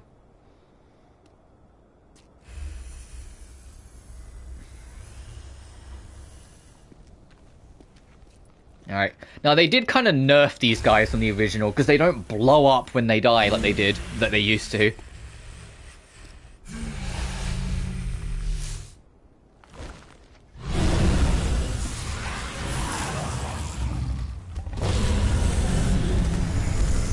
It's like the PC version, but I'm fine with that. Shit's on PS3. Yeah, let's say on PS3 they redid a lot of textures. But this is based on the PS2 version, but it's just the PS2 version with cleaned up textures, which is, I want to say what the PC version was anyway. Well, they didn't replace any textures, they just cleaned up what was there. But you said these guys don't blow up, they just despawn like any other.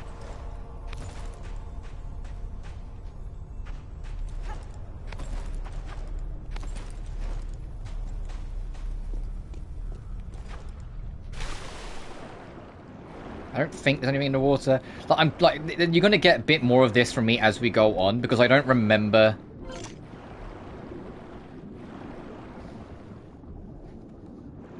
Yep, BC. Yep, Fez.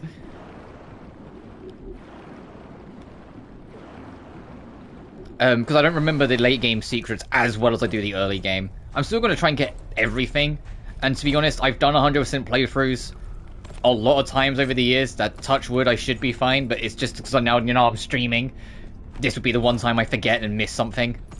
So I'm just kind of like double checking my corners just to make sure.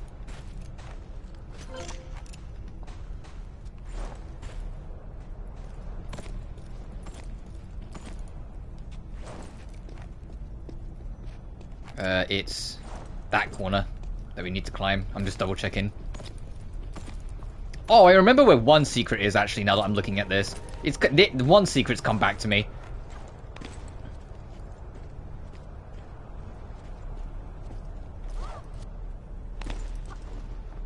Is it not this one?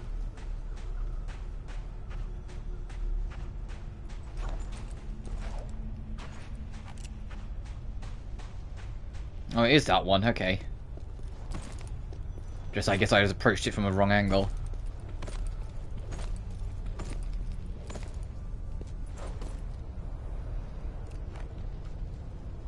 In the future. Oh yeah, you mean with the crushers? Yeah, looking forward to that. Am I going mad? It is like why was this not working for Lara? Hang on. I'm sure it's like you grab this and you grab that and you climb up. Lara, you Miss Croft, we're gonna have words. Oh man, whoops.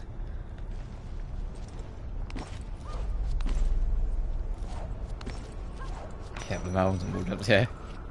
Oh, okay. I can tell you a fun story. My very first playthrough, you know what I did when I climbed up? I immediately jumped at this thinking Lara was gonna grab it. No, it's just a piece of scenery. You can make this jump.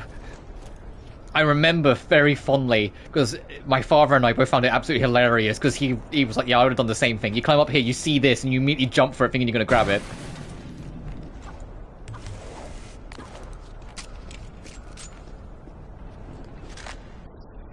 Oh my god, same, yeah. Right, I believe the first artifact, hang on, is like up here. Yes. So this one I remember. I know the relic is in the very last room. Like, it's funny, the relics are more obscure, but because they're more obscure, I remember them all. Like, I know where all of them are. It's the artifacts that are supposed to be a little less secret that I'm like, where the fuck is that one? Yeah, so I remember that one.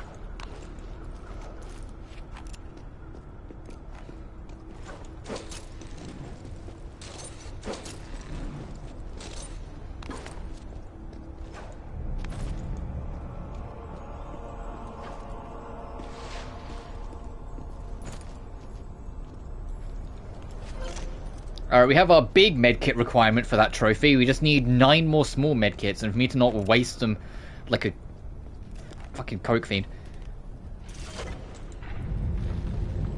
It's good here, and the PSP looks black. Yeah, I was like, the PSP, I'm real curious how the PSP version actually was as a whole. I imagine there was a lot of things that were like downscaled or reworked. You can console the head. Yeah, that makes sense, because that's a model overlay. That would be a nightmare to like get running properly on PSP without issues.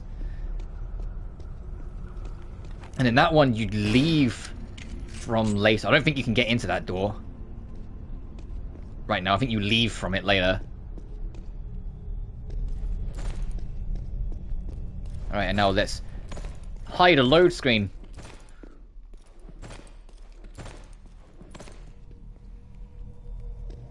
Led by giant walls, you can't load the whole area at once. Wow.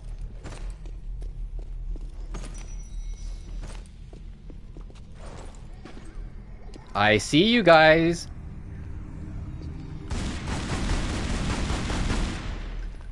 Wow, you guys aggro. This guy aggroed immediately. What the fuck? That was one bullet, and he went, "Oh, I've had enough of you."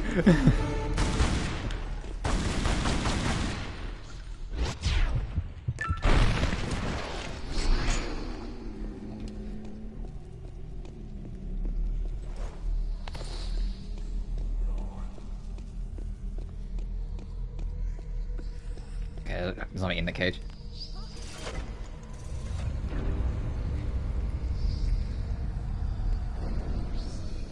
Oh, I hang on. No, we can't do this the first one. So I remember this. It's kind of comical. They do everything in their power to make it so you're not going to do it the first time. Ow.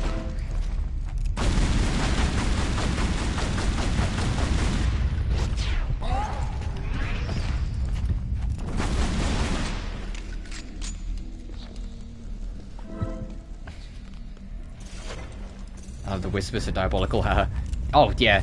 The sound design in this game is phenomenal.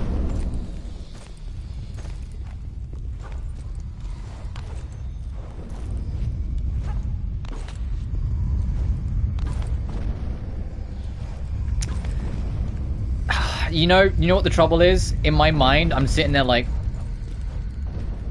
Yep, I was just like, there might be something in here. I've got to go check. God dang it. I mean, I've got to do it, so if I want that trophy, I've got to do it. I think that's like the most interesting new trophy they added, honestly. Increase the brightness a bit. That's down to you personally. I up the brightness so you guys watching the stream can see the screen better. For me, the color's a smidge washed out as a result. But I think it's worth it so you guys can see what I'm doing a lot better. Because especially when I'm underwater, it gets dark. On the, like, the rendering side, I should say.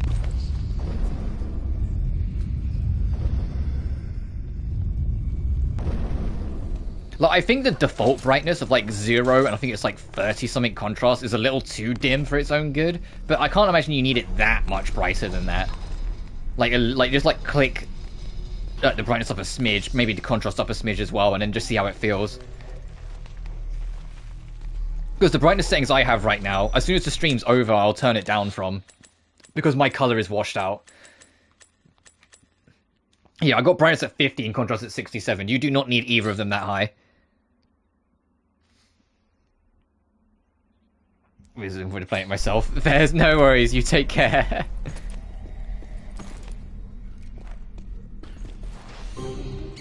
Oh, there's rats.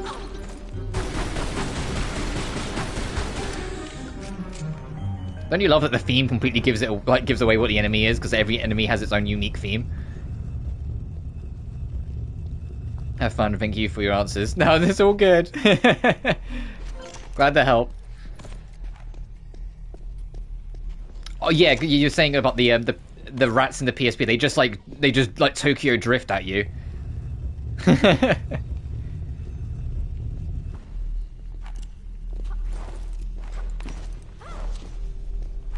But yeah, I have like a freakish obsession and knowledge of this game.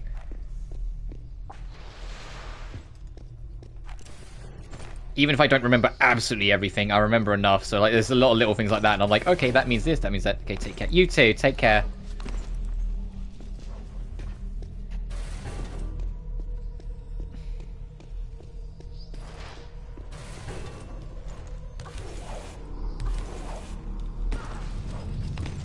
There we are.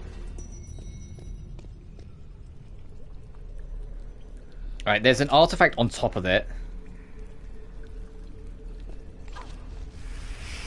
There he is. So I remember there being a croc in here. And then like in the original Tomb Raider, he's out in the open so you can just shoot him from here. In this, they hide him, so you have to actually like do this and get at him. Get away, get away, get away!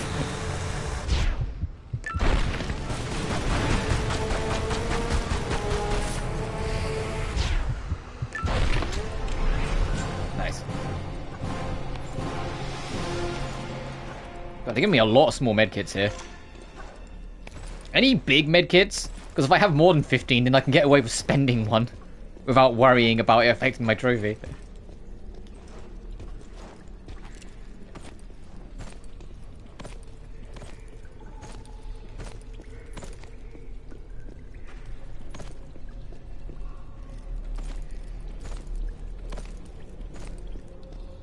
Okay, and the other crocodile was hiding in here. Got it.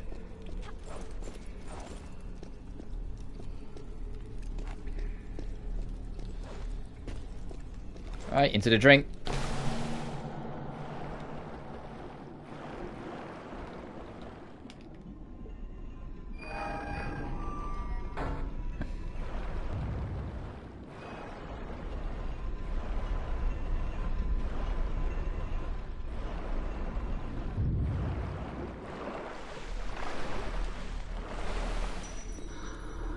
Is there anything under the water here? Not secret-wise, I mean just like general pickups, I can't remember.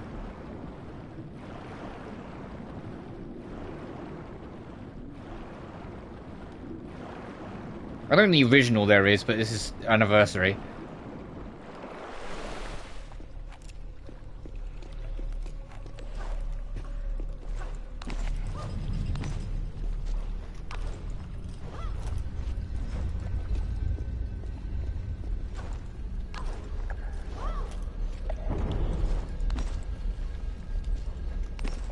Yep. And if you're standing on it, it will move, so you've got to wait, and then you can make it so you can just make it over here.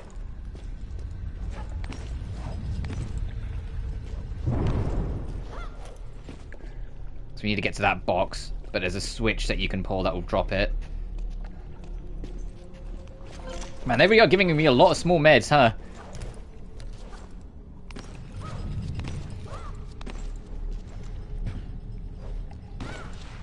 Ooh.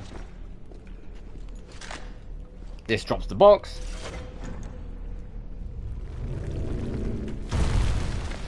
And because it slams into the machinery, it breaks it enough that it won't move when you land on it anymore. Nice, we, as far as I care for the trophy, have one big medkit. As soon as the trophy pops, it's open season, I can use as many medkits as I want. But next time I'm on low health, I'll use the big one instead, since I've got one more than needed for the trophy now.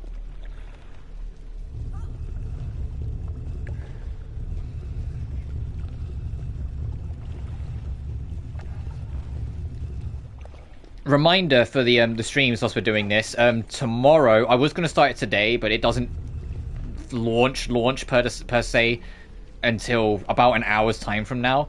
Please, Lara. But tomorrow, and presumably Thursday, because I don't know how long the game's going to be, is going to be SpongeBob Titans of the Tide. Which should be good fun, because they're always good fun.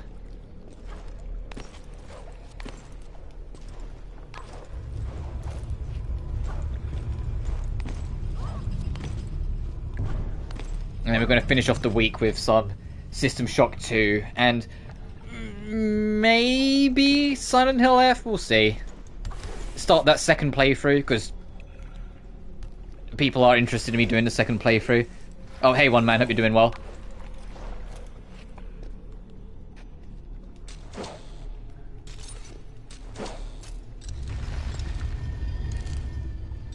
I mean, wrong Tomb Raider. You're I not to age myself a little bit, but you're about 8 years before it in terms of the game releases. This is 2007.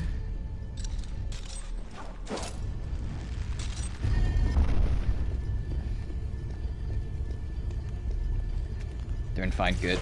But yeah, I will be doing the second playthrough of Silent Hill F. I kind of like, the more I sat on it, the more I was like, yeah, no, there's a lot more you can do. I looked into it, like what actually changes in New Game Plus as well. And it's a lot more than I thought for New Game Plus. Like, most of it's still kind of the same, but there's like whole new side quests and extra areas you can find in NG Plus that you use to help you unlock the extra endings. And as soon as I saw that, I was like, oh, okay, this is a very easy justification then. Yeah, gotta do the bit. No, I get it. You know, the funny thing is that, after this game, there's until Tomb Raider Next comes out, there's only going to be one more opportunity for you to do the bit, and that'll be whenever Underworld gets ported, because that's the only Tomb Raider left that's not on modern platform. I'd say technically it's on Xbox with backwards compatibility, but you know what I mean.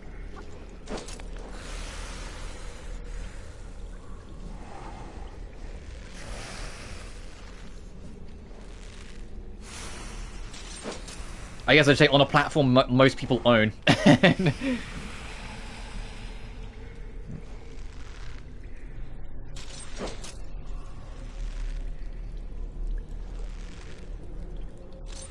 I'm slightly... Oh, no, it wasn't. Okay, so we're missing... That's the wrong button. One more artifact. I know where the relic is.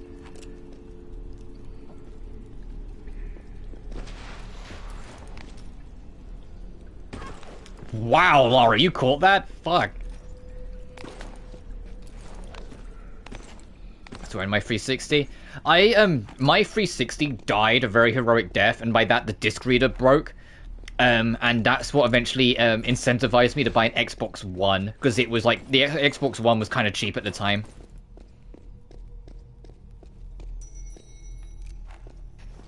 And I literally, like, my Xbox One only has one Xbox One game on it, and that's a Master Chief Collection. Everything else was just my 360 games.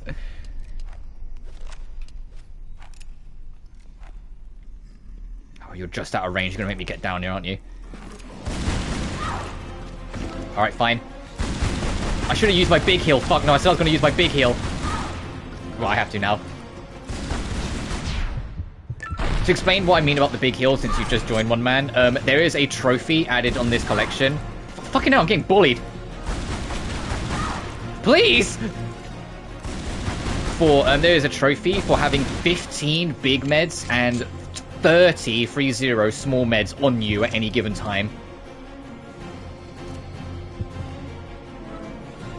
Which is any, like, extra I get. Gee, I wonder what this is gonna do. So any extra big ones I get are the only ones I'm counting. As soon as the trophy pops, it's open season.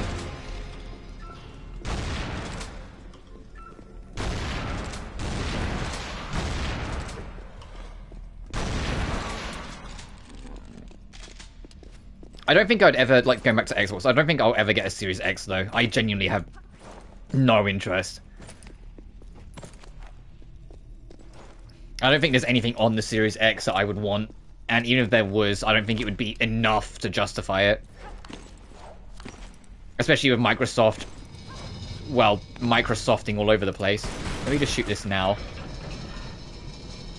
Also, I think the last artifact is in that corner. Think/hope. Yes, I will potentially get the Gabe Cube, which is, I think, what everyone's calling it now. The Steam Machine, to use its official name, that Gabe's new console. Because it would be, to be honest, it would be the easiest gateway for me to start streaming on PC, technically. Oh, it's not over there.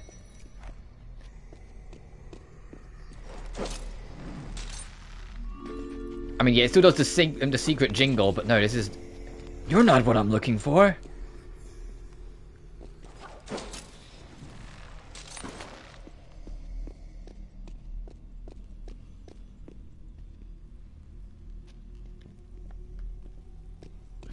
It's not in there, I don't think.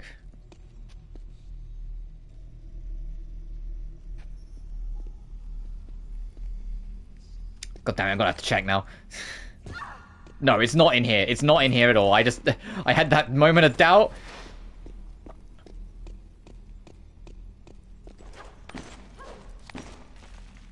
The Steam machines, that's fun. Oh, that's cute. But yeah, like, so I was talking about it a little earlier.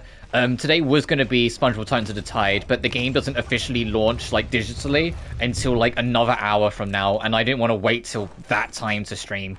And so this it was. But to be honest, I'm having I always knew, because Anniversary is my favorite Tomb Raider, but I'm really happy with this emulation. Because, like, they up the textures to 4K, and they up the frame rate to 60 frames per second. This is a PlayStation 2 game. And this is the best this PS2 game has ever fucking looked. And considering... they really didn't do that with Legend. The Legend port was kind of miserable in contrast. The Legend port was just the PS2 version exactly as is. Low texture and frame rate included. Like, this has been refreshing to, like, just play this game at 60 FPS. Because I'd usually play the PS3 version because the PS3 version has better textures.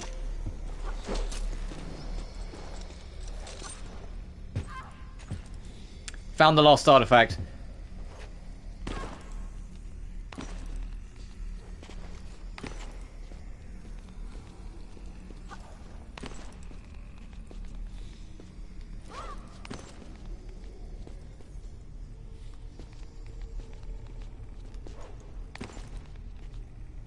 Fucking, these tiny pillars are playing havoc with the game's physics engine.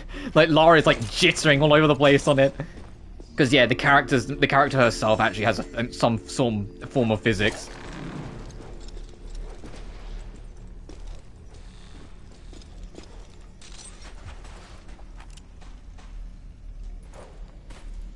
Oh, and today could be...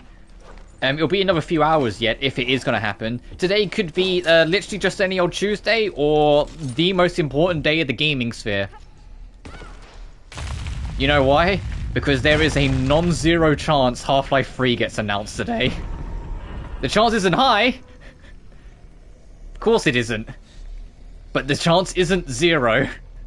And that's enough. Also, I need to unlock this first. Because today is the anniversary of Half-Life 1.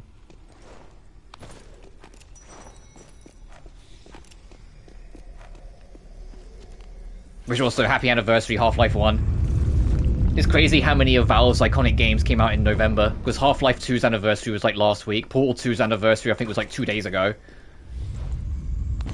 Team Fortress 2's anniversary, I think, is imminent. Like, I think like all their games release around this time November. It's kind of funny how that works.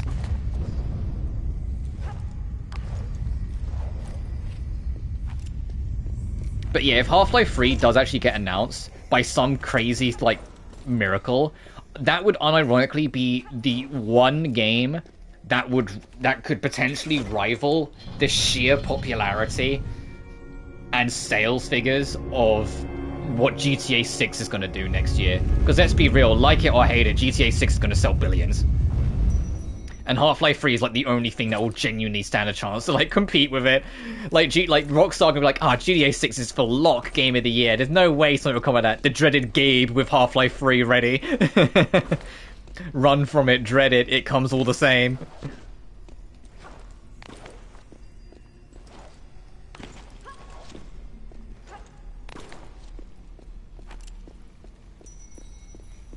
This is all assuming. Keep in mind, like, the only reason people think it's going to be today is entirely hopium. There is no evidence, no source, no consistent leak. It is entirely people going, oh, they've announced a new console. Surely there'll be a new game for it then. And everything else was history. Which is why it's like, it's not 100% zero, but boy, is it low.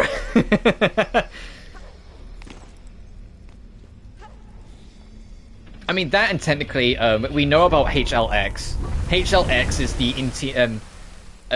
is their in-house like code name for a game that they are working on, and people kind of put together, oh, Half-Life X is like it's going to be the last Half-Life game, Half-Life X, Half-Life 3. But obviously, we don't know that. All right, final room of the level. And the relic is literally, like, up in that corner. Up there.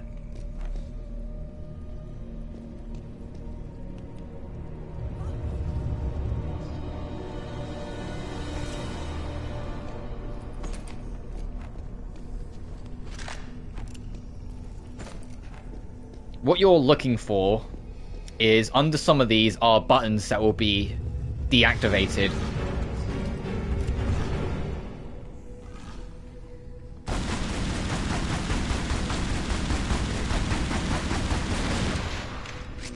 When you pull the box off, and that will lift up one of these pillars so you can then spin it round to start putting the puzzle in place. And in here, it will show you what you need for what.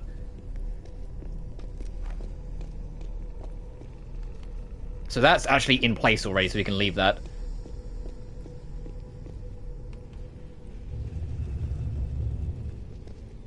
That one doesn't have a button, but always worth checking inside because there might be loot. I need 7 more small meds.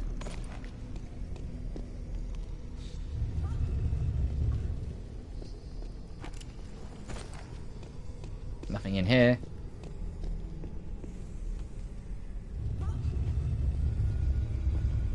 Okay, one just lifted.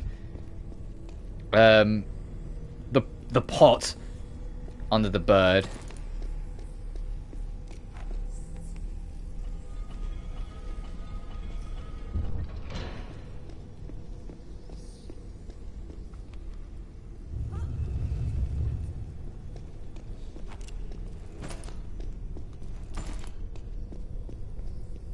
Oh, nothing in here either. Okay.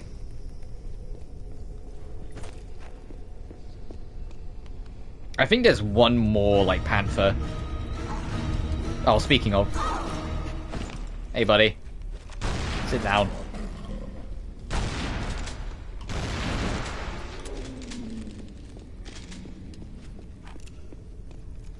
I'm gonna count. They say there are 2 tofus.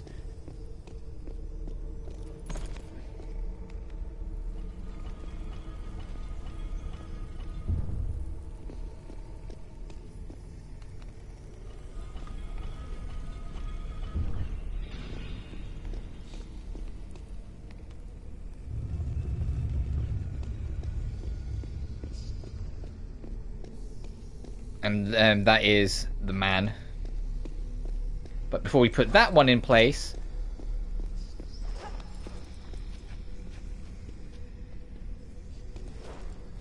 Is it this one?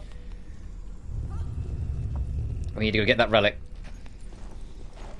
Because I think, like some other levels, the moment the door opens, it auto-completes the level.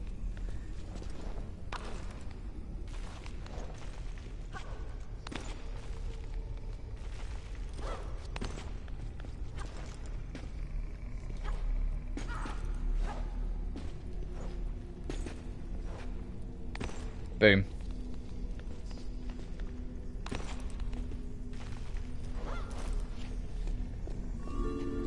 Go.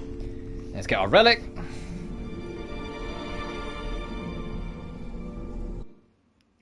The mummified cat. With the cult of the cat dog Bast, also known as Bastet, becoming popular in the late period Egypt, cats were often mummified and sold to pilgrims who presented them as offerings to the goddess. And that's also a cute little reference to the PC expansion of the original.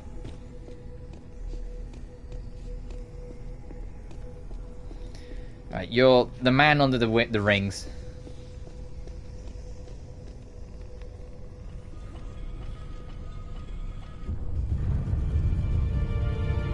So I think this auto completes the level when you do this. No, it doesn't. Okay, you have to go through. Nice. So I would have been fine anyway.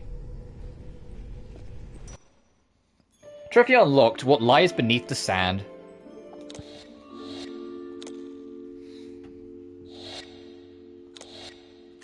And we're getting there.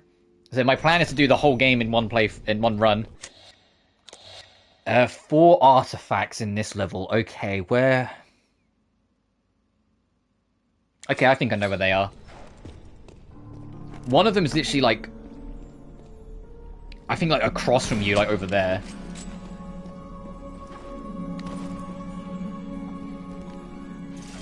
But just like in the original, the gimmick of this is that you need to get all 4 of the important items in the middle by opening the rooms around it. Which requires you to then like go through tunnels. You see there's a door over there. The Eye of Horus.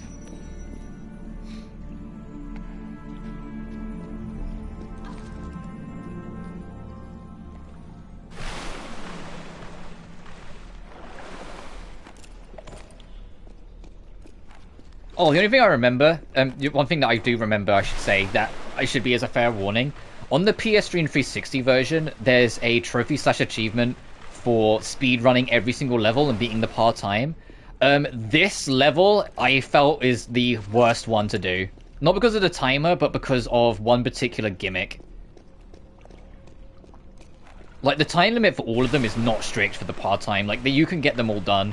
The trouble is the actual levels themselves. When you're trying to race through them, some of like the gimmicks and systems and pieces of it catch you off guard. And this one, the main gimmick is these crushers. And if you get unlucky with your timing, there's one in particular a little later on that will really fuck you over.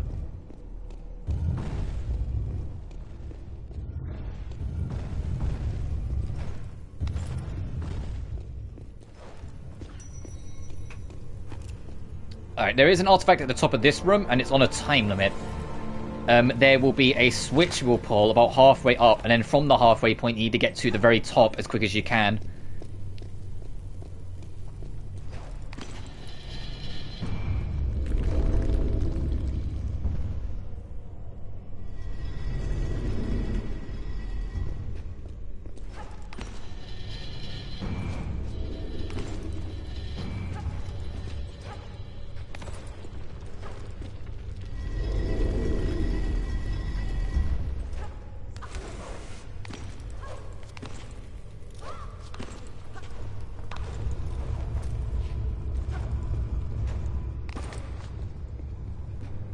You can make this jump. It looks a bit far, but you can make it. Just believe.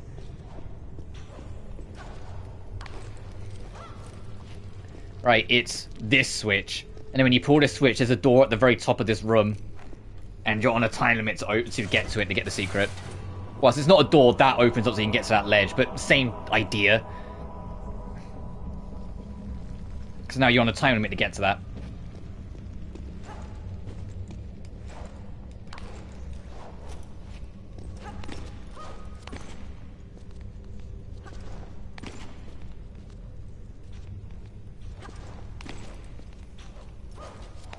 Which means it's time for another one of my favourites, because it always happens when these things happen. There's a jump that's slightly awkward when you're trying to do it quick. Along the way to it.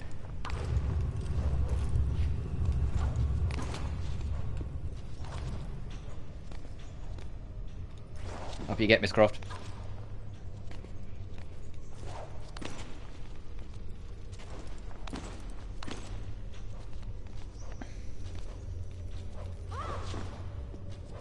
Careful, Miss Croft. Alright, it's this. This wall jump off to the ledge can be diabolically awkward. You really need to, like, kind of commit to it. Okay, got it. I appreciate that both the jumps I said they're really awkward, I've hit first time. I appreciate you. Anniversary. It's like, no. This is your favorite game. You're going to have to see it in its best light today. Alright, got it. And then the secret's here. Do you hear that sound? That was the time limit ending. But because I've already got over here, it leaves this open. But that sound you just heard was the time limit running. That's how tight it is.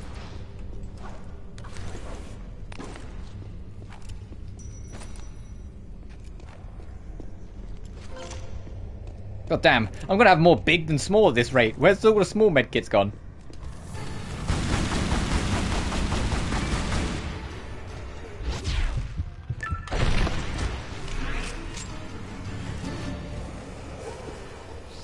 Is there anything down here before I get carried away? Ooh, more shotties.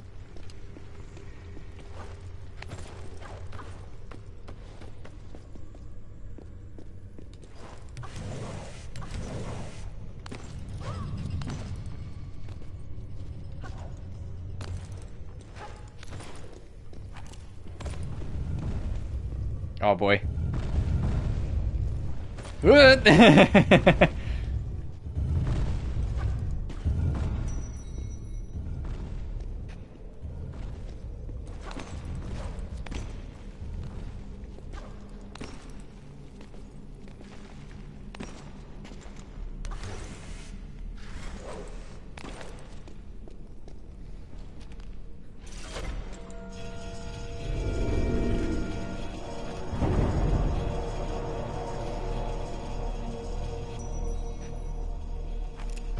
That opens the gate opposite.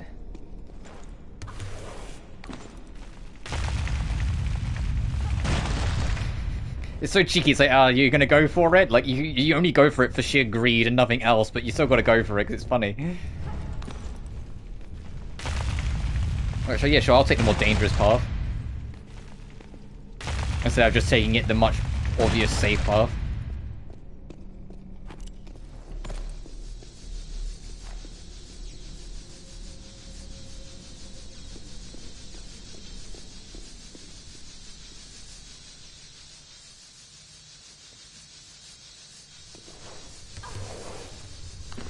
Gotcha.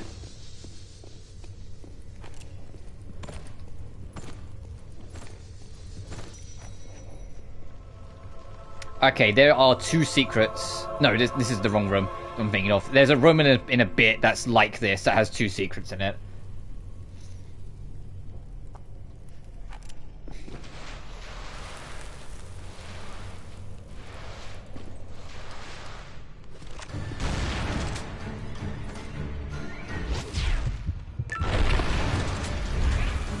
God damn, imagine like getting a headshot from that range from a shotgun. Right, 5 more small medkits and that trophy's ours.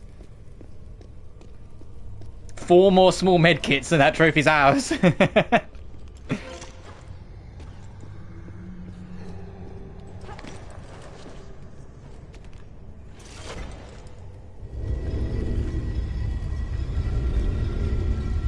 For 3 more small medkits.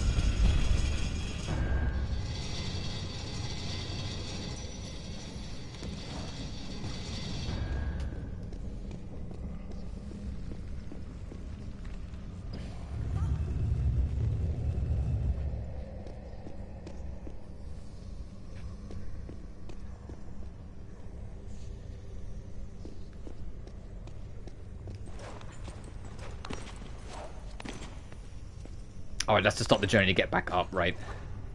We'll go this way first. We need to do both paths anyway, so we can just backtrack on ourselves.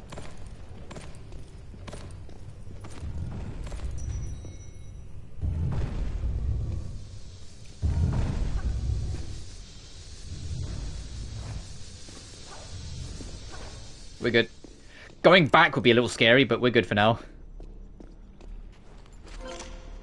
Oh... Okay. I was going to say, oh no, I don't have the lever board. No, it's over here. I think.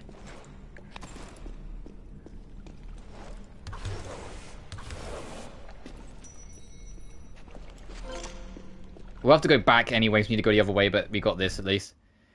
The Unk of Isis. Is this the crusher on the... No, this one's still kind of scary though.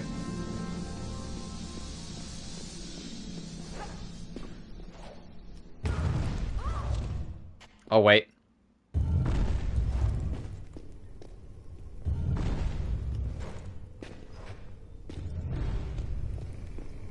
This is the room I was thinking of that has 2 secrets. One above, one below. But first things first, you need to activate the room.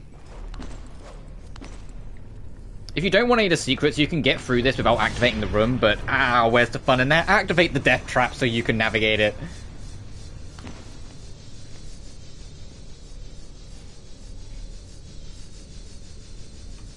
Just understand that if you you fuck up, you're not living. There's no 2 ways around it. You're just dead, bitch.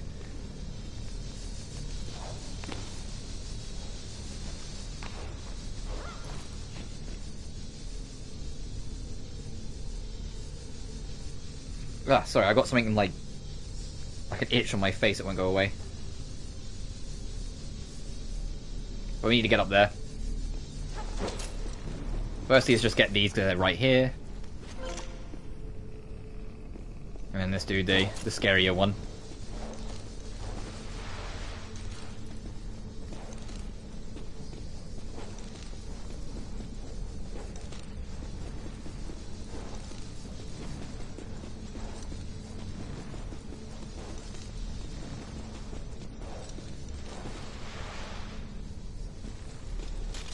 Too low. Oh man, crazy. There we go.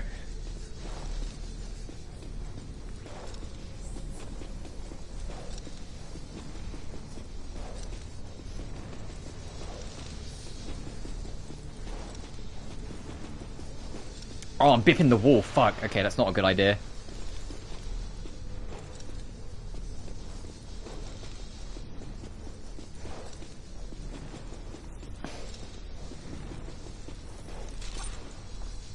Nope.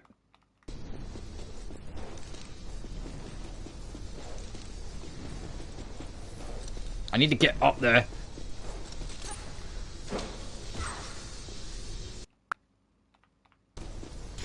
Let me land here for a second.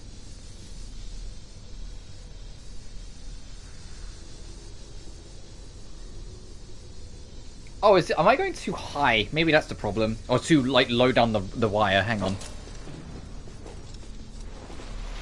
Let's try doing this. But you do need to get up there. The secret we need is up there, so I just need to figure this out. Oh, yes, maybe it was this. I need to be higher up so I can get a bit more.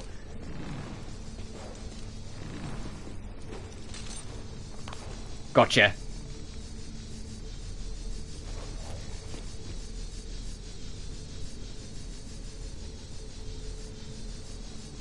Wait for the Death Blade to pass, thank you.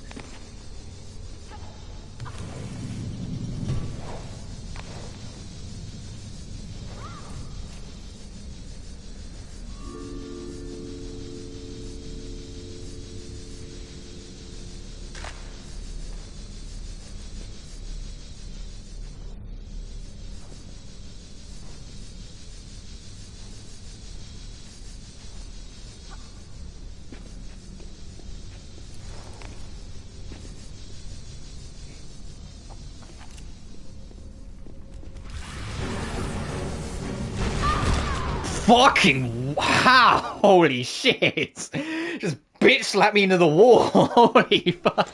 Do I need to get that collectible again?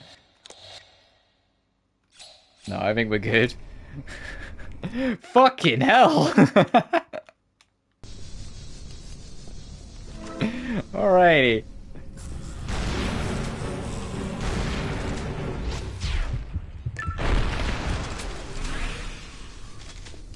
Just beat my ass. I mean, I can check for realsies, yeah.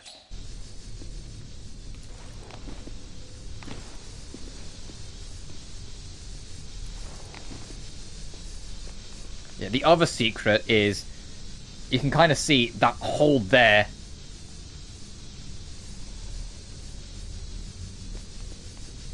So you have to take a bit of a leap of faith in a second.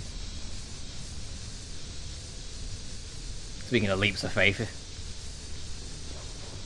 Oh, we got away with that. I was expecting my shins to take a bit there.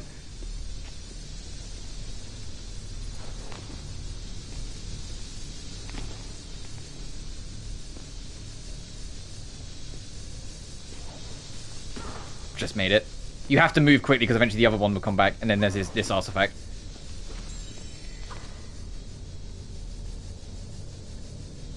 Hey, gang! Hey, guys!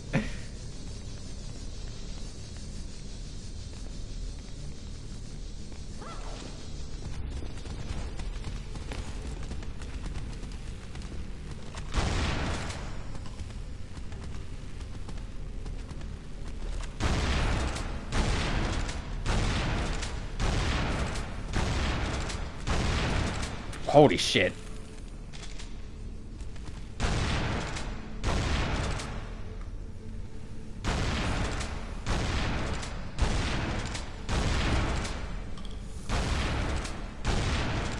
It's because they're in rage mode. I said once an enemy's in rage, they get a heightened defense. Let me just save some ammo.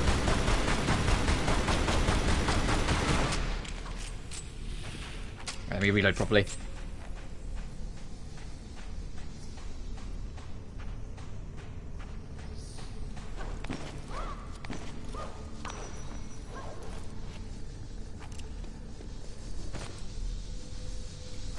Oh boy.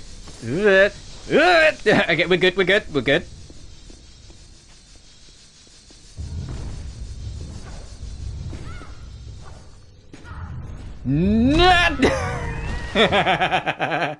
I'll take the death. She wobbled on... She wobbled and got spooked, and that was it. That was the end of Miss Croft.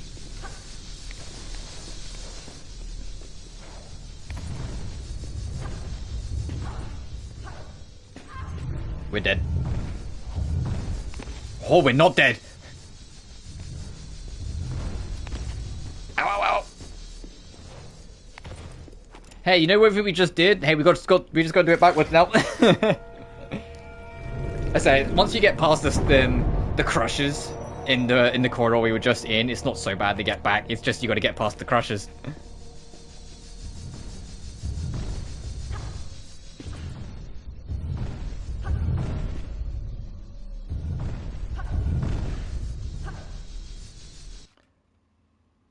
That was unfortunate. That was unfortunate. Okay. You know what, I'm just going to take the death. I'm going to stop trying to do that because I don't want to accidentally like crash the game or some shit by like rewinding the emulator too much, because that's what happened in Sly Cooper. I'm just going to take the L.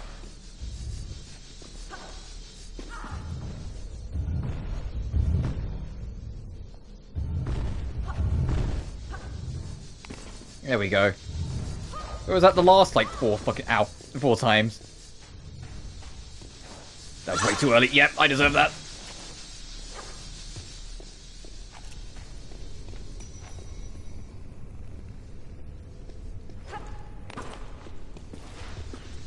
Oh. Right, now the quick way to get back up is actually kind of comical, because you could actually get up and down without touching the trap at all. It's just if you want the secrets, you have to, like, engage with the trap. It's, literally just there, and then up here, and you're done.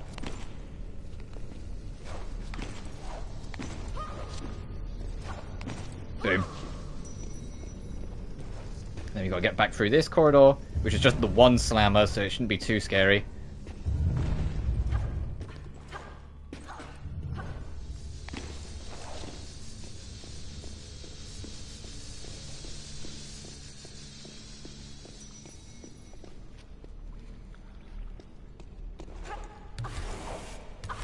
Oh, I didn't even spot this medkit. Oh, thank you. Grab this, and then we need to go back into that room.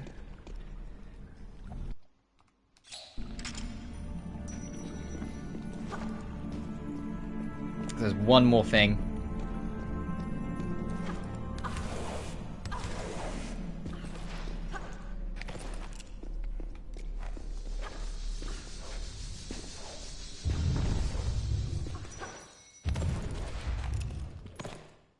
God, they put the checkpoint like on the frame you get past like the crusher.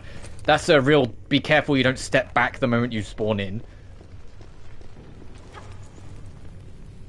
Oh hey, that should be our last medkit we need. Hang on. Yay! Trophy unlocked. The pack rat. Have at least 15 large and 30 small. Alright, now we can start using our heals like nobody's business. It doesn't matter anymore. And it won't matter again for me until I stack the platinum on PS4.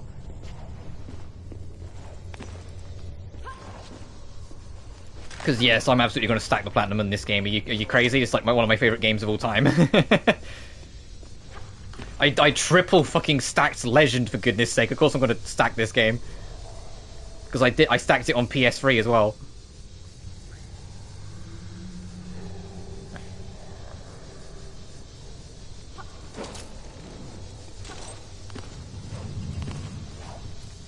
Oh, I remember this one. This one's kind of scary. You got to wait for it to pop out, and then you need to go across it, and then go back on yourself before it catches you. So you need to go across, and then go back on yourself, and have enough momentum to make that. There we go.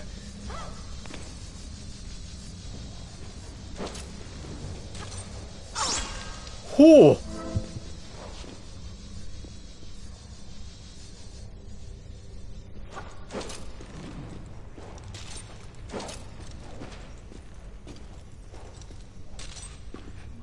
Oh, there we got everything.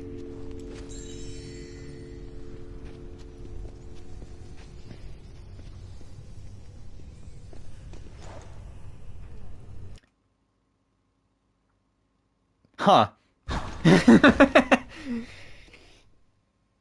I really thought Lara was going to grab that, if I'm honest. Okay,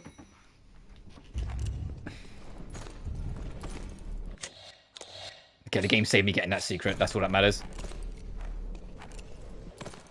Alright, let's do the climb again. Oh, it didn't save me getting this, though. I will nab this again. Yay, power. You know, real talk, we could probably, like, damage rush everything else in the game with, you know, with 50 heals.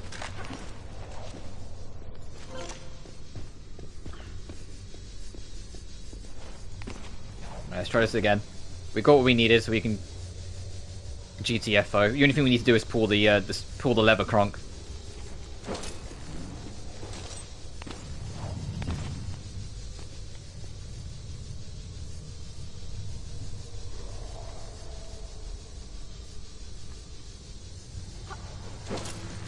Alright, then go back.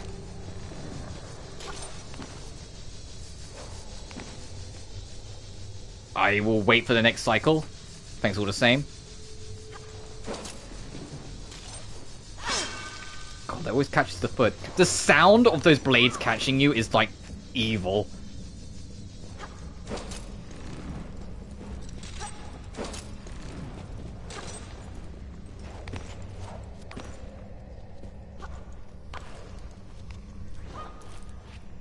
They really make you feel it. Alright, this is a long lost corridor, so let me just do this.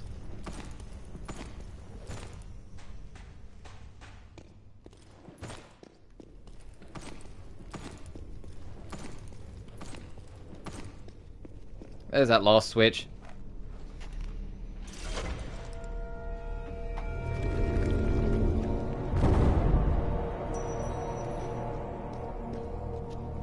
Now we could backtrack on ourselves and, you know, go all the way down and work our way down, but what's the fun in that?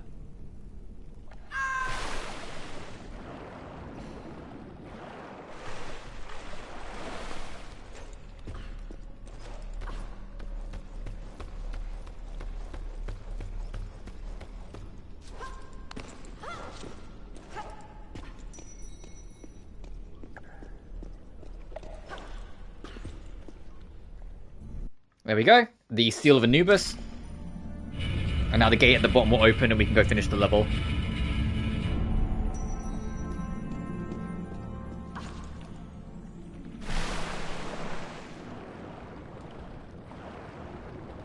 And just like that, we're on the final 4 levels, because we've got Sanctuary of the Scion, and then we've got the Free Atlantis levels, and then we're done.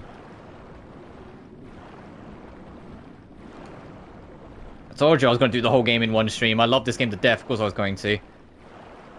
The only game of the Legend Trilogy I don't know if I'd do in one stream is Underworld, because that game is a bit bigger. Like, the levels take you a lot longer to get through. And I'm not as familiar with Underworld as I am Legend and Anniversary, because I don't like it as much.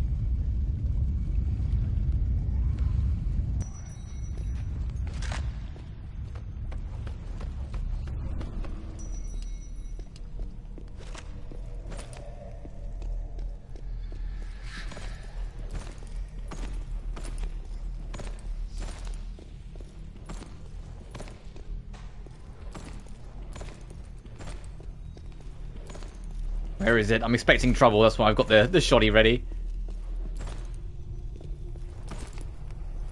There you are. Get out of here.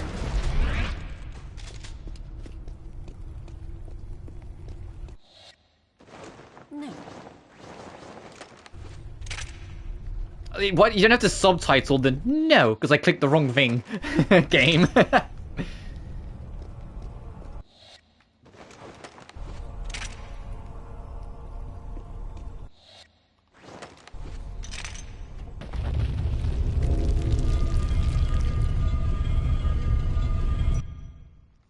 Trophy unlocked, the Trials of Carmoon.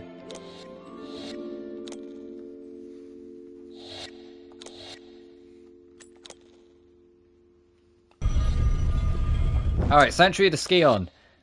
2 secrets, 1 relic. Okay. Do I remember where the relic is? Or do I remember where the artifacts are? I know where one of them is. The rest we'll have to figure out as we go. I say that one of them is in the actual sanctuary.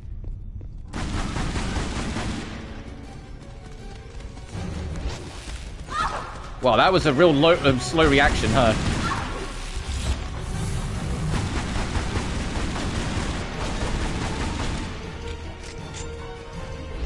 There we go.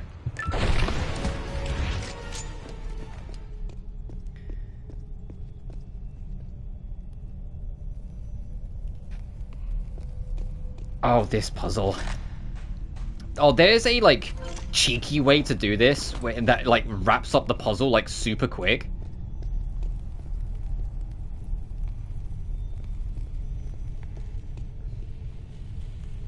I'm trying to remember what it is.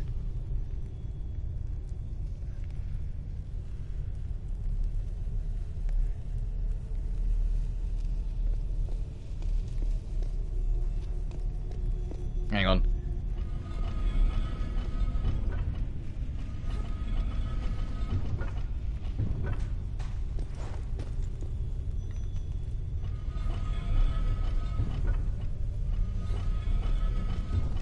got it. That's the cheeky solution. You just pick the back left and close right corner and spin them twice. Oh, if you like get fumbled or get humbled by it, this puzzle will take you longer than any other puzzle in the game. Because every time you spin one, it spins the ones right next to it as well.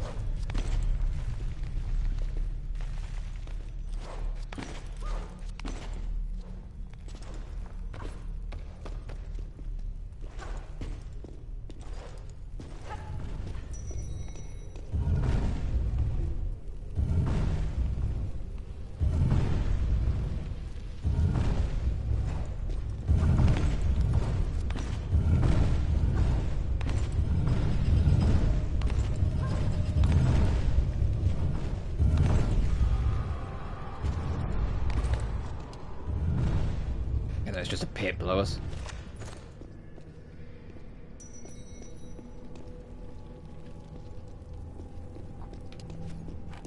Alright, the most significant thing here that we need to pick up is on top of the head of this giant thing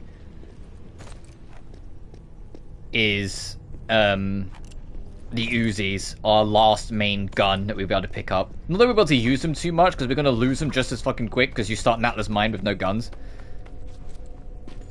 But still, you can get them. Also, I just remembered where the relic is, so we're good. Oh, after we do this section, there's a big water room section that we need to do, and it's in the water room. It's another, like little gimmick challenge. Where you gotta have, like, a time limit on it, if I remember rightly, but I'll know better when we get there.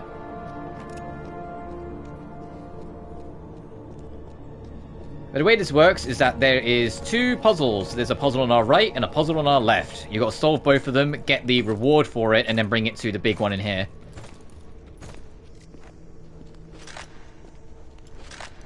Nice. Once again, this side rolling you've seen me do a bunch is the fastest way to move in the game, so that's why I'm doing it. It just speeds things up a little bit sometimes. Eeny, meeny, miny, mo. We'll go left first. We have to do both anyways, it doesn't really matter, but I'll go left first.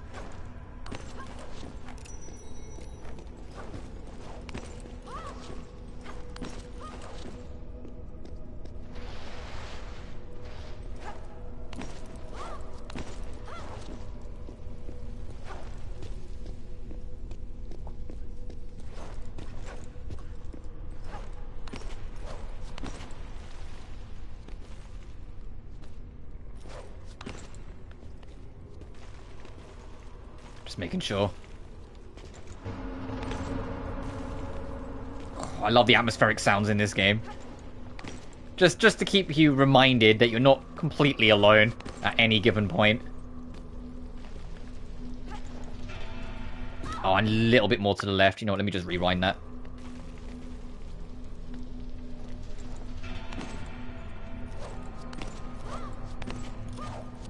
It's the beauty of the rewind, baby. I can just kind of like speed things up.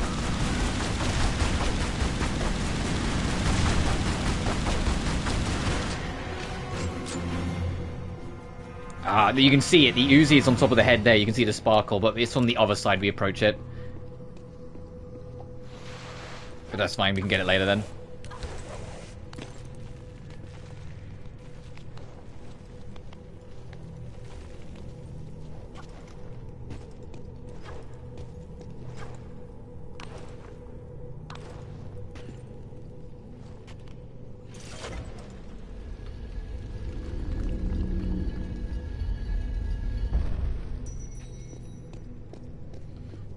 That done? Alright. First puzzle room. Both the puzzle rooms are kind of the same.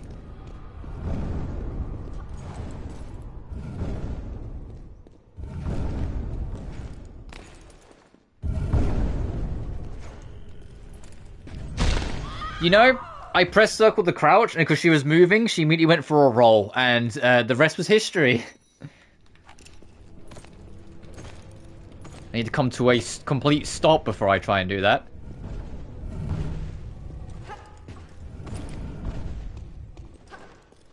Yeah, yes, okay, I just had to double check, yeah, because I held circle, so she didn't come to a complete stop.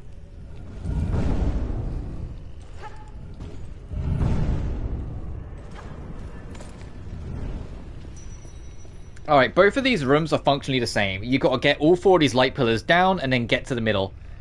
In one of them, I can't remember which one it is. I don't think it's this one, but looking at it, is one of the artifacts we're missing. No, it's not this one, it's the other one. So don't worry about this lever, because if you pull it, it will shine the light, but it doesn't do anything right now because none of these pillars are up, so we need to just drop down in.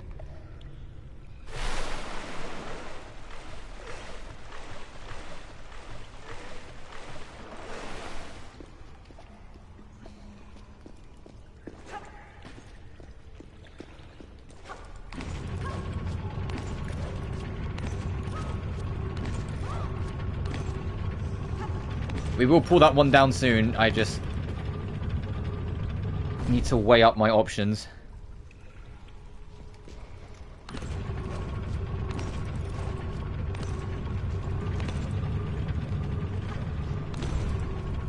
Okay, this one we can let sink all the way in and lock into place. That's why the hook's above them. If you hook one into place that you're not happy with, you can hook the top, pull it out, and it will dislodge it, so it will rise up again.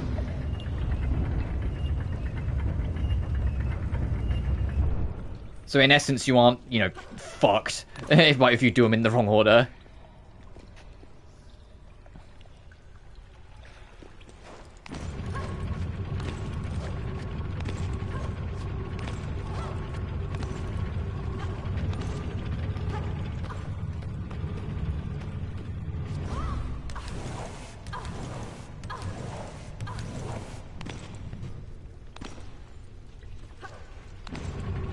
This one, I think we can just send straight down to the bottom. Because that one you have to reach last.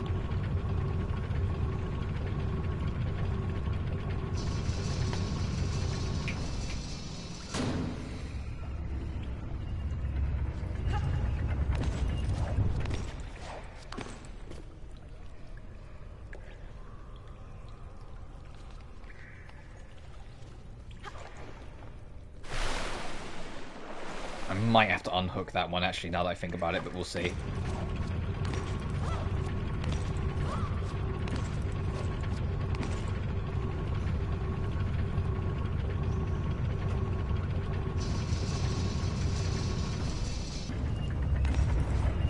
The last one is a piece of piss, because it's just... boom.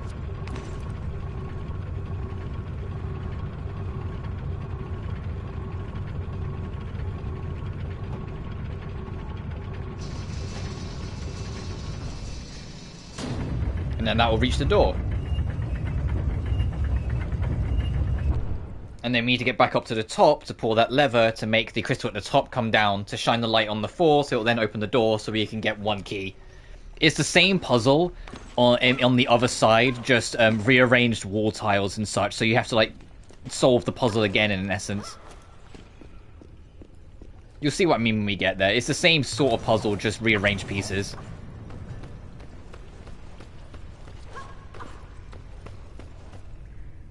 Why is that there?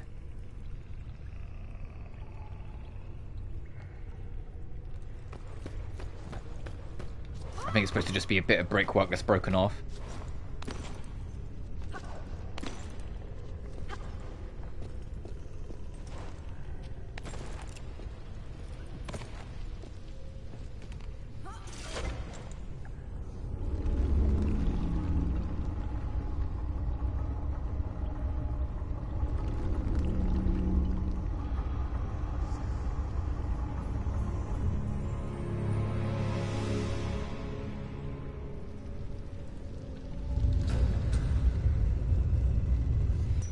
There's our first bit.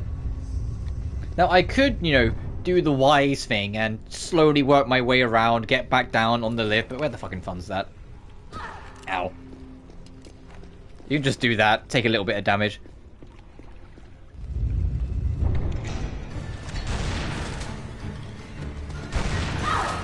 Ow, wow, yeah, these guys actually fucking beat the shit out of you. No wonder I died from that last one. And I'm gonna pop another one just to be safe.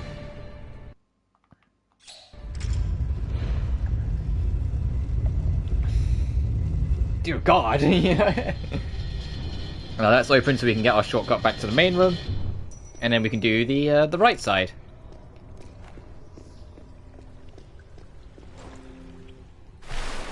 Well, whilst I'm here though, I only just spotted this.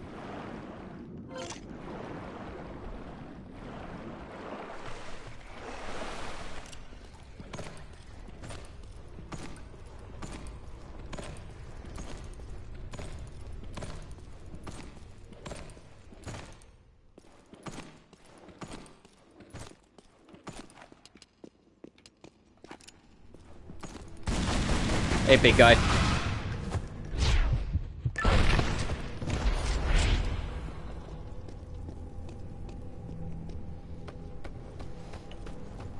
Unfortunately, as you may have noticed, every single enemy in the game is basically dealt with the same way now because of the adrenaline system.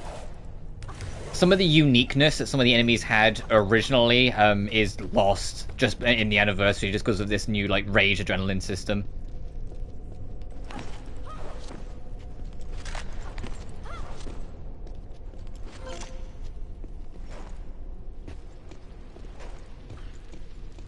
But then I also kind of like it for what it is, just because, like, Tomb Raider Anniversary is my favorite kind of remake to make, in the sense of it's not trying to replace the original. You know what I mean? Like, so you've all played at least a remake that is, like, clearly it's like, no, this is the new version, and they don't really want you to play the old one anymore. This wasn't trying to be that. It was trying to apply what they learned from Legend to Tomb Raider 1 and make the kind of like their own spin on it.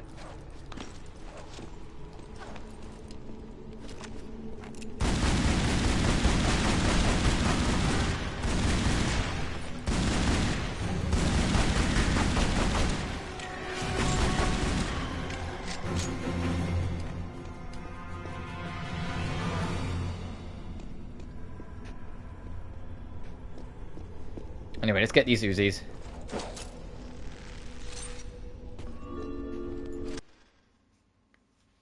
Oh, the dual mini SMGs.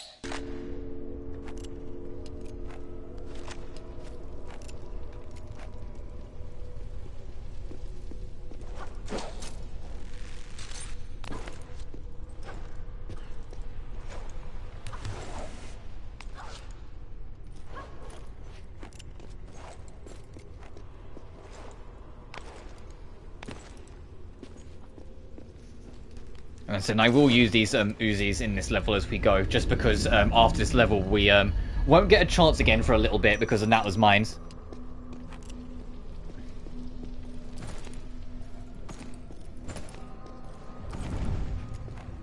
Oh boy. Oh, doesn't that... I was about to say, doesn't that like slide in as well, just to be really annoying with the timing?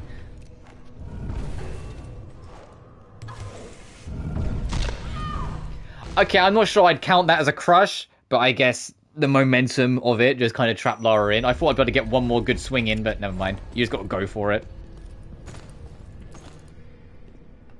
Oh, hey, I just got the notification. It must have just gone 2 o'clock. That SpongeBob's now ready to play. Tomorrow.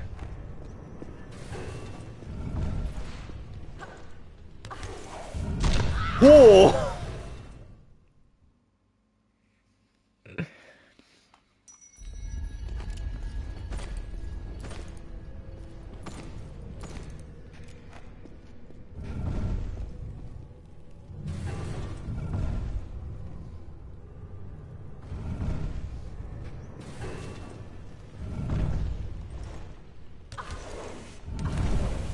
Oh, I thought I didn't make it again for a second there. No, I did that time. That's just precise. Alright, and there should... There it is. I said be an artifact in this room.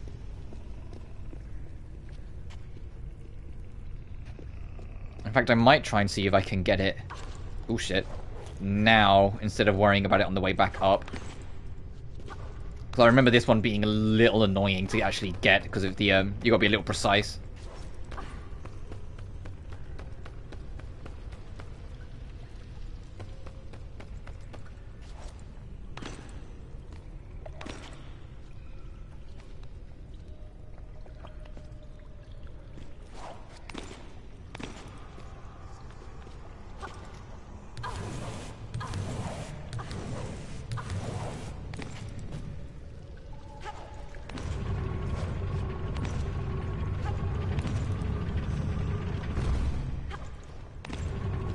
Well, if nothing else, I got the most awkward one of the lot of this section done first.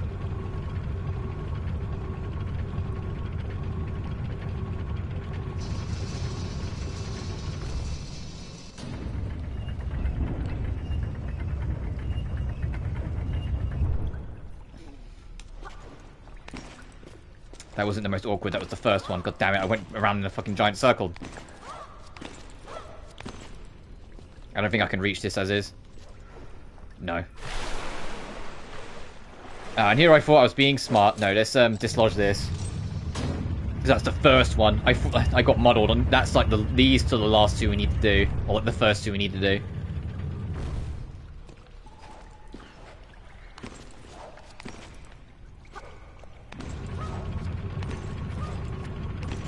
I had like a slight feeling in the back of my heart. I was like, maybe, but I was hopeful. I was optimistic.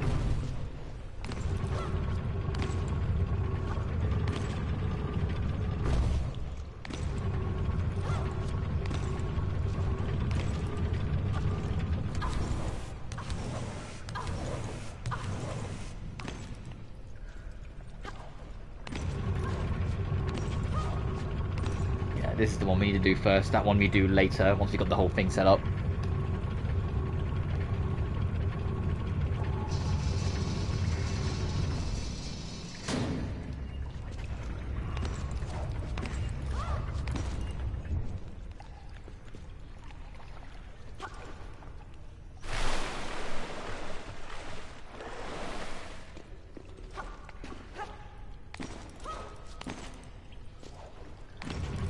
From here we need to do that one, then we can do this one, and then it's the only one left we'll be able to reach easy.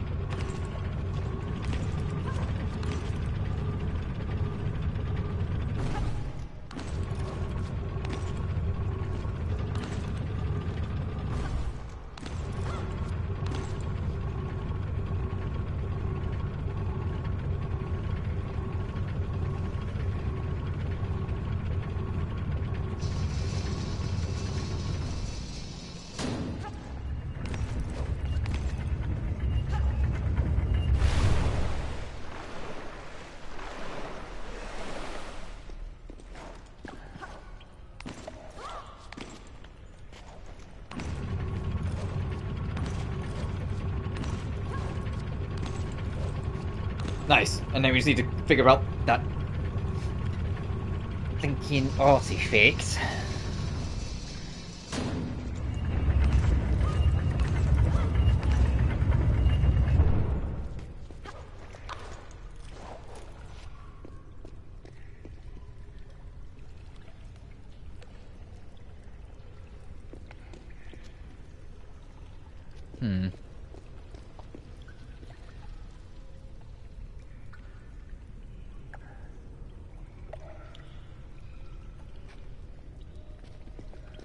Let's get all this in place first, and then we can figure it out from there.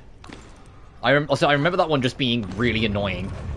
Every time like all my playthroughs to actually get, like, it's just kind of like there. It's like, well, where the fuck how do I get in there, you know?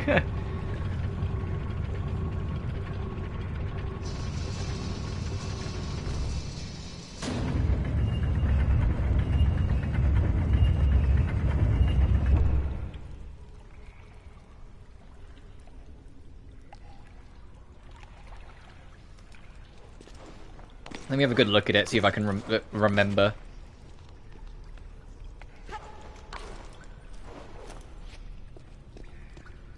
So I think it's that you get on top of that, and you long jump over once the hook's out.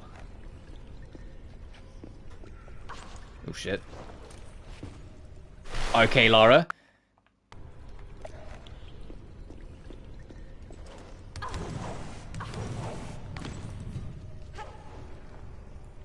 Okay, that's not it.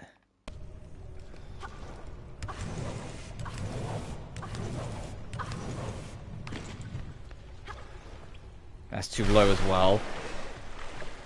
So I think you need to say when it's up, you need to get on it. Let me get the key out first, and we can work it backwards.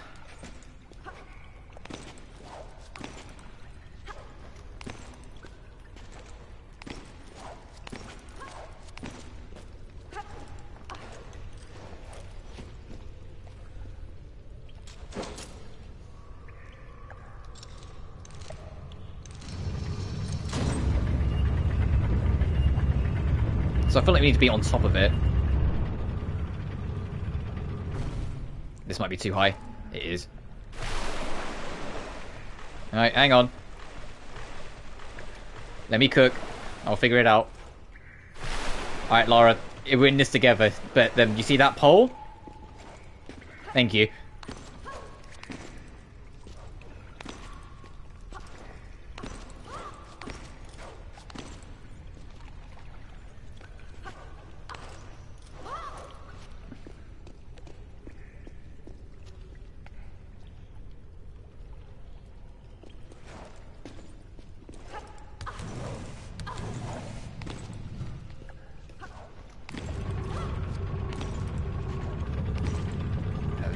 Back here. How do I get into that spot?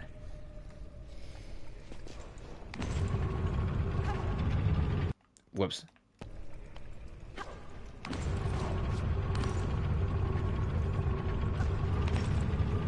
And that goes back up too quick. I was gonna maybe like try and jump this and then get up over on top.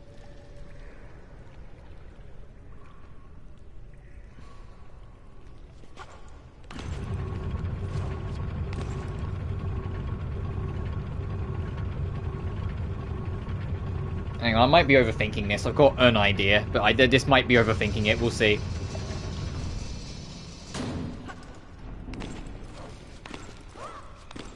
Oh, that's way too high. I was going to try and jump backwards from this.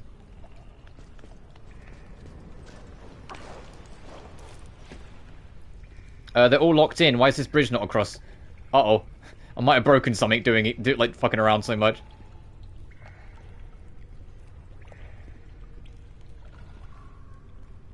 That's fine. We can still reach the door, so it still will count. It's just I think I might have broke something.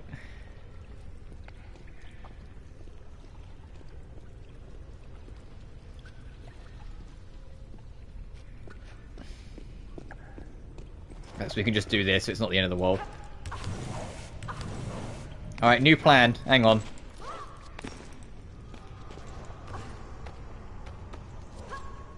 Oh, okay. We got it. We got it. We're fine. We're good. We're cushy. We got it. We're all good. Wasn't even remotely worried. Now all we're missing is the relic in the water room and the last artifact in the actual sanctuary. Okay, Lara, I will go fuck myself, I guess. Didn't feel that ladder, huh? All right.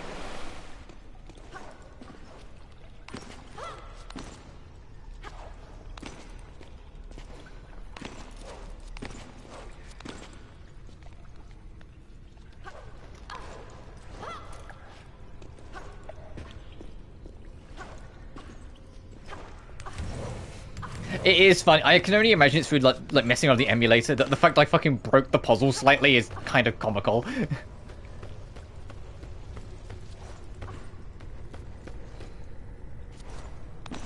But we can still finish it, and that's all that matters.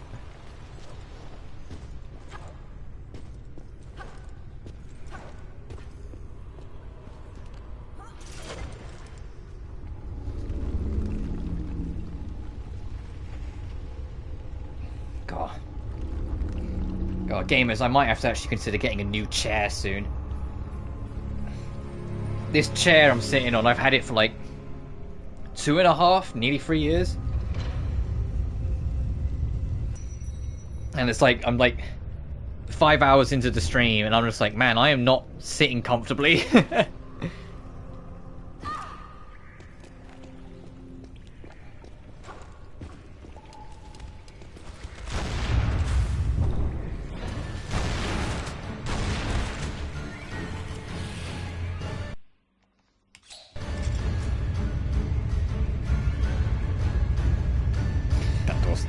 That fucking bridge. Oopsie doodles.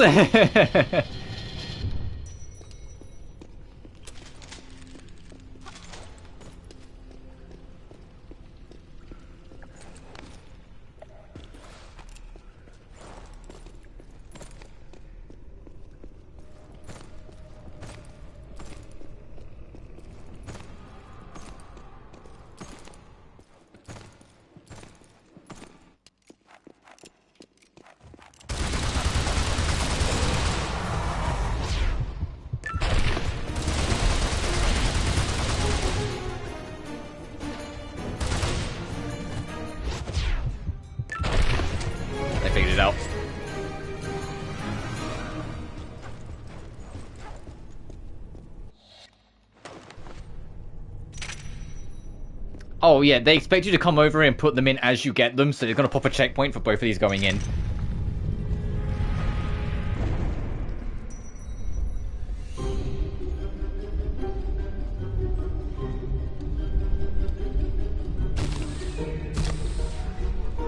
Hehe. Hehe.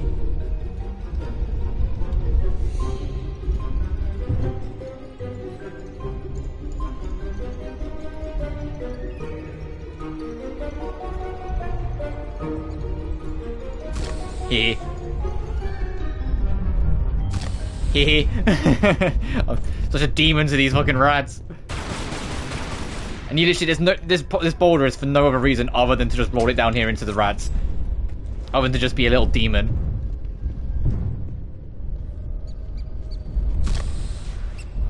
Oh, you son of a bitch. Get... Thank you.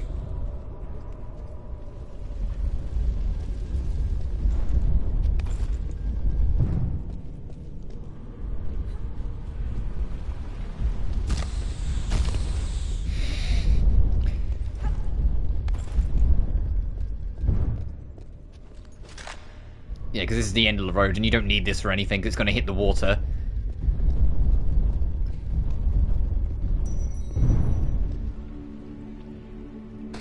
There it goes.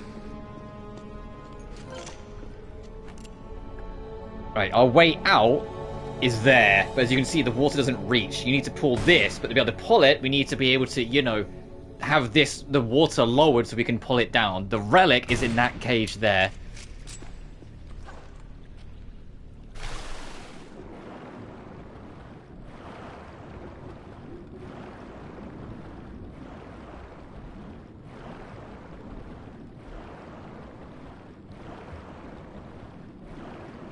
So get down here, yank this.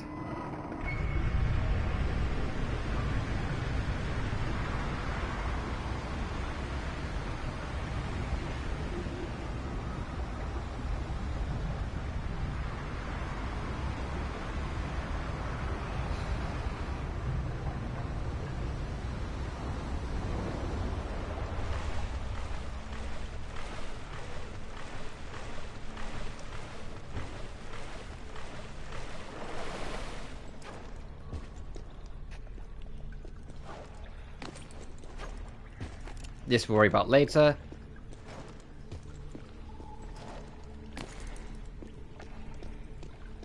That switch there will open the relic door. I can't remember if the relic door's actually got a time limit for it, but I still won't, you know, hang about to find out.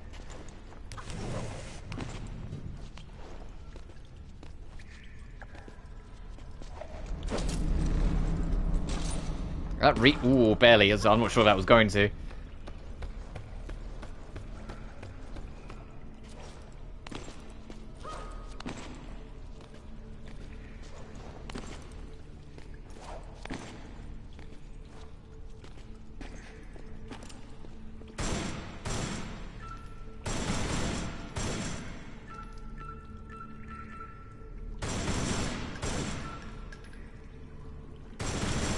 Whoops.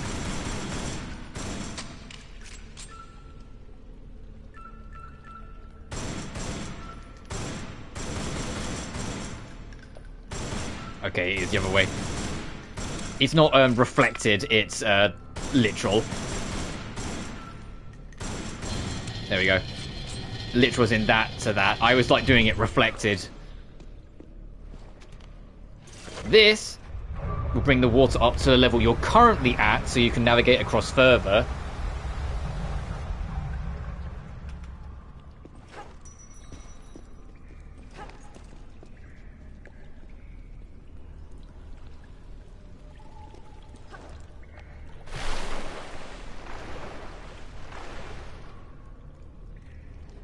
Okay, and then we do this. We need to push that off the edge so we can get up easier. We do need to lower the water level again eventually so we can actually reach that, but we'll proceed onwards for a second.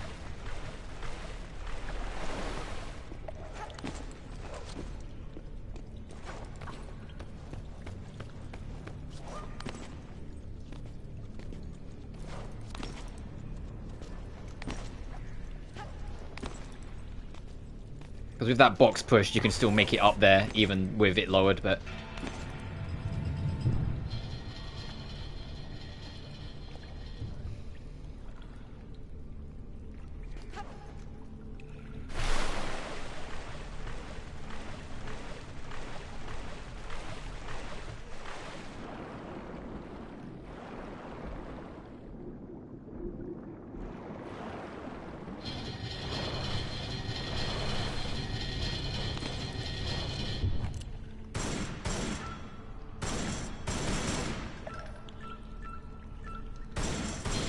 Gotcha.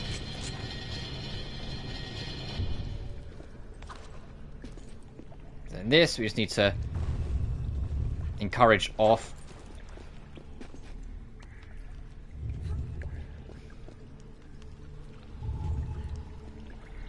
And pulling that lever will bring the water level up to it, so you can then get to the next section. But we need to start setting up the relic. So we need to go back. Because we can now make it to that ledge and bring the water back down to the lowest level.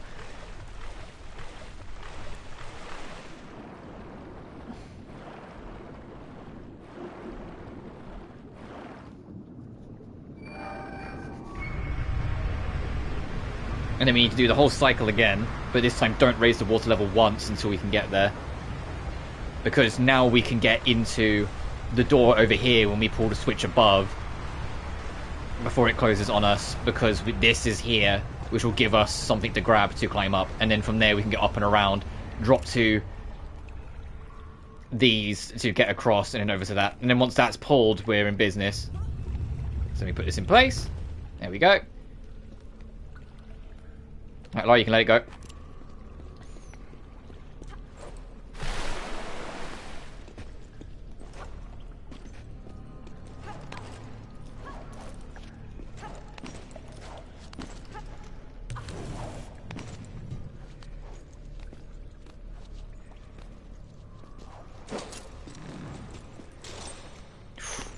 Okay, we did make it. There's always a glimmer of doubt in my soul when I go to do that jump.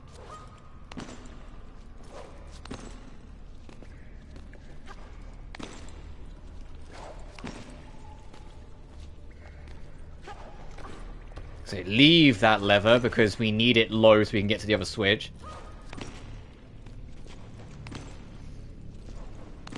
Because you can't just swim to it, you gotta swim a little bit and then climb. The timing for this is a smidge tighter.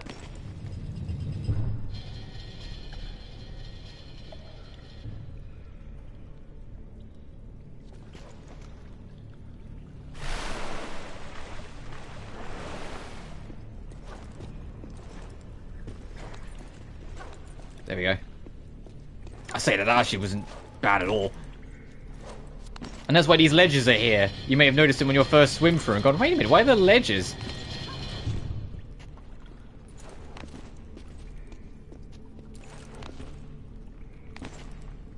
And I said, I don't remember if there's a time limit for this once you pull it, but I'm not going to take my chance. Once this is pulled, I'm going to get moving.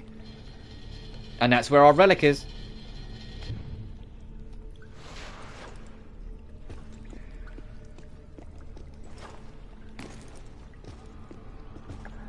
But there's no sound of like any kind of ticking or anything that would imply that you're on a time limit, but it's the same sort of lever as the one that has a time limit tied to it, which is why I'm never sure. And but I've never hung around to really find out.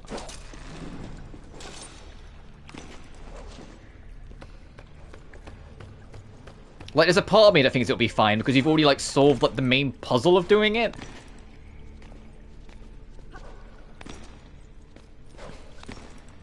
It's not like with the fire room relic where it's like you can kind of spot it and you're like, oh, okay, it's there. So the idea of like having to get there on a rush, like, it makes sense.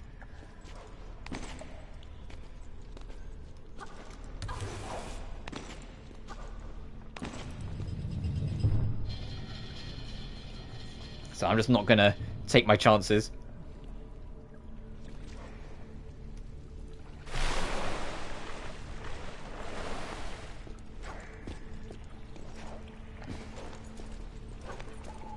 But then after this, the last, like, couple relics are real easy to find. The ones in Natla's mines are not really hidden much at all.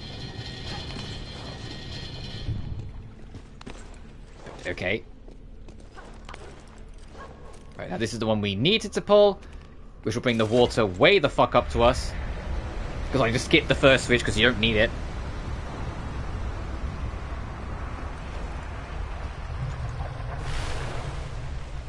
As you can see, this will take it above, so we can dip into here. Ta-da!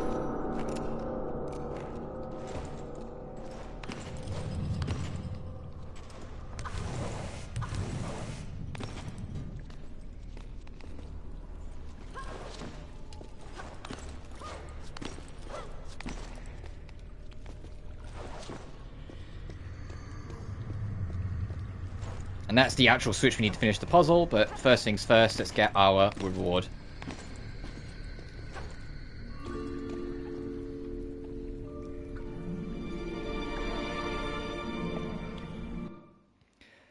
The Horus Idol, the Egyptian god of the sky. Horus is portrayed as a falcon or a man with a falcon's head. As the god of the sky, he became associated with Upper Egypt. In a battle against his brother Set for control of Egypt, Horus lost one of his eyes.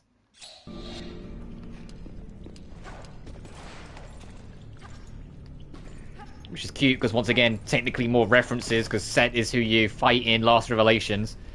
And earlier in Egypt, we found the cat relic, which was in reference to the cat temple.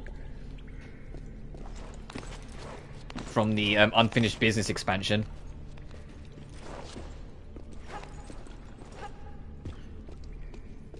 This way of handling secrets, by the way, or this game's way of handling secrets, of having, like, small ones to collect and, like, big important ones. I know it's kind of a precursor to, like, the artifact set collection in the reboot games, but I've always preferred this. So this is my favorite way of doing it. Have some collectibles that are like smaller, and then have the bigger ones that have the secrets. And only have like a few per level. You don't need to go crazy with it. Because to jump the gun, Underworld is hyper-inflated with the secret collectibles. It still has relics, but the relics don't mean anything. They just shine a different color. Alright, there is one artifact in here, but we've got a mook rush before we do this.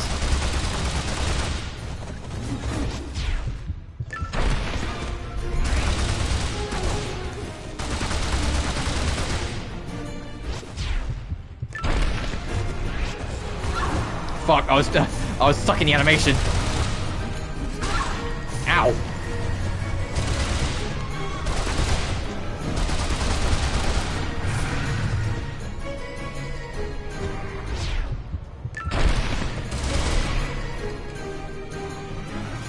Right, last artifact is in that corner over there. And that is the last one. I just wanted to make doubly sure.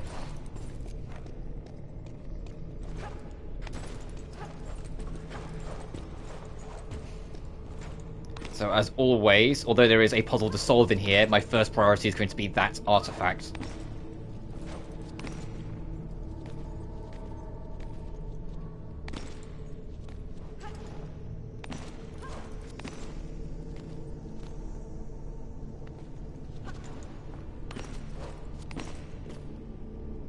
Actually, no, I want to... To get to that one, you need to... There's like a certain spot. Hang on.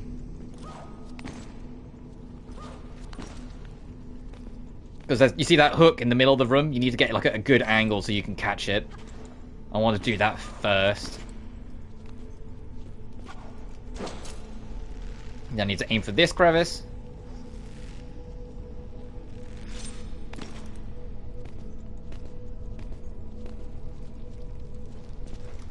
And for this, up we get.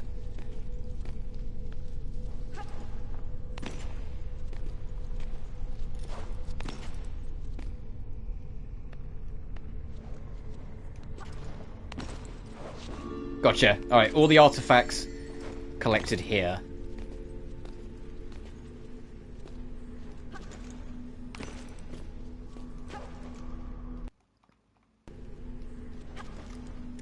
Wasn't as good a spot as I thought it would be. My bad. This is a better spot. Yes, that'll get it.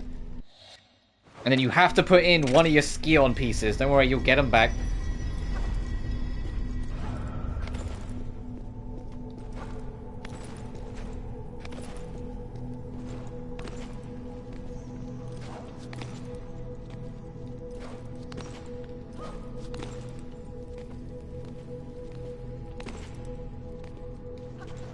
Oh, I thought that might have been too early for a second. No, we're good.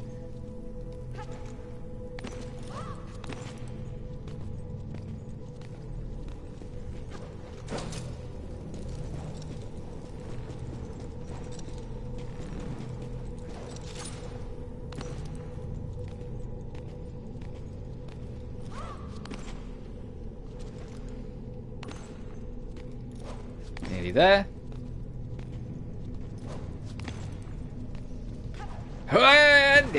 Good hustle, Lara. Wasn't even remotely concerned.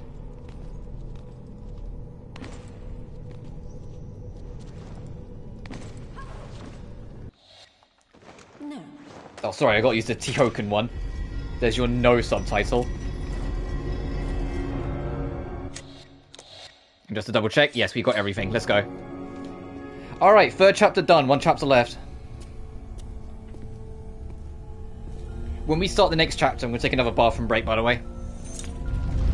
I've gone through my water, too sweet. Also, isn't this hella convenient? A little door just opened, and we're outside now.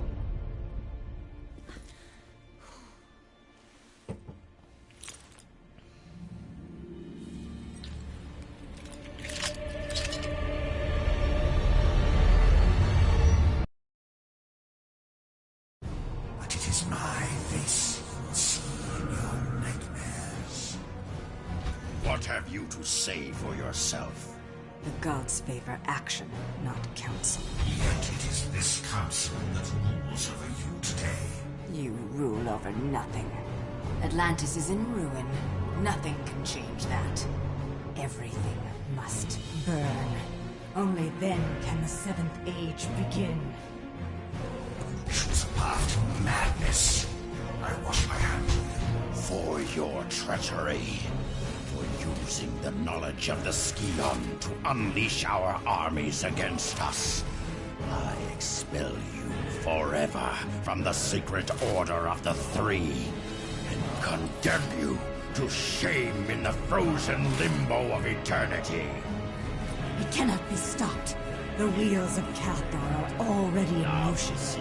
Doom will find you both. I rise from the dust of your bones to finish what I've started!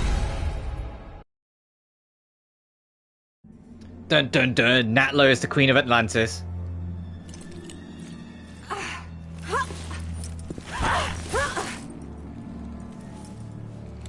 And whilst she's in a trance, everyone just took all our shit.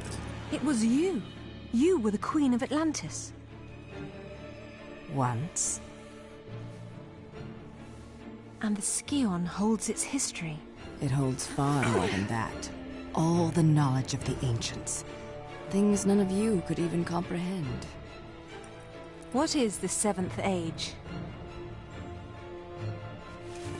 How far are you willing to go to find out, Lara? Not far enough, I'm afraid. Kill her quickly. We have work to do. I'm gonna enjoy this. Enjoy watching. I'm cutting.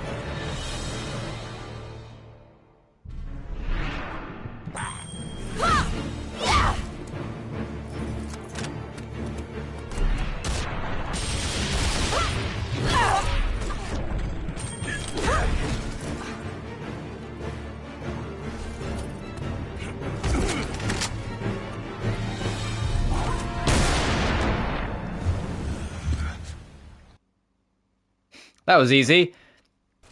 Trophy unlocked, a narrow escape.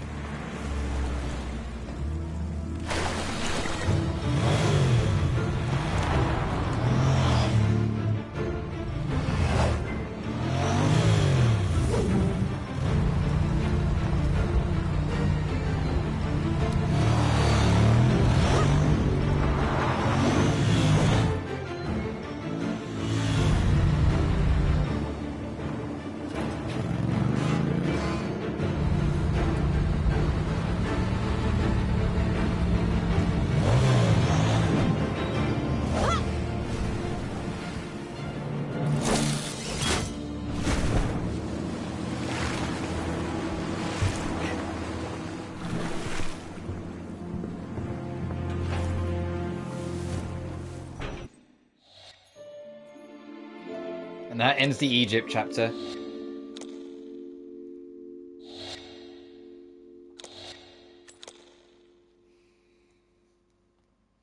And just like in the original, we're going to be starting Natla's Mines with no equipment, so good luck.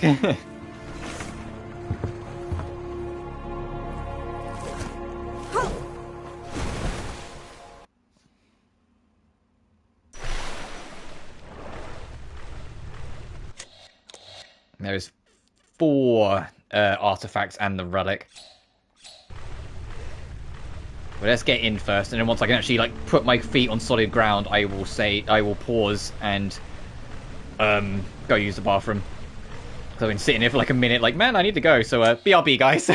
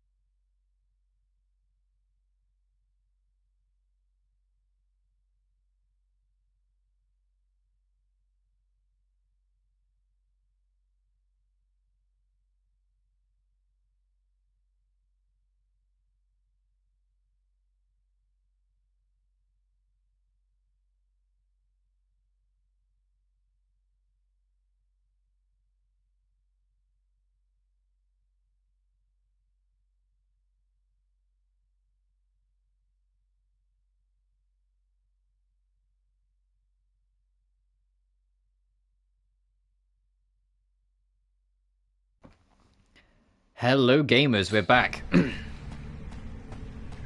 Right, last few 3 levels. There are 2 secrets in this room. You can technically get one of them by cheating a little bit, but you're not supposed to be able to get either of them until you get your guns, so you have to remember to come back to this room. The one that you can kind of cheat and get early is the one in there, because from that, where is it? There's a rope directly above us, alright? There's a rope directly above us up there. You can swing and narrowly reach that ledge on the corner, and then you can then just climb around and get it. What you're supposed to do is come back with the gun and shoot this rope so this boat will float out towards that, like over there, so you can get around and do it. And then the other one is that these 2 crates, they can be shot down as well. And inside, I think it's that one, is the secret. But this opening room, compared to Tomb Raider 1, hella simplified. There's only one exit, and you don't need to come back here after you're done. Everything is done in your first visit, unless you're coming back for secrets. So come under the waterfall and through, and let's get moving. I can't do my thing of moving quicker because I don't have a gun to aim with.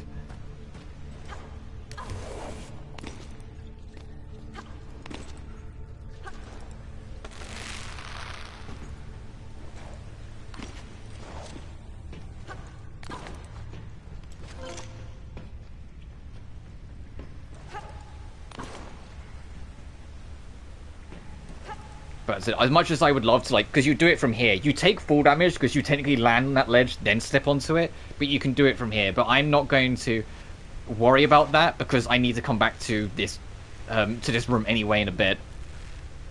So I'd rather just do that and then come back for both. Oh, for a second I thought I was going to head bounce off the ceiling.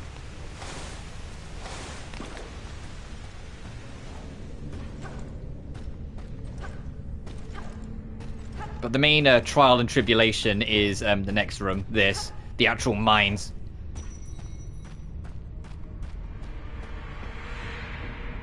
Your gun are in there.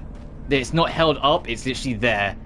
But you don't have anything to break the glass. You see there's one artifact over there. How many are there? 4, right? Okay, the game doesn't want to let me in yet until I actually start the puzzle properly, which we will.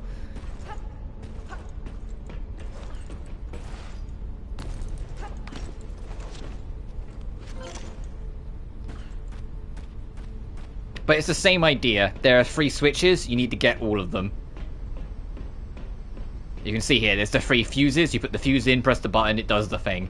You need to find all 3, and then you can get your gun, and then from that, get out of here. Start with, however, we need to head over this way. We have no weapon, so that rat is... or these rats are our nemesis for now.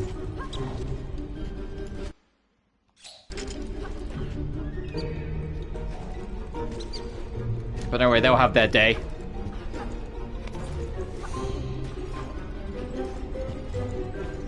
If you're like, after you're done with the main game, when you start unlocking cheat codes, one of the cheat codes you get is unlimited ammo or weapons.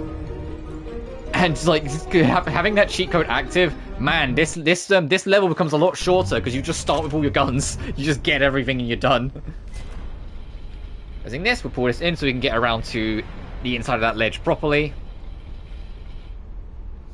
Which will, following a path, will eventually lead us to the second one. Once we get the second one, we can then use that to go out to get the third one. You get the idea. And then once you have all 3, you can then put them into place, put them into practice to get your guns. Because essentially you're getting access to different axes. So you get your like your X access, you get your Z access, and then also you get your Y access, so you can then use it to slam onto the roof to break through.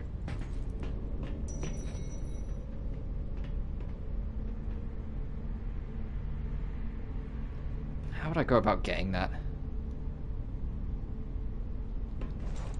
Hang on.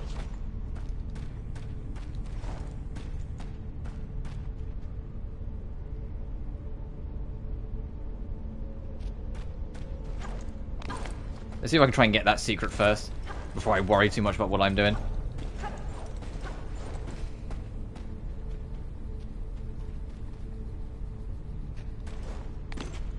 Oh, I need that out. Hang on. Because you need it out, and then you ride it along, and you can just reach that ledge and then go across. Okay, 1 second.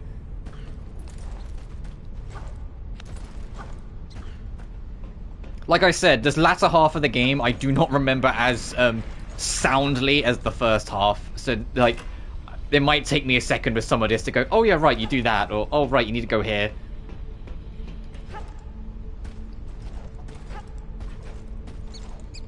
That rat's stuck, cool.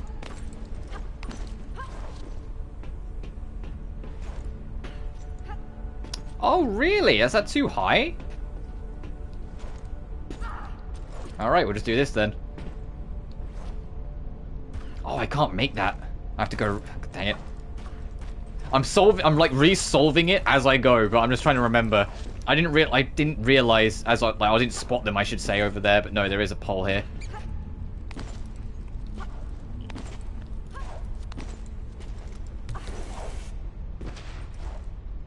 There we are. Had to try. Had to try.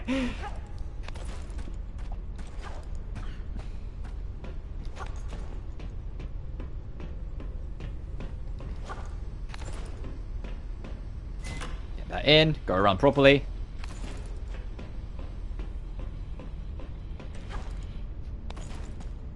And yes, I am kind of like just swan diving everywhere. Don't worry about it.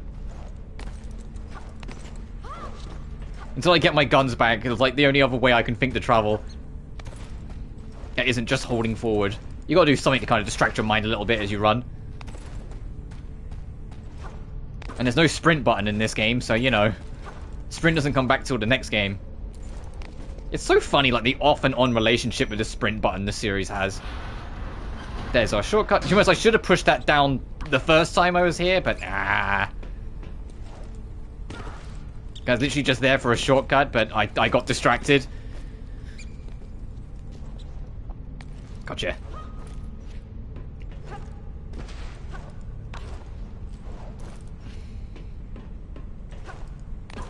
There's our second fuse. Don't worry about the third one yet. As tempting as it might be to try and see if you can Magoo your way down, because it's below us, you can sit here right there. There is a much safer way than trying to bullshit build your way down. So don't worry about it.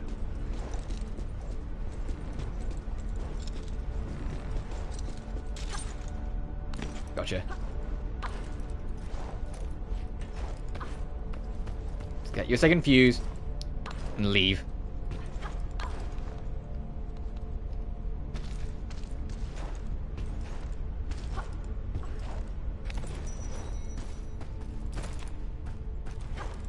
That rat's stuck. Alright.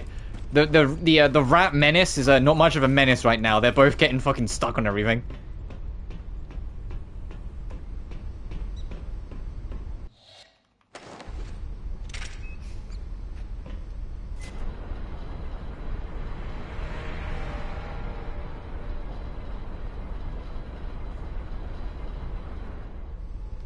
And then if you press this one again to make it go out.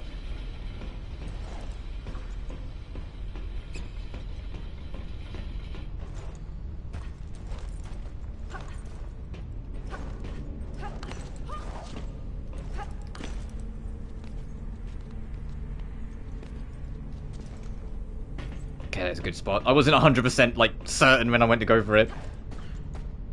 Wow, that camera zoomed way the fuck out. Holy shit. But you can see if I come over here, we're at the top now. But it's also a different tunnel, and it's the way you're supposed to get to get to this spot properly. Or get to it safely, I should say.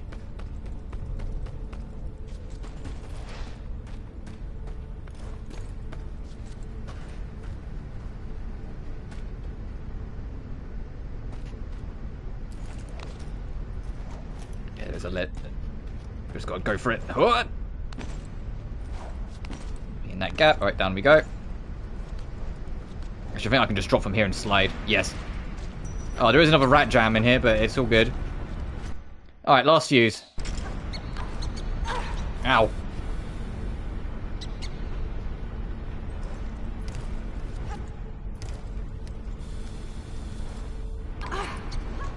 Did my foot touch the... I think it did.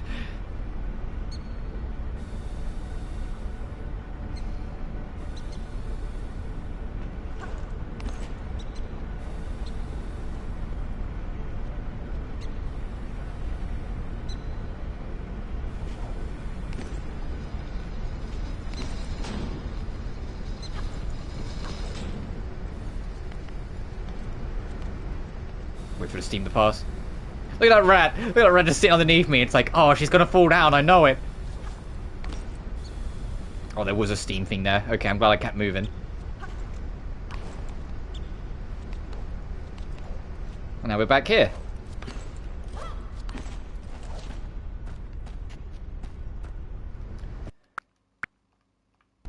Now we're back here. Don't worry about it.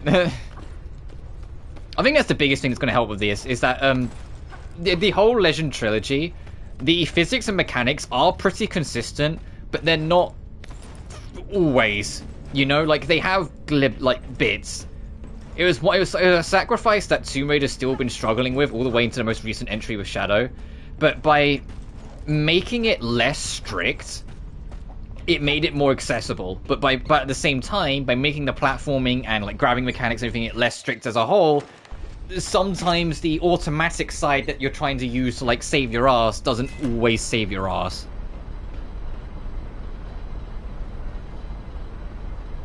I said, even like today, like in the most recent entries with Rise and Shadow, that's still an issue that sometimes catches out the series.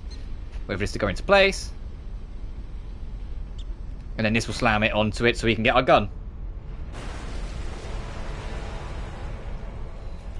And now before we do the rest of the puzzle, because there is one more thing we need to do involving the guns, which is kind of cool that they kind of make sure you do get the gun. In the original, you could actually skip the pistol and still do everything, but then that would make everything afterwards significantly harder, whilst here the guns are part of the puzzle. But then let's go. But now we got that, before we do the puzzle, we can go back. And more importantly, I can side hustle again.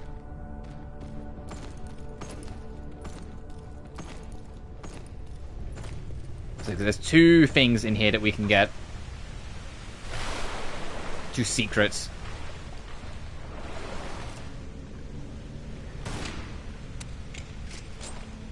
That will start drifting back on its own. And then... oh, we might need to get like to a better angle. But one of these can be dropped when you shoot them. There we go. Oh, that's the relic.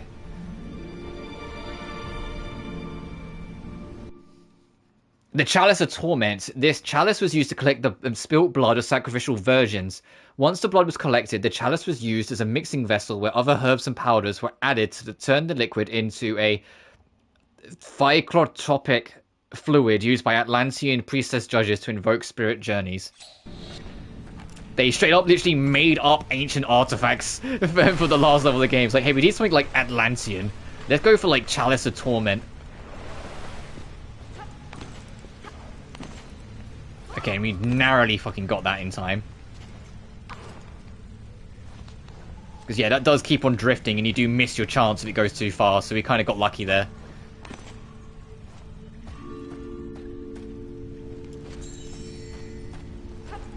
But like, if we had missed it, it wouldn't be the end of the world, because like I said, there's the rope trick.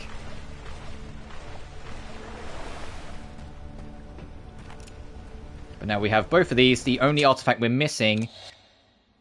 oh no, we're missing 2 artifacts. Ooh. Because we got the relic, right. Oh. No, I think I know where they both are. I think we're still good.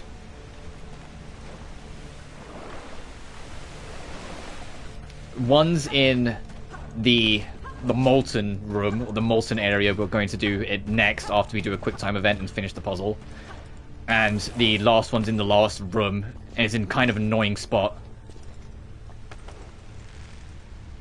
Oh yeah, you can shoot... yeah, you see, you can shoot this one as well. I don't think there's anything in this one. I think this one just goes into the water. Even though I went for it first. Because depth perception is my nemesis, and so I thought it was going to land on the land when I first looked at it. Oh, I thought I was going to bunk my head again.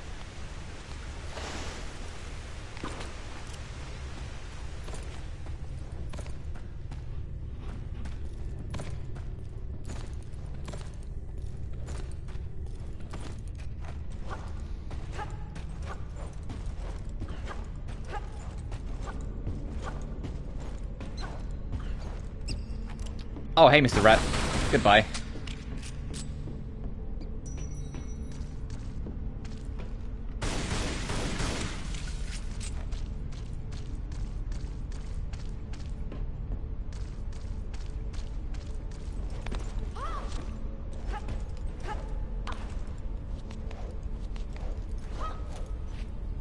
From this, we can press this.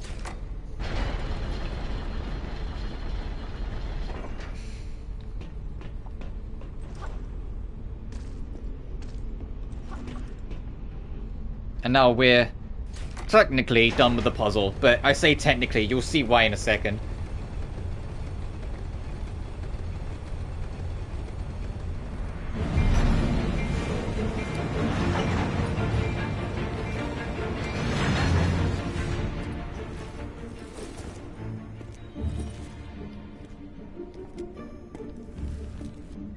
Sorry, darling. This is the end of the line. Just hand it over, Larson. This has nothing to do with you. What's it got to do with you? The Scion belongs to Natla. Face it, you got no business here. I don't have time for this. Get out of the way, or you die. What you gonna do, shoot me? Come on, Lyra. I just work here. Now, I know how bad you want this, but I can't let you pass. And we both know you're not gonna kill me for it.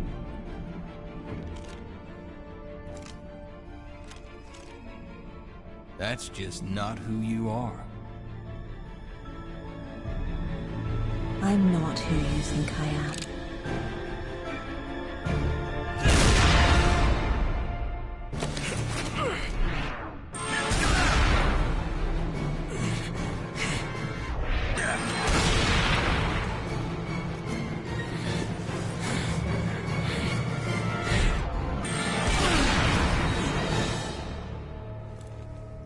And in the Legend timeline, this was Lara's first kill. Which is why it had that build up to it. And what makes this different from the Survivor Trilogy's first kill is that in Survivor Trilogy, it was for her survival. In this, it was purely selfishly motivated. She did not have to kill Larson, and she chose to.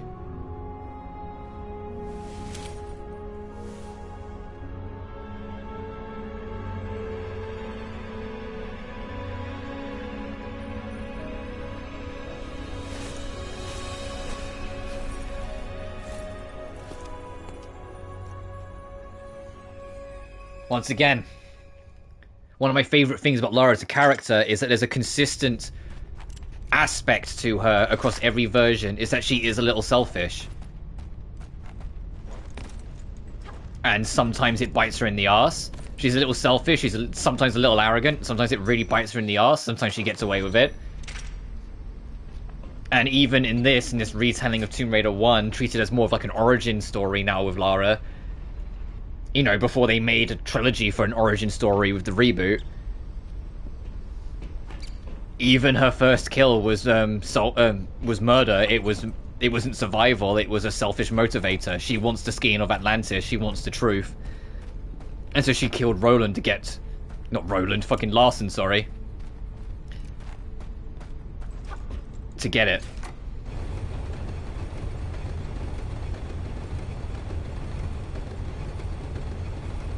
It does. I like how it slows down next to him, so it's just like you can kind of like think about what you've done.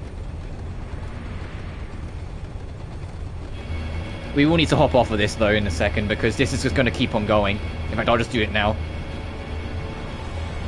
Because it hits this and then it just keeps on going. Oh no, it doesn't. I'm thinking of another one. Right, there are 2 secret things to pick up here, but once you leave this platform, you can't come back to it. This is a point of no return. There is one artifact on the bridge, and I think the magnums are underneath you. Because the magnums are there because Pierre's already dead, so you couldn't get it from him.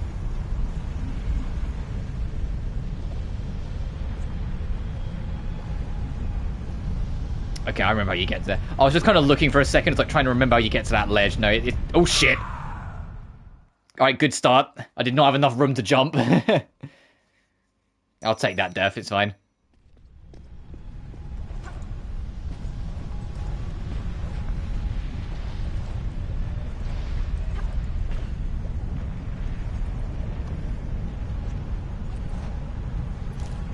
Ooh. I mean, realistically, Lara would be still, like, turbo dead. Like, let's be honest here. She'd be, like, melting, but let's get our magnums. There they are. The magnums are the one gun in Anniversary I see most people miss the re-pick up on. But no, it is there. I know here comes the real... Hey, Lara. Jesus Christ. Easy, girl.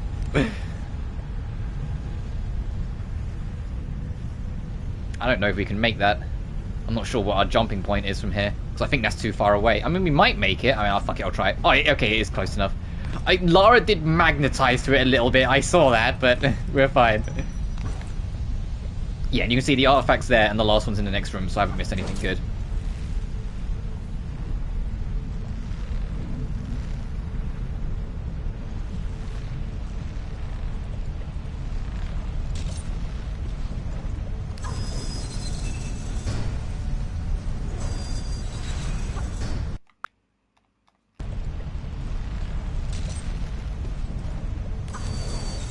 It came back to me.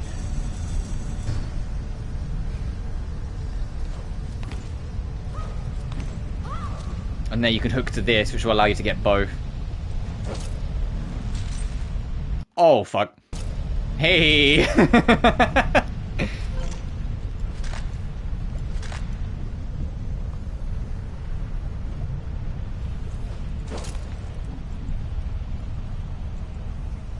Well, to be fair, what you can actually do is super long hooks, clear the ledge and land on this, but no, you can just do it this way.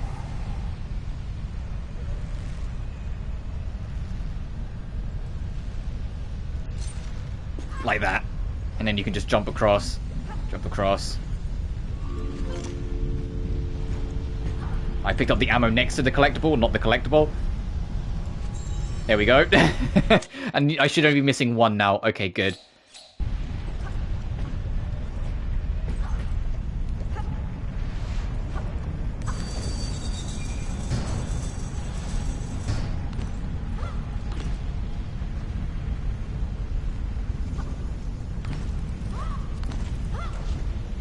But you can't get back to that side of the platform one moment you leave it. It's, as far as I'm aware, it's not possible. So it's like you have to make sure you get everything before you go for it.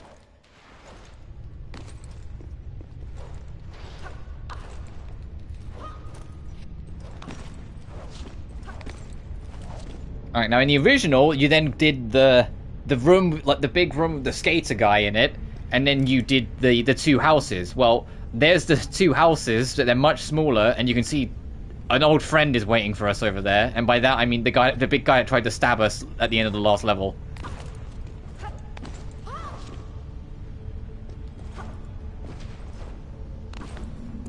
And this is a bunch of more quick time events.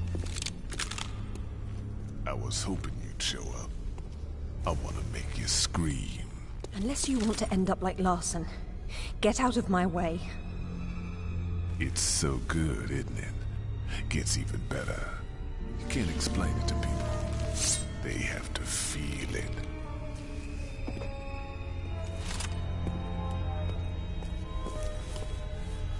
Girl? Well, so yeah, the guy with the knife is the guy that went, "Say cheese!" in the original. And the kid is... It's the same kid, honestly. The only one that's not here is the cowboy. The cowboy is completely gone because Larson serves the same role.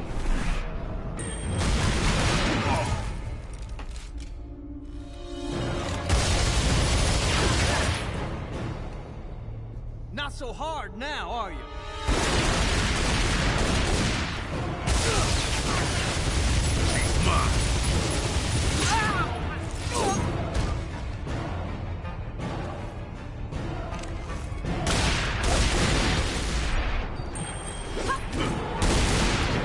Also, this man, what's this man fucking made out of? Look at this.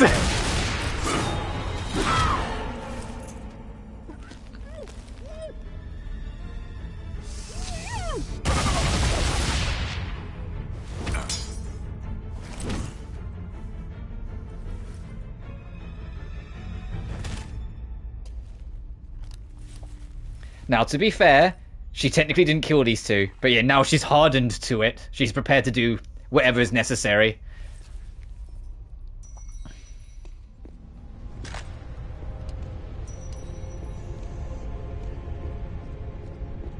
I think there's like a med kit in one of these.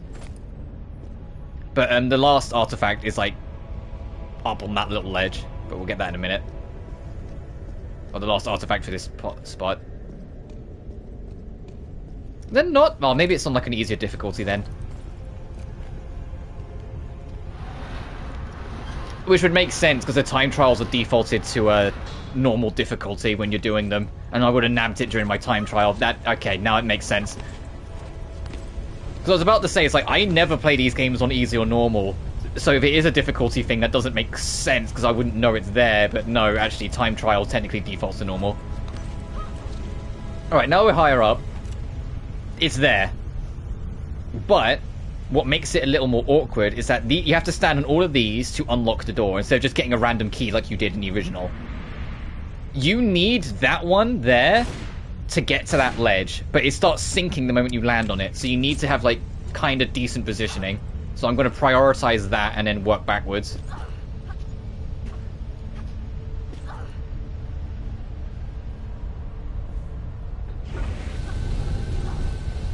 And once you get them all, you pull that lever and it opens it.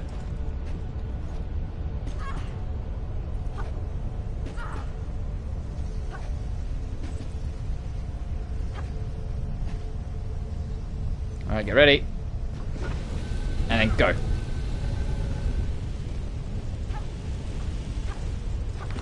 Alright, that's this level done. In terms of secrets.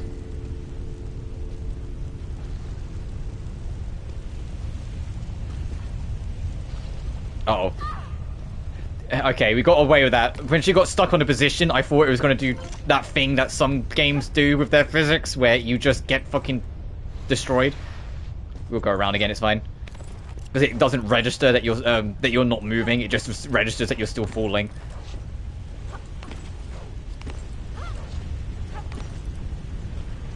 I was ready to get eviscerated there, if you can believe it.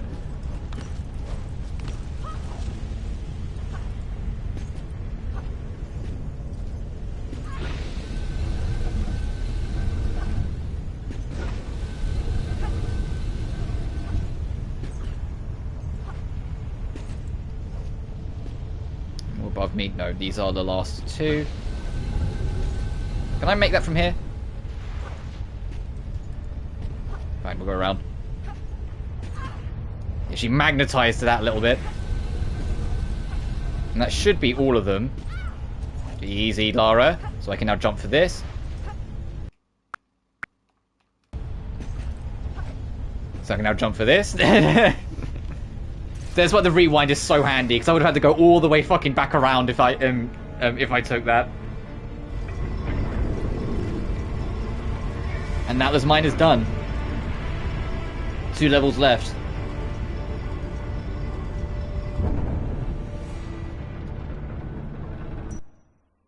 Trophy unlocked against all odds.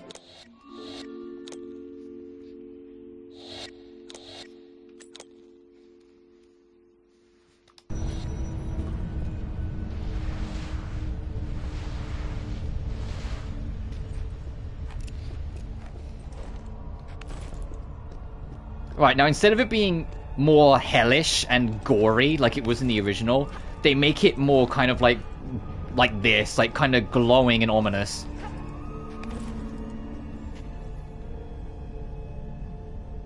And I was thinking about the rewind feature. Oh, there, you came in at the right time. Yes, it does. For those just joining, this is the PS2 emulated version that came out today. And unlike the Legend port, it's at 4K and 60 frames per second. They actually put the effort in on this one. Like, they still have some, like, the gory-esque effect with it, but it's not as pronounced. Also, 1 artifact, 1 relic. If it's game, my game will still not be available. Oh, no!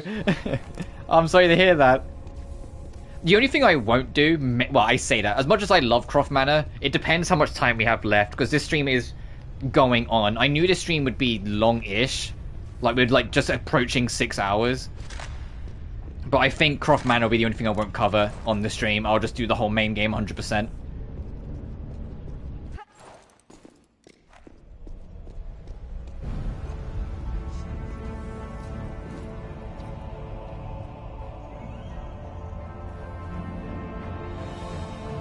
I think this is one of the levels where I do genuinely think that the anniversary version is not as good.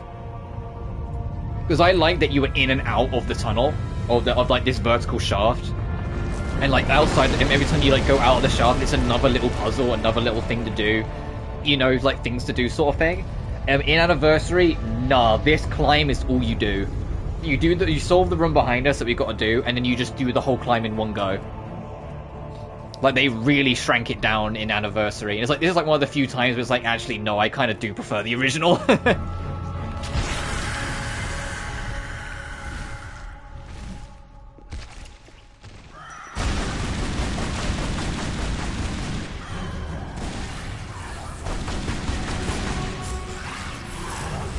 Oh, I did that way too early. No! It's alright, I've got like a gazillion heals, it's fine.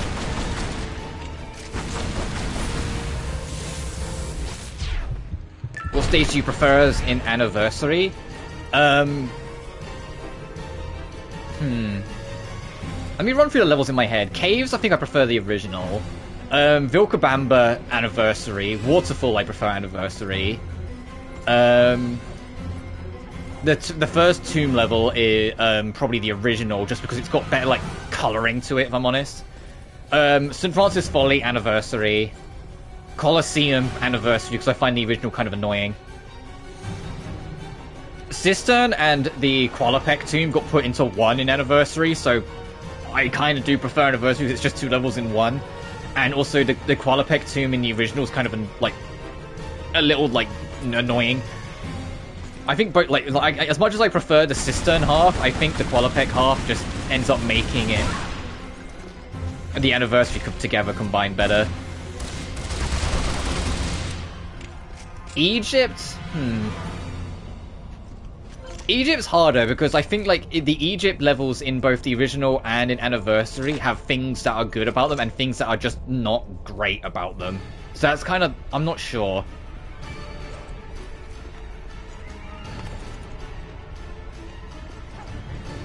I think the first Egypt level, maybe Anniversary.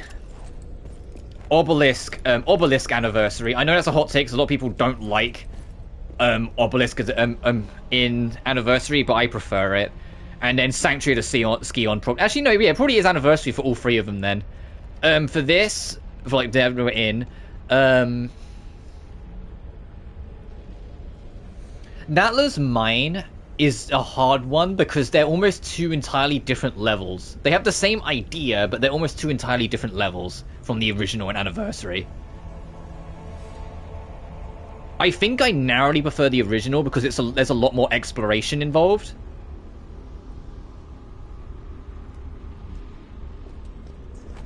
So I vastly prefer the original. This is like the only level where I straight up do think it's just a downgrade.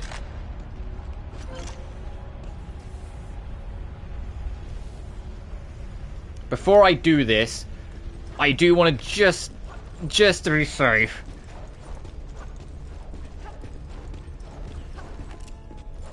I want to double check because I can't remember.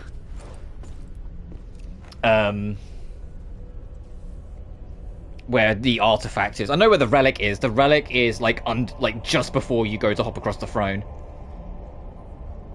Oh, and then the final level. Oh, I kind of maybe just narrowly the original, but that is just narrowly because I kind of like both of them a lot. I don't think the artifact's here. I'm trying to remember where it is. Is this in the doppelganger room? I'm trying to remember.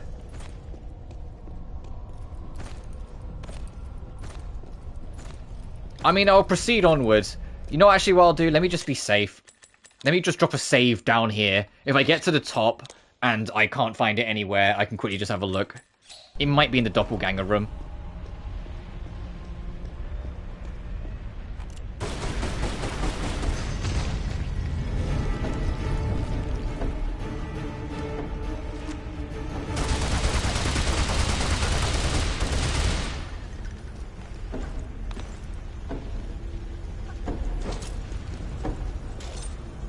Oh, is it in the actual shaft?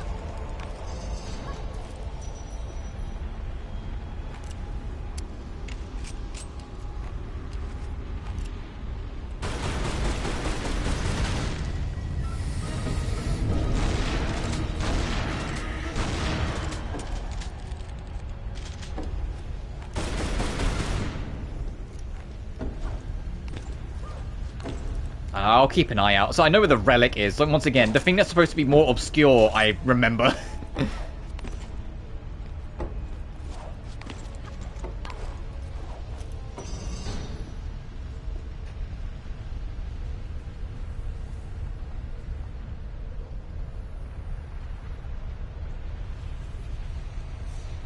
Yeah, I remember this.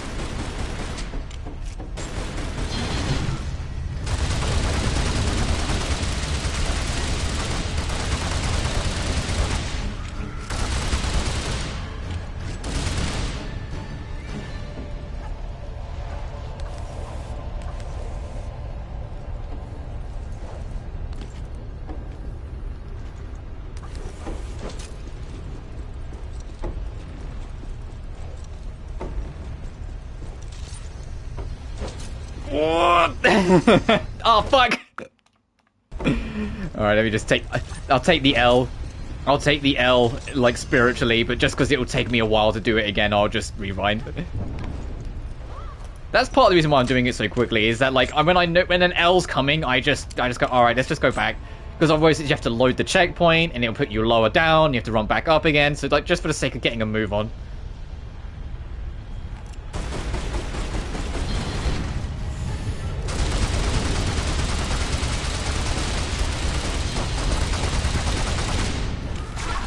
Ow.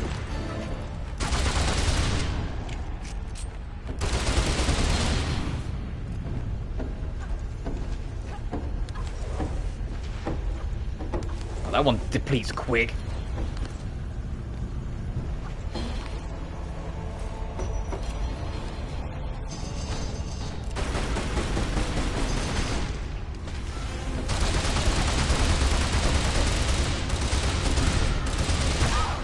Oh, don't fall off. Oh. I'm glad I put my gun away for that, because I had a feeling.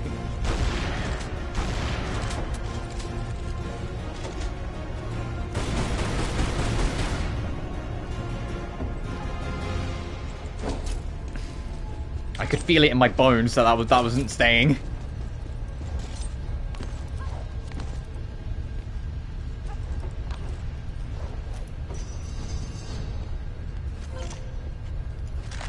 Oh, is it just in here? It is! Okay. You know, that's why I don't remember it. Because it's right in front of you and it's obvious, so I'd have no reason to commit that to memory, because I'd always eventually find it.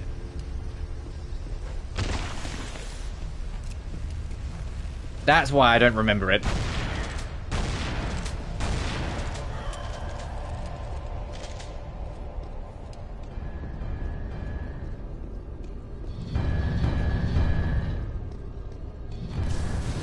Oh, and since we're talking about the comparison between Anniversary and the original, Croft Manor, I prefer Anniversary. Ow, okay, that wasn't a good spot. I was hoping that'd be like just in between it and like thread the line, thread the needle, did not do it. But that's also because the Croft Manor in this game is my favorite Croft Manor in the series. You know, I really just went for it.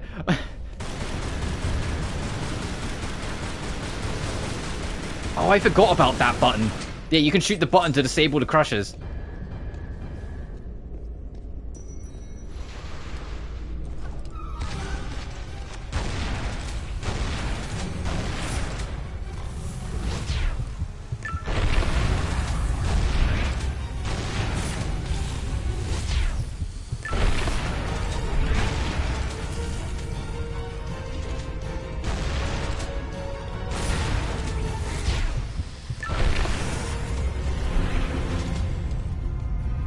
Hi, Bacon Lara, or Doppelganger Lara.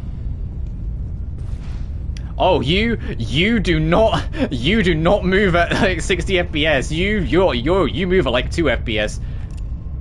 Was that like that in the original PS2 version? Look at this. I do not remember. So I'm used to playing the PS3 version. She might have been like that in the original PS2. Which I can't remember what side has the button that you need to open. I think it's this way.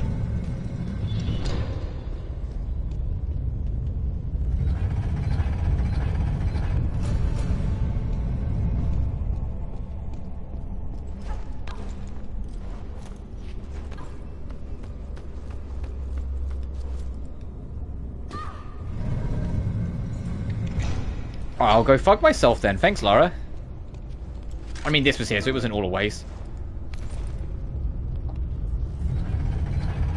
Let's try that again. I guess I just need to be a little higher up the ladder.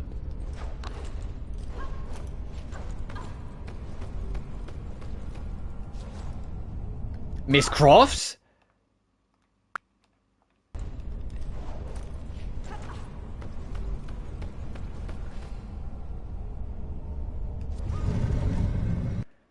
Why isn't she grabbing that?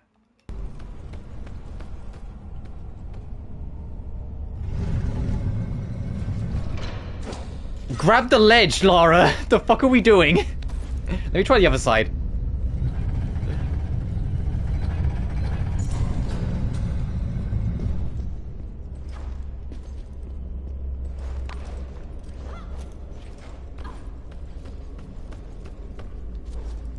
Also, this one works fine.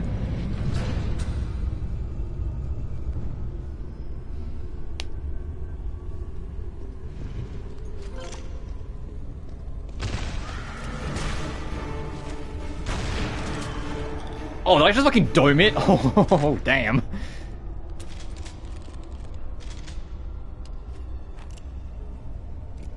Okay, this lever opens the door, but we need to get that Lara dealt with, right? If I pull this, it opens the door. Yeah. Which means the first platform I took was indeed the correct one. Which means, Lara, you need to grab that ledge.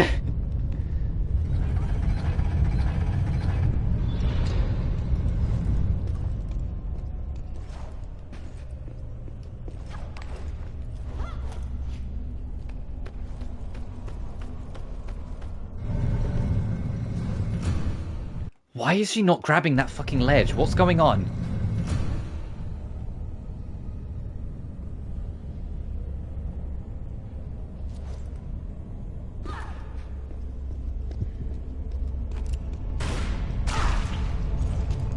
Let me get myself killed and reset. Maybe I'll do it.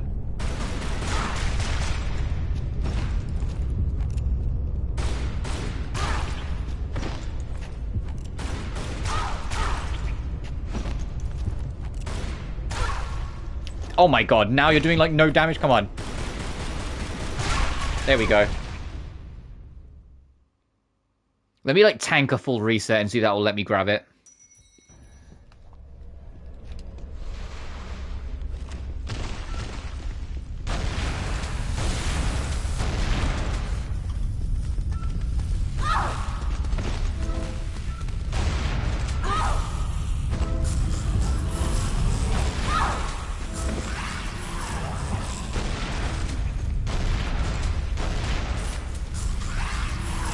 Reload, reload, Lara! Ah!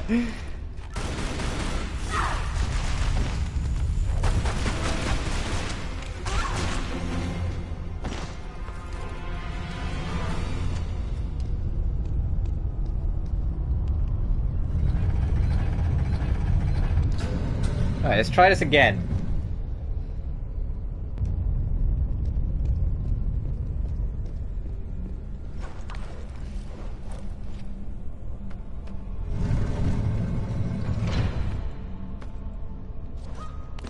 Oh, thank God.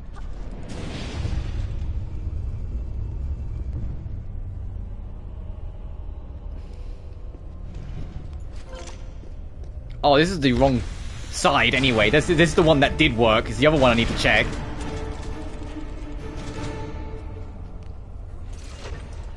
Yeah, it's the other one I needed to check. This one's the one that did work.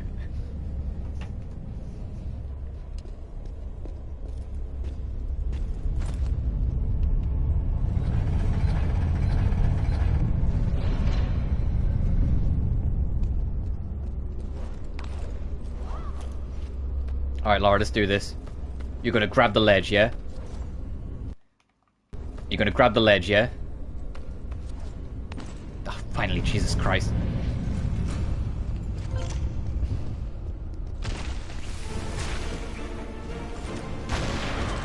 Oh god, the fact that you can just dome them at point blank like that is so good. Alright, now our death trap is open. Now we need to do this side again.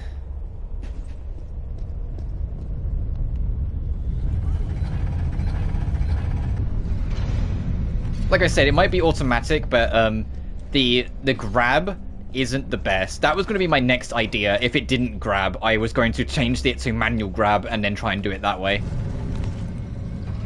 So this should kill that one.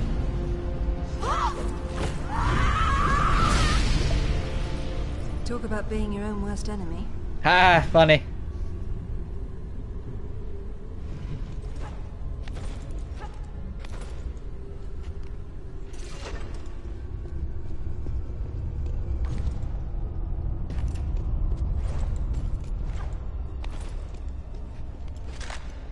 Remember in like Tomb Raider 4 where they kind of bring this gimmick back, but not quite? By making it that it's a statue that like you're like blood linked to, so if anything that happens to the statue, it happens to you. And of course now it's just one of us, it's a bit harder.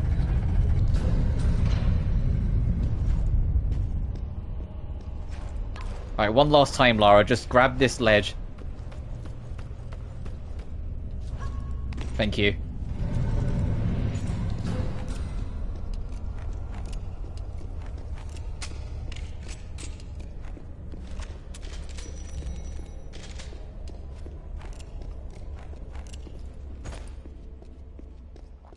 Alright, now the relic is right underneath us. But we've got to do this.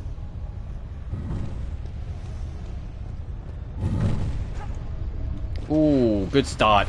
I'll take the death, it's fine. Good start.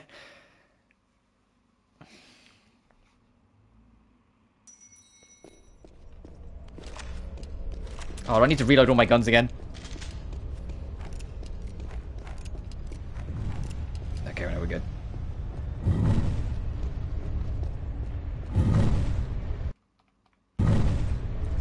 Oh shit, oh fuck. I just to get him move along, I'll do it. I need to get back yet, so good luck. Yeah, because one opens the door, one makes the bridge.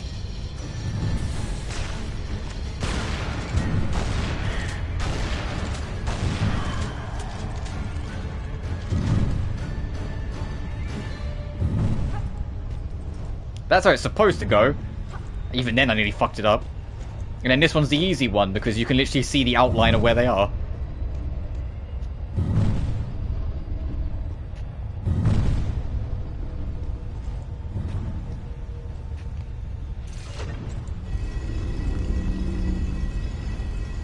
And then to get that relic underneath us, just like a number of relics in this game, it's when you're literally right in front of the face at the end of the level. Ah! When you're right in front of the face at the end of the level, you can just do it. And this one's probably the most obvious. It's probably the easiest relic to actually, like, find. Because the odds are you just spotting it and going, oh, wait, hang on a minute. Because then your mind will go, wait, why would I want to do that? I just made this platform harder for myself. And then you come down here and you go, oh. In fact, I think this was one of the relics I found on, like, my blind playthrough many a moon ago. Not that I completely remember much of my very, very first playthrough, because we're talking a ways away ago. Oh, trophy unlocked, treasured relics. I think that's for the last relic, yes. The Talk of Embitterment. This sacred golden necklace was worn by Atlantean priestess judges only during sentencing of criminals that had offended the god kings of Atlantis. As any discretion against the rulers were punishable by execution, the talk quickly became a symbol of death itself.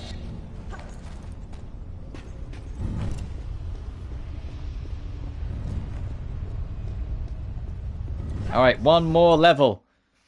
And trophy unlocked, the Great Ascend.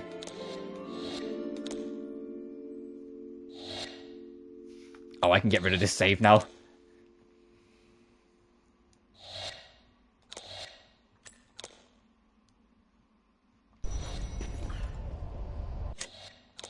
There are 4 pickups in Final Conflict.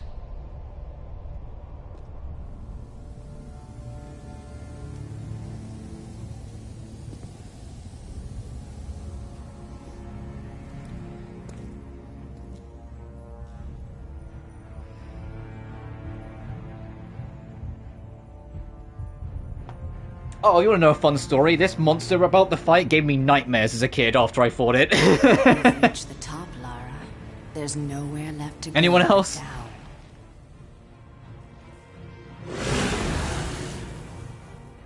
You're rebuilding the army of Atlantis. This pyramid breeds far more than the soldiers you faced. With the Scion, I now have the means to create anything I desire. What is it you desire, Natla? It takes 3 to rule.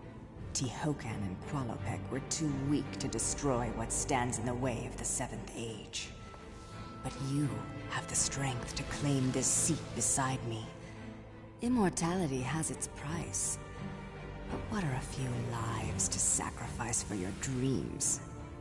This is madness. This is what you've been searching for. The answers you've sought your entire life are within the Scion. Everything you've done has led you to this place. You're here because you belong here, Lara.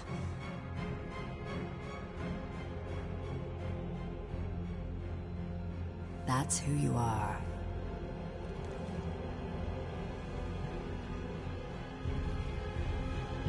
I'm sorry, Father.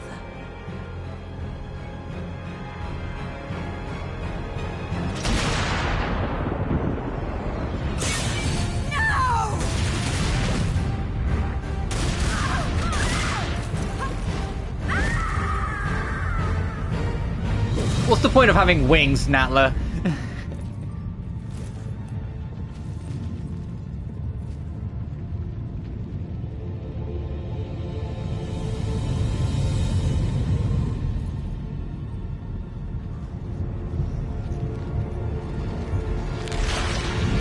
This motherfucker.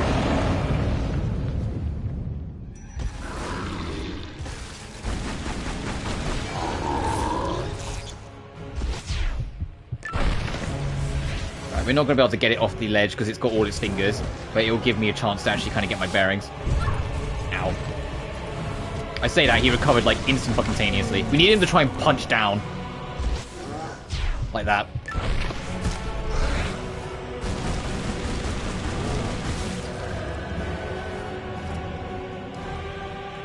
Also, I love the fucking boss theme for this guy. This is one of my favorite tracks in the game. But it's just sheer, like, intimidation factor going on and crazy.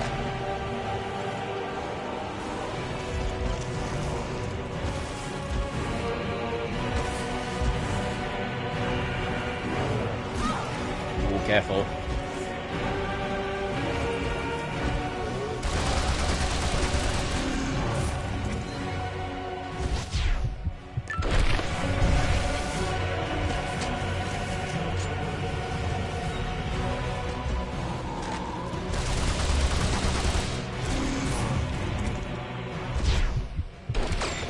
Way too early.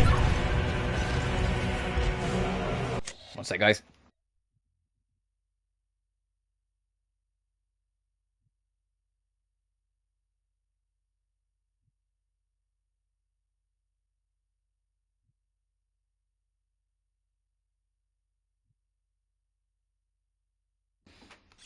Right, sorry, I'm back.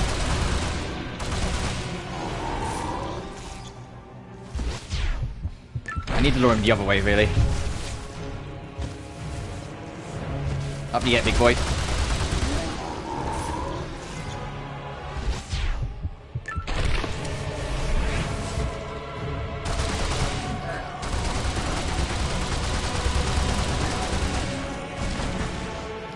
Get the fuck up, there we go. Just burn for everything. Right, boss fight's done.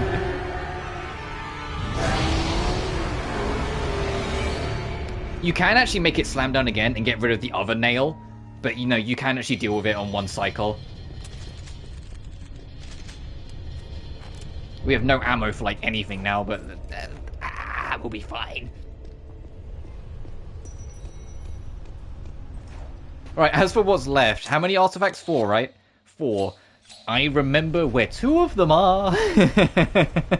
So the other 2 we'll have to figure out as we go. But hey, I've managed to get this far. I'm sure I'll be able to find the rest fine.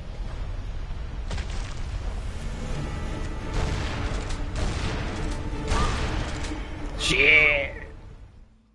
That's an awkward platform to fight that guy.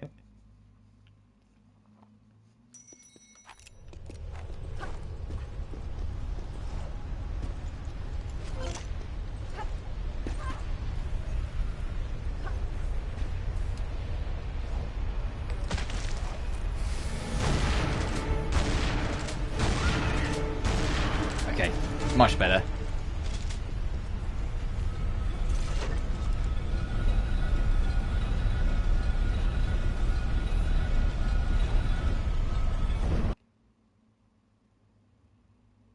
I'm not sure I agree with that game. I gotta be honest with you, game. I'm not sure I completely fucking agree with that one. Uh-oh.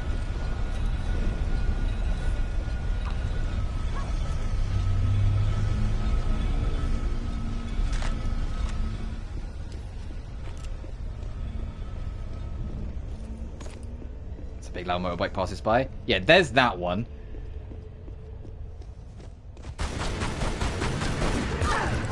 Ooh.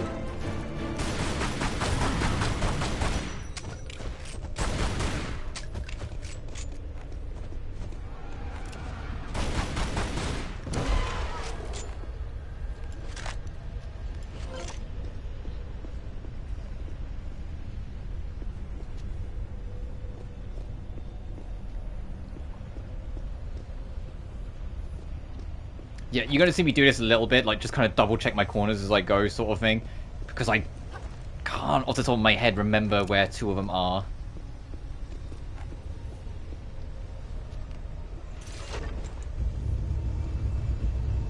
And it's one of those things where we've come this far, it'd be nice to kind of get them all.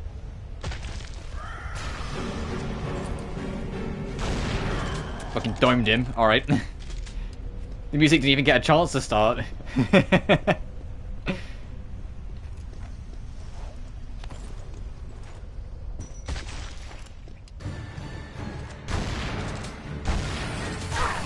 Whoa. Ow. Okay, let me get up. Okay, let me get up, you fuck.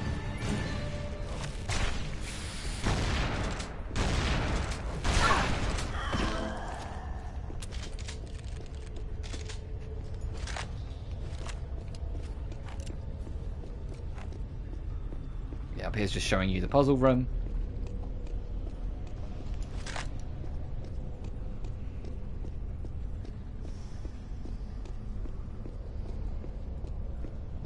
We need to get that lip out. There's a switch down here for that, I believe.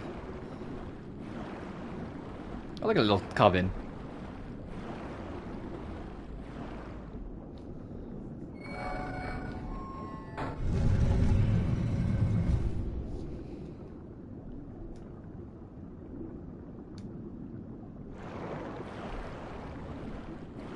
Yeah, and you know the other reason why I'm probably not going to do Croft Manor after this? Is I'm actually getting a little hungry. My stomach's rumbling a bit. Of course.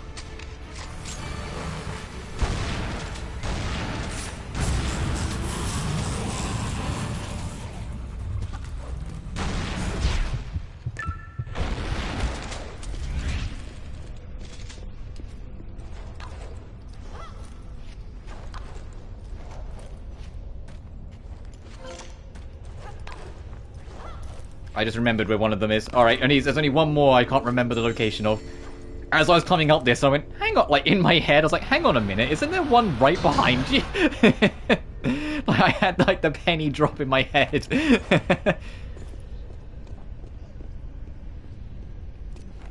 And I think we can just pull this again, and it will open the door behind us. No, we need to pull the door above us, we need to get up there. Which means we need to go the long way around.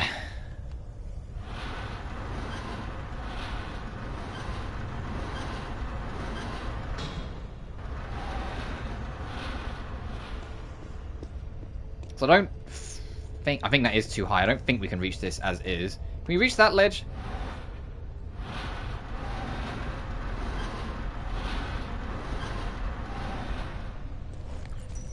Yes. Oh, hey, buddy. Ooh, good shot.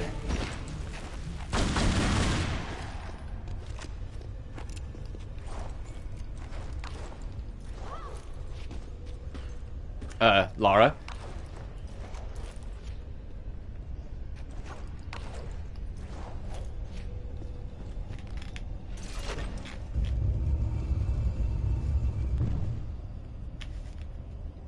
Which now we can push the box through and get that. We'll have to bring the box back so we can do the rest of the section properly, but still. Oh, whoops.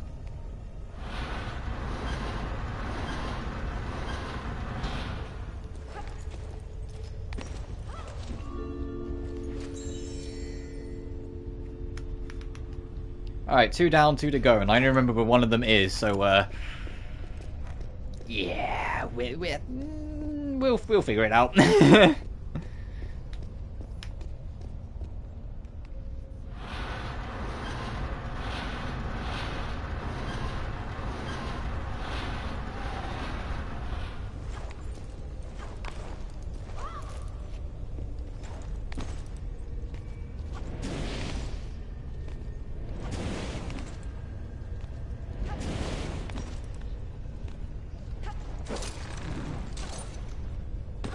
Okay, the game accepted that. I was expecting to very rapidly submerge.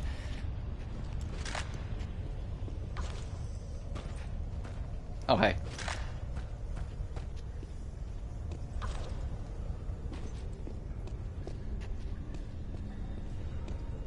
But anyway, we need to pull all these down and then shoot that. And there's 2 more on the other side.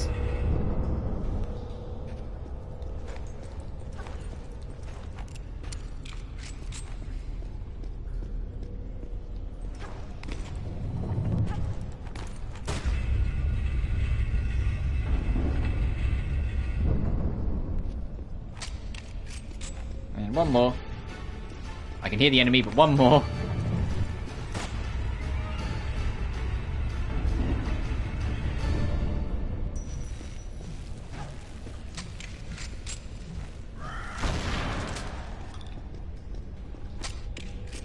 Just double check that there isn't anything up here.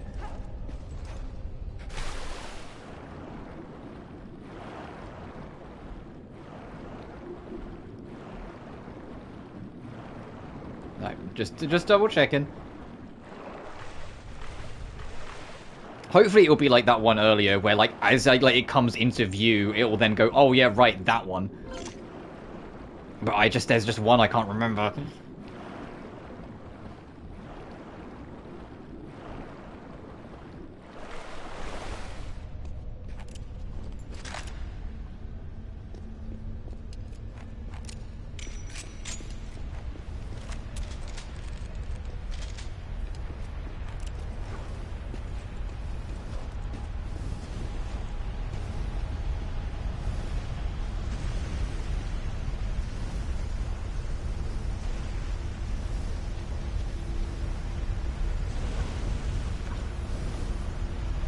Is it behind that waterfall? That waterfall, lava fall? Ow!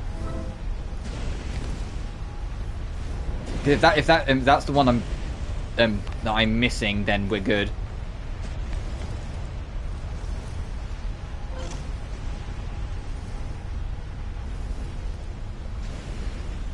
Croft. Thank you. See, sometimes you just gotta get a little testy with Lara. You just gotta go Miss Croft, and then she'll go, oh, right, and then lock in.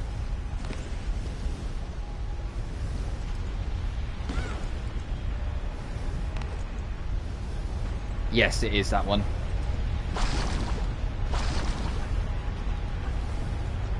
Nice. All right, now so I know where the last one is. Okay, I'm glad that one did come back to me, which means even though we're technically one short, I know where the last one is, so we're not going to miss any. The trophy won't drop for getting all the artifacts because there are some in Croft Manor, and so I'm not doing Croft Manor, but it's an effective 100%. You know, that was on me. I didn't even realize that hole was there until after I jumped.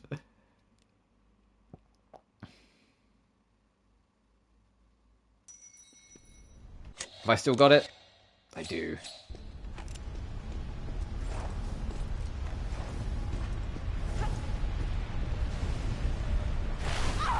Oh! You know, funny, I'll take that. I'll take that L. That's funny. Oh! I guess my foot just poked off.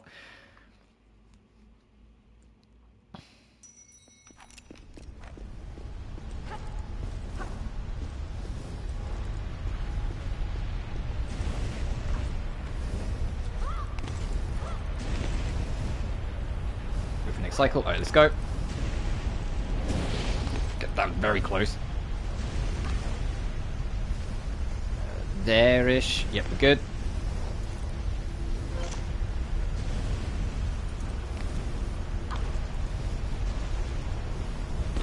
Thank you, Laura. I'm just gonna swivel this because I don't want to get too close to the lava flow. Even though, realistically, let's be honest, Laura would not be alive right now.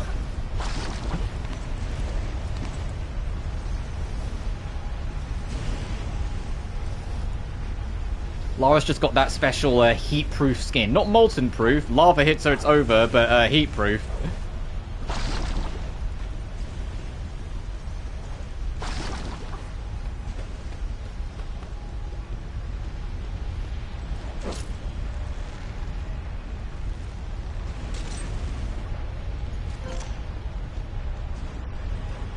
Yeah, this is the one I remembered, going back at the end here. But that is... Yeah, the trophy didn't pop, like I said, it wasn't going to, but that is all of them. Because there are some in Croft Manor, so we are technically missing a few, because we haven't done, like, the tutorial. But we're done. Final boss time. Natla is a good boss theme as well, to be fair.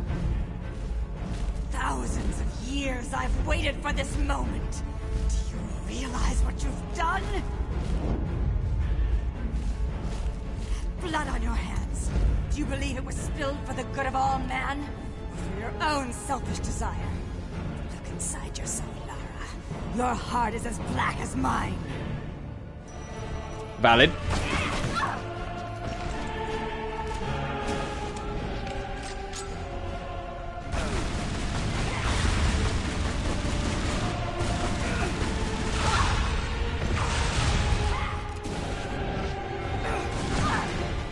For the first phase, you're aiming at the wings. Where'd you go? Oh, there you are.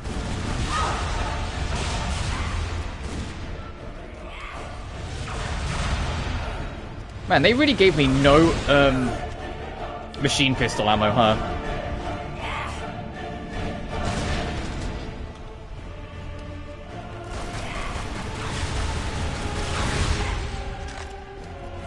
Unless...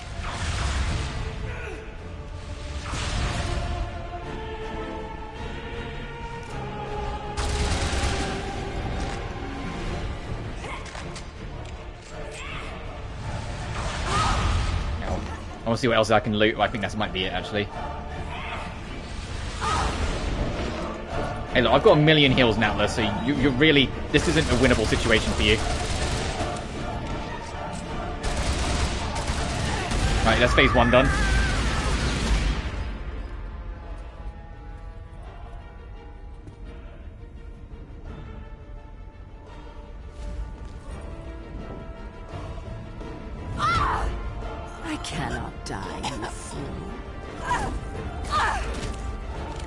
Sooner or later, you'll run out of bullets.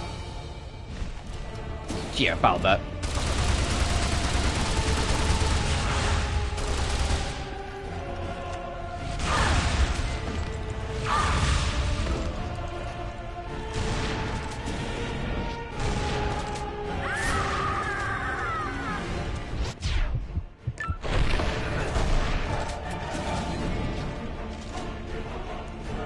If you have bullets with the SMG, which you know I don't, you can really rinse her in this second phase because she gets stunned as you shoot. I'm trying to see if there's any more ammo around because I used it all as I went. You know, I used it as I got it.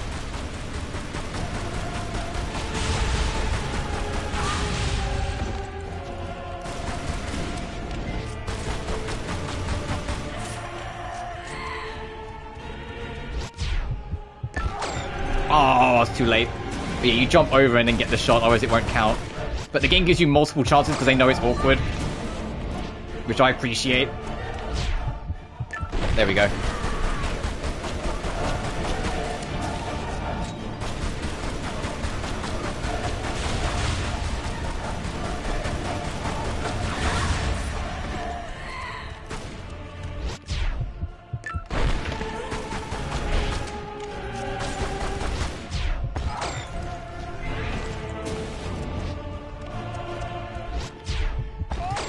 Fuck.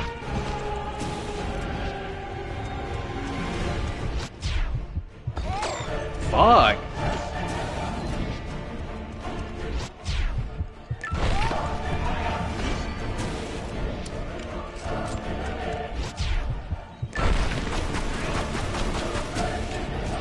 Yeah, because you need to jump over the head. It needs to be like real clean. There we go. Alright, one more cycle. So if we had the Uzi, this would be over by now, but waste not, want not.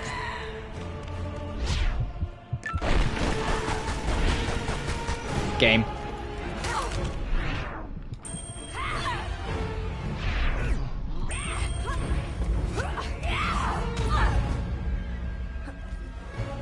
What have you really accomplished here?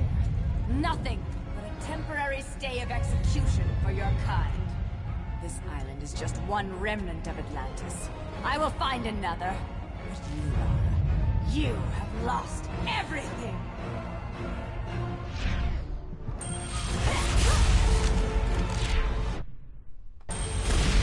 The audio vanished for a second there.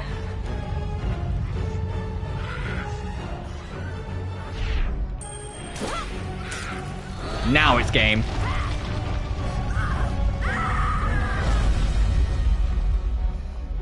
No, I haven't.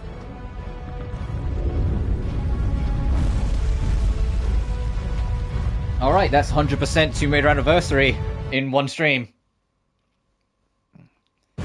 Trophy unlocked, the Goodnight Queen.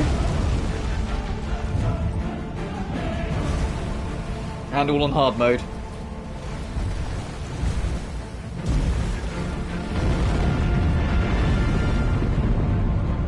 Not that this game's particularly hard.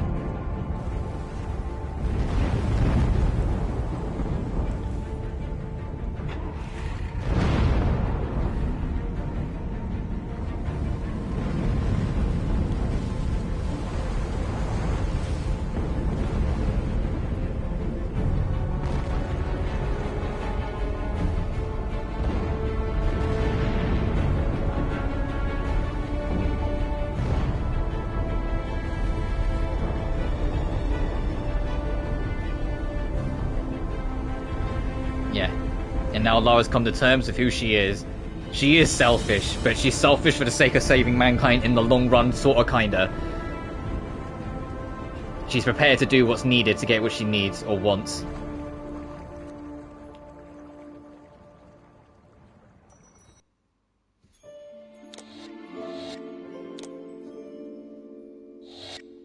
So yes, the file won't say 100% because you got to do the Croft Manor stuff, but that'll do from me. That's my all-time favorite Tomb Raider game, one of my all-time favorite games of all time.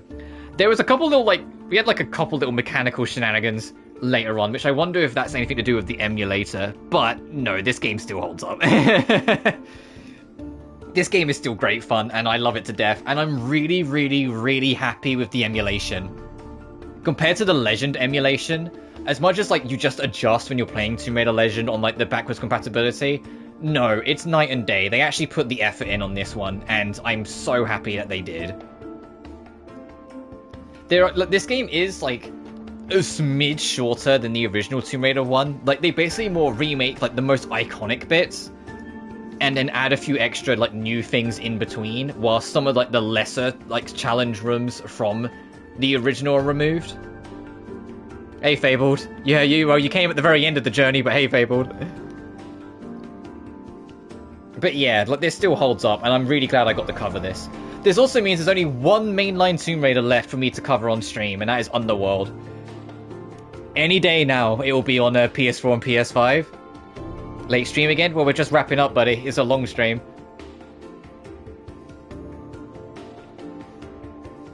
I'll skip this.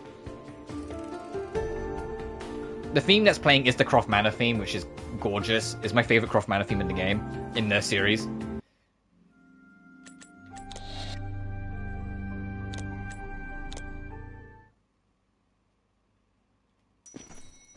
Oh yeah, you have the style unit I want to show off, where you can go around and click these, and you get basically like the... Andy Wood, and I'm the art director on Tomb Raider Anniversary. Welcome to the style units. The style units are so you can see how they did the art for like the 4 parts of it. You can go through here and see what this is about. And things like you can like they did this as essentially a art tech demo. So I finally finished Amphorius. Oh, yeah, buddy. Oh, you can see I had to load there for a second where I came back on myself. That's why it was a black screen. All of the load tunnels at the end of the load tunnels have black screens for the record. You just don't see them because so usually you're in the tunnel long enough that you miss it. But yeah, you can run around here and basically see the test room that they built of all the environments to kind of feel out how everything would look and feel. And it sucks too, because I look at this and I'm like, man, this would have been great for Anniversary 2. Like, this specific space.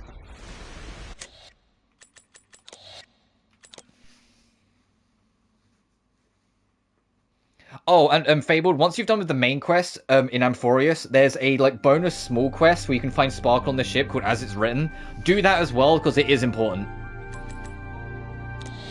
But yeah, you can see all the cutscenes. Not all the artwork, because you have to do the cleanup. All the bios. Not all the outfits, because a good number of them are... Oh no, we have got all the base outfits. Okay.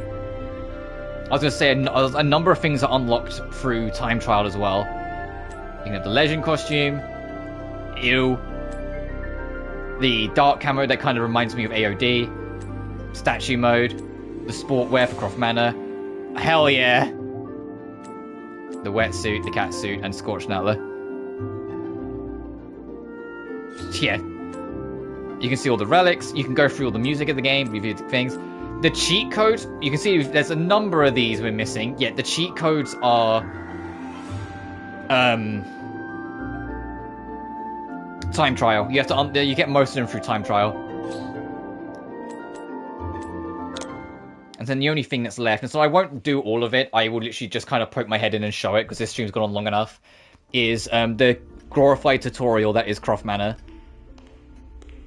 Which is one giant puzzle box, and I wish there was more of this in Tomb Raider as a whole. Just buildings that have no enemies, that are just one big puzzle box between rooms. A rather large shipment of antiquities arrived while you were out. I would have had the crates placed in the gallery. There's something in each room, and at the end of it all, there is a door that requires a magic, not a magic, a music box, sorry. And it's working backwards from the music box all the way to the first step of what you need in each room. On the bright side, I've located your missing journal and returned it to its appointed hiding place in your room. Faithfully in your service. If you're doing the speed run, you can actually get this all done in like under 15 minutes, because you just go up there, get that, go and like start working your way around, and then just kind of like work around clockwise. But you start with absolutely nothing. You see that you need for the end, and it's just you kind of work it through. So like you have to get that, you need to get the cog up here, which is up on there. The music is extremely gorgeous. This is one of my favorite pieces of music in Tomb Raider. And one like the most like kind of like nostalgic pieces of music for me in my whole childhood. Like right up there with like Hitman 2 Exploration. I wonder where this goes.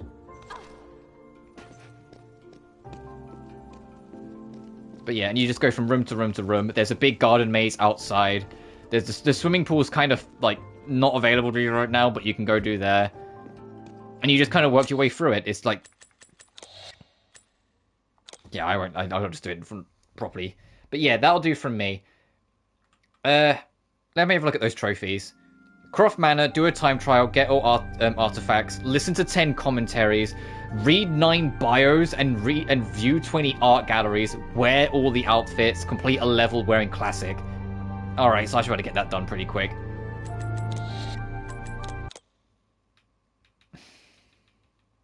So you can see all the original artwork. Oh, hell yeah, the fucking... the cubes.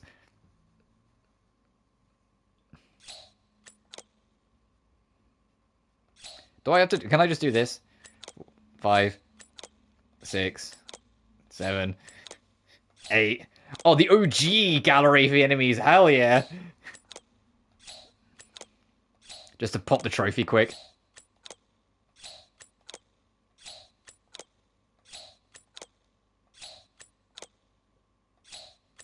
Oh, ooh.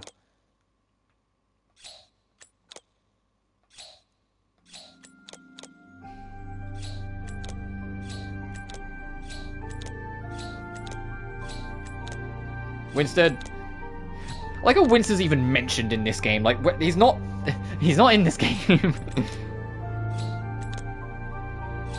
Yeah, you have to. Okay, so you do have to get everything in that sense then.